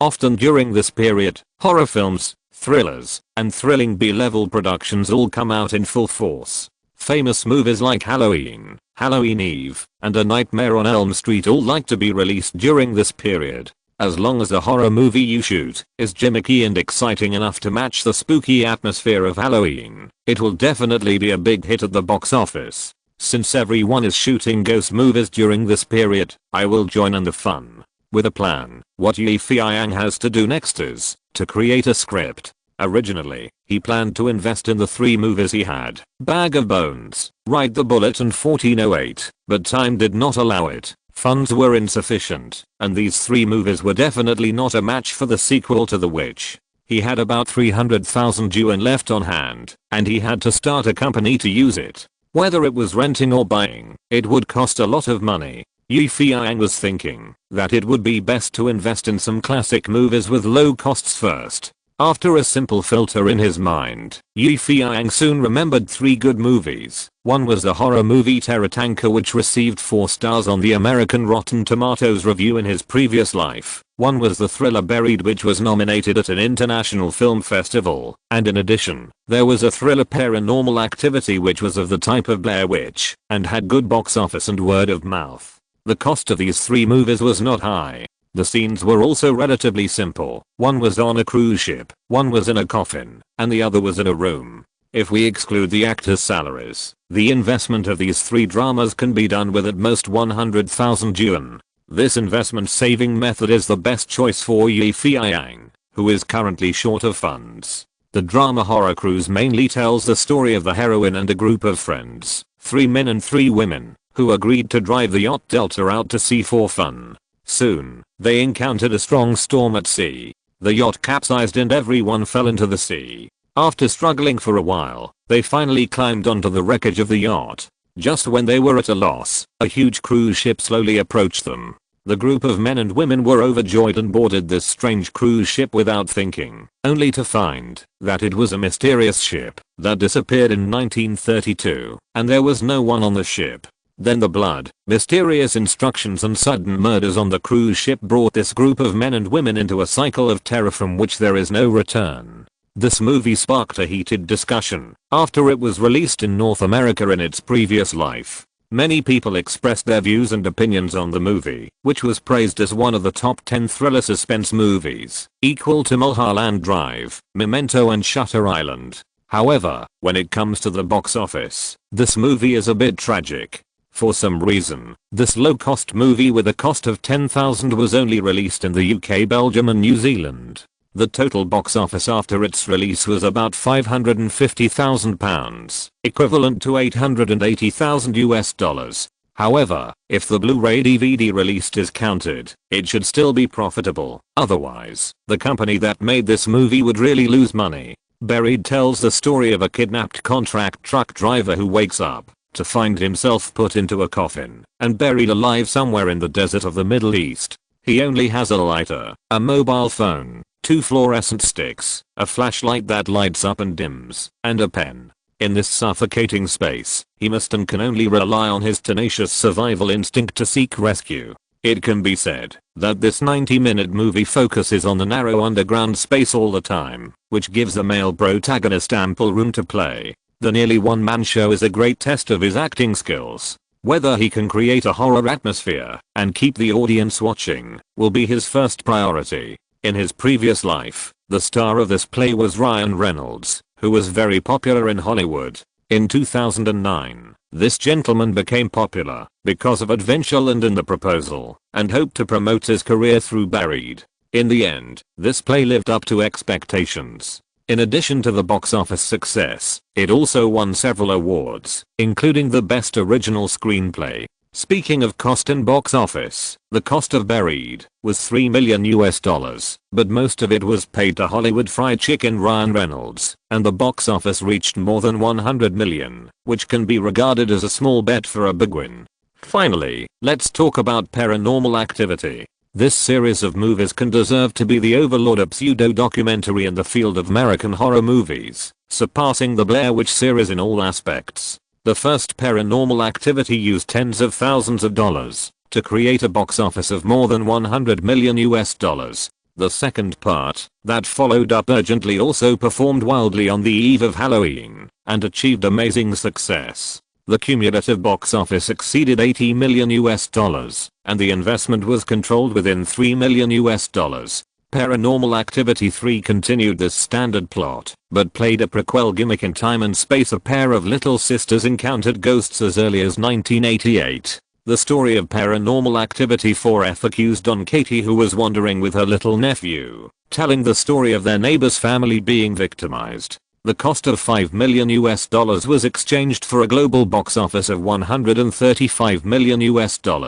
For Paramount, the Paranormal Activity series is equivalent to Lionsgate's Saw, which is destined to be filmed until the audience is tired of it. According to Yi Feiyang's plan, there is no need to have a big star lineup now, and filming these 3 dramas is the best. However, which of the 3 movies should he shoot? Yi Feiyang had a headache. He loved all 3 movies, and he was reluctant to give up any of them. Finally, Yi Feiyang gritted his teeth and stomped his feet. Damn it, no matter what. 3 shots in a row, all started shooting. If people heard this, they would definitely think he was a lunatic, a madman. 3 shots in a row, no one in Hollywood dared to shout such a crazy statement. Do you think filming is so simple, so easy, shooting 3 movies in a month, and all of them will be released on Halloween? Is it possible? Exclamation mark. However, For someone, the more impossible it is, the more challenging it is. Yi Feiyang did it right away and directly brought the fat man Jack Black over, saying, "Master will teach you another trick." But in fact he asked the fat man to be a free gunman. The two worked hard and began the difficult journey of script creation. Chapter 50. Perverted version of paranormal. In the apartment where Yi Feiyang lived, there were scripts with words written all over them scattered on the ground. Fatty Jack had already become limp from exhaustion and was now sleeping soundly on the floor. Housekeeper Gao Jiabao rubbed her panda eyes and handed the soup to Yi Feiyang, who was still working hard on the script. "Don't work so hard. It's almost 2 o'clock.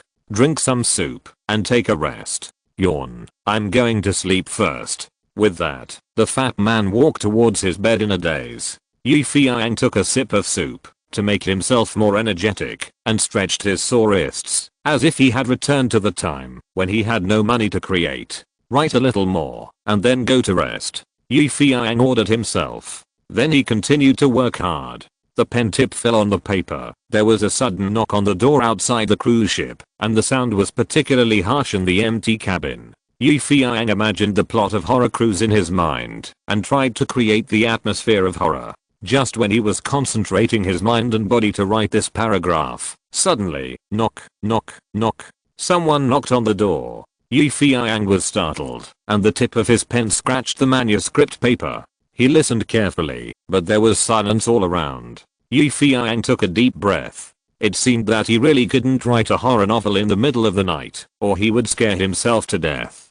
Just when Yi Feiyang was suspicious and thought that he was in a trance and had an illusion, the knock on the door sounded again. Yi Feiyang was sure that he had not heard wrong this time. Someone was definitely knocking on the door. Who could it be at this late hour? Exclamation mark. Could it be a ghost? Exclamation mark. Yi Feiyang, who always boasted of being a real man, couldn't help but shudder. In front of ghosts and gods, everyone is absolutely equal. Whoever encounters them will be afraid. Who is it? Who is there? Yi Feiyang picked up a baseball bat, walked to the door, and asked in a low voice, "It's me, Hathaway." A crisp voice came from outside. Yi Feiyang was speechless. He opened the door and saw that it was Anne Hathaway outside. "My dear lady, I have to admit that you are the one who is doing this. Why are you here in the middle of the night?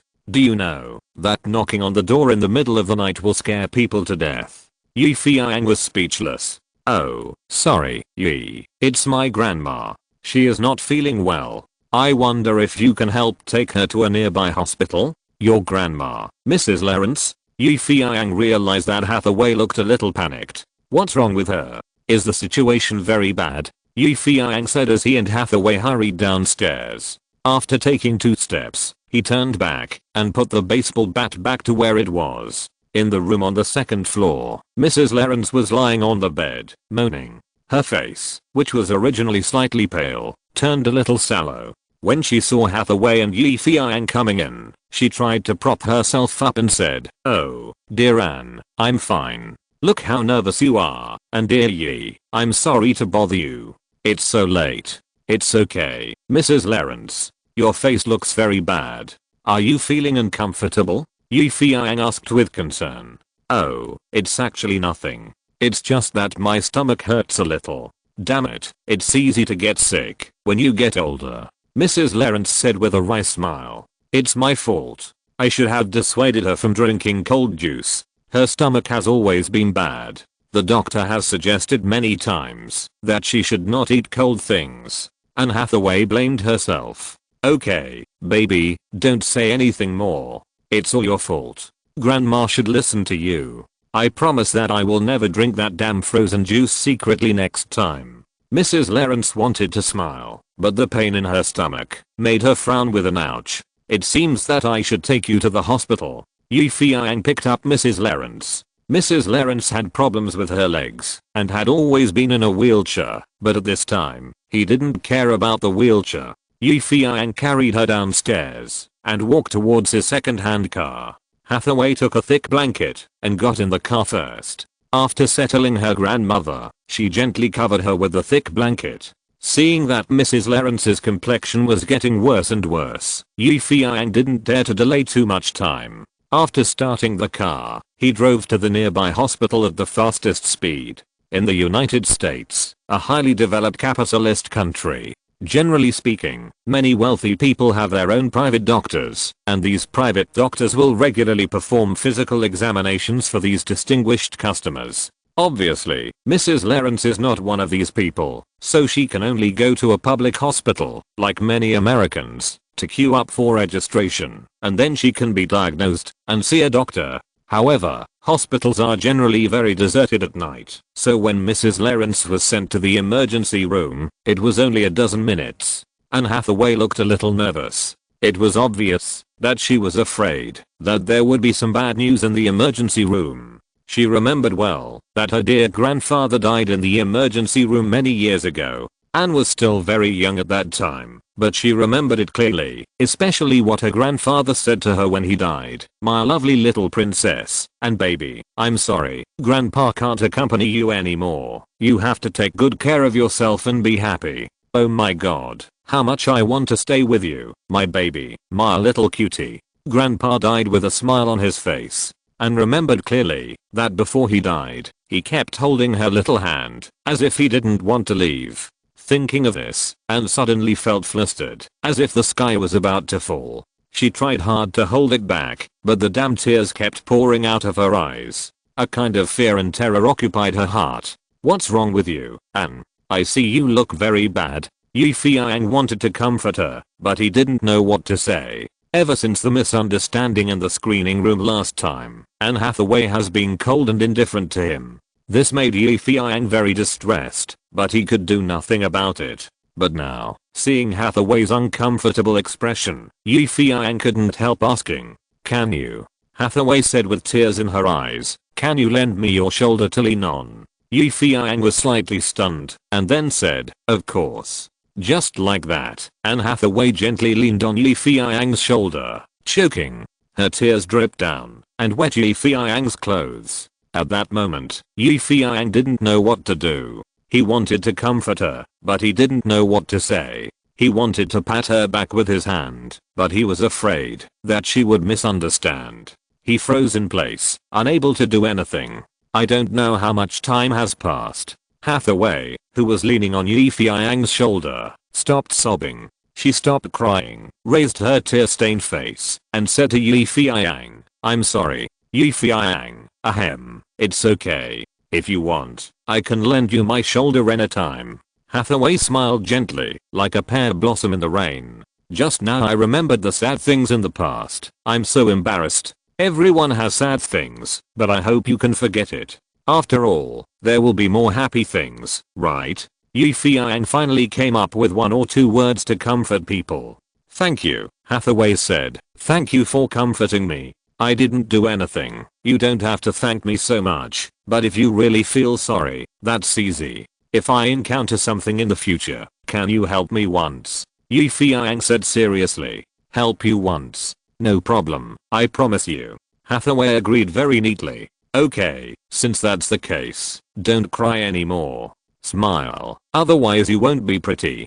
Come on, sir." Feiyang lifted the corner of Hathaway's mouth with his fingers. Hathaway tried hard to squeeze out a smile, and her charming face looked even more charming. "Okay, I'll go over there and rest for a while. If there's anything, just call me," Feiyang said, and went to the chair in the rest area to sit down and rest. Hathaway crossed her arms and looked at the red light in the emergency room. Time passed little by little. Soon, the red light in the emergency room went out. A doctor came out. Hathaway hurried forward to ask. The doctor said, "She has some discomfort in her stomach. We have examined her, and it's nothing serious. She is taking medicine and resting now. It's best not to disturb her."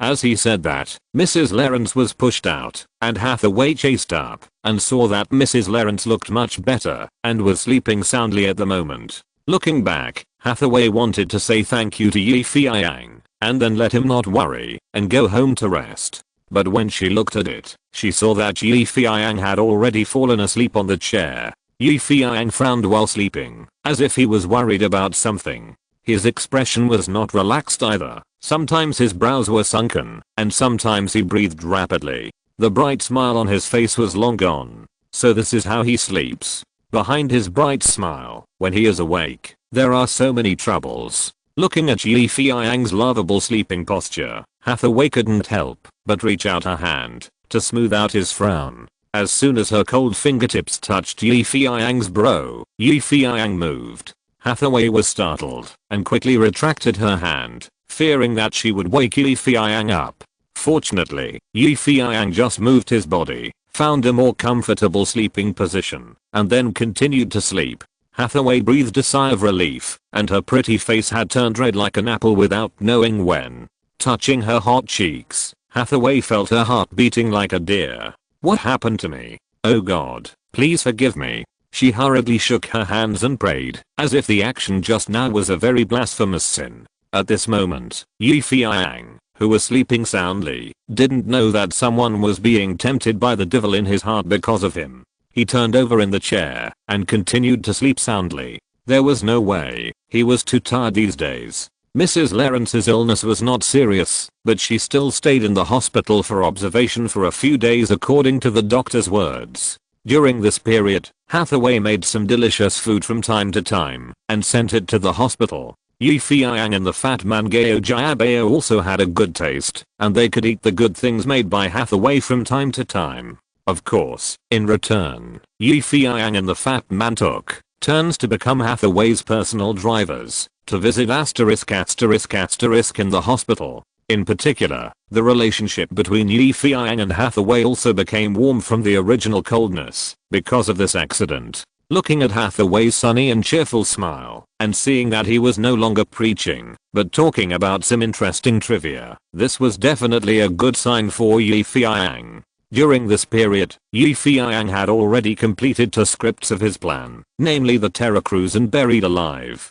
Compared with the stories of his previous life, many inappropriate places were modified to avoid 2 big flaws, so as to better meet the requirements of this era. As for Paranormal Activity, Feiyang had deleted and revised it many times, but he was not satisfied with it. He always felt that the place seemed to be lacking something.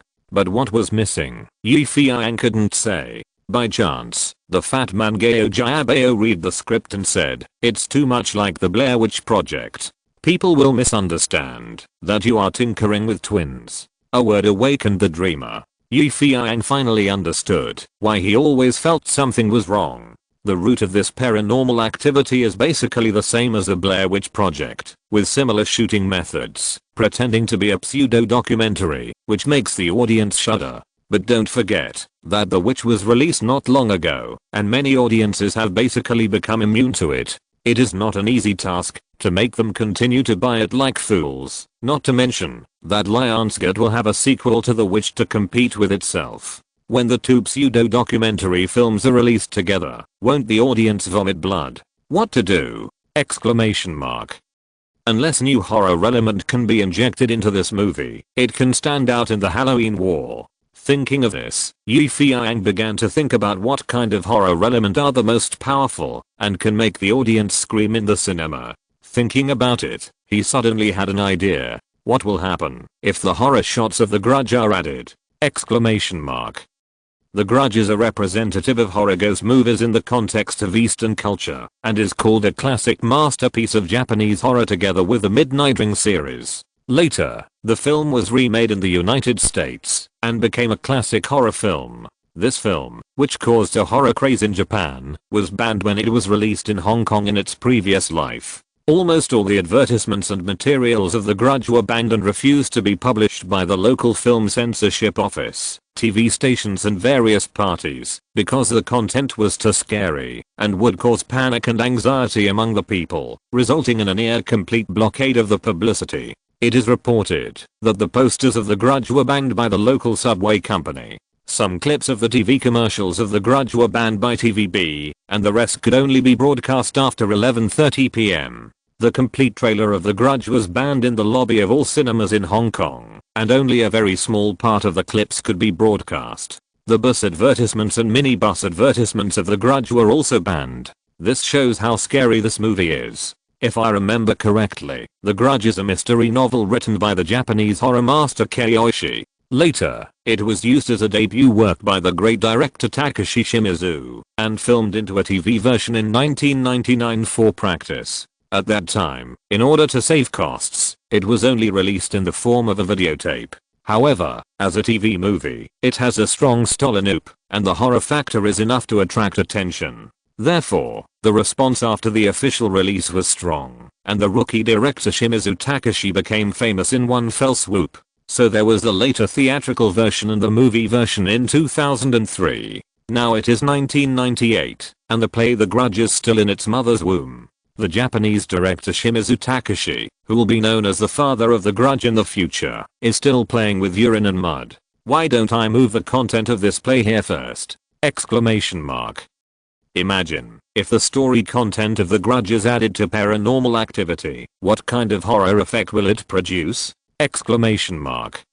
The soul of The Grudge, the body of Paranormal Activity, the two plays, are combined into one. What will it be? Feiyang immediately shuddered when he thought of this. Originally, the pseudo-documentary shot by DV is already real enough. Adding these into it, won't it scare people to death? Exclamation mark.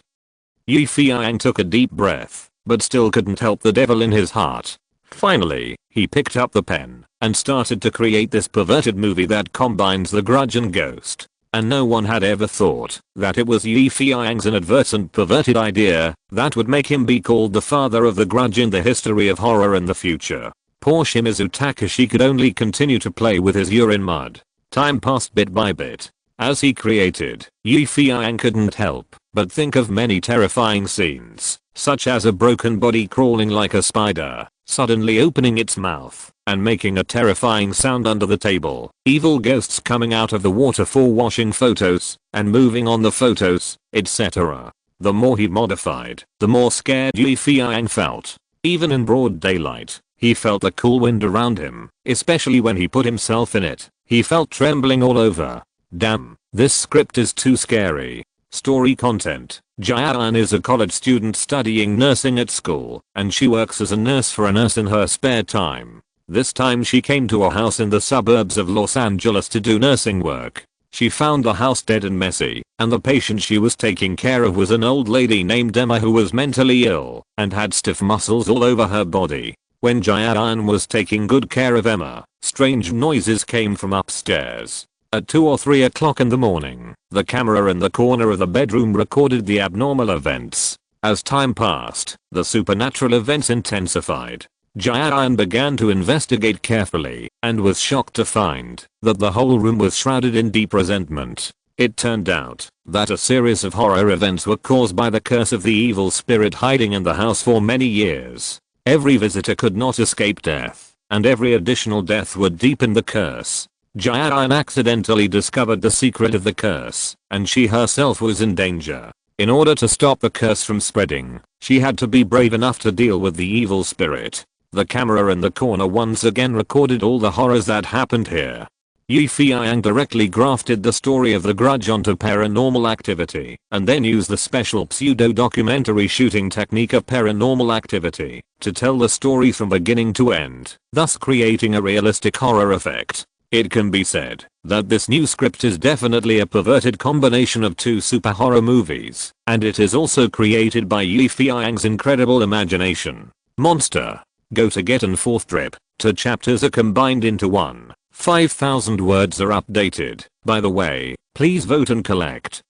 End of this chapter. Thank you very much for reaching the end. Don't forget to like. Looking for more exclusive content and immediate access? Subscribe to our Patreon. Remember, every like, subscription, or donation encourages us to continue. Thanks to everyone. See you in the next video.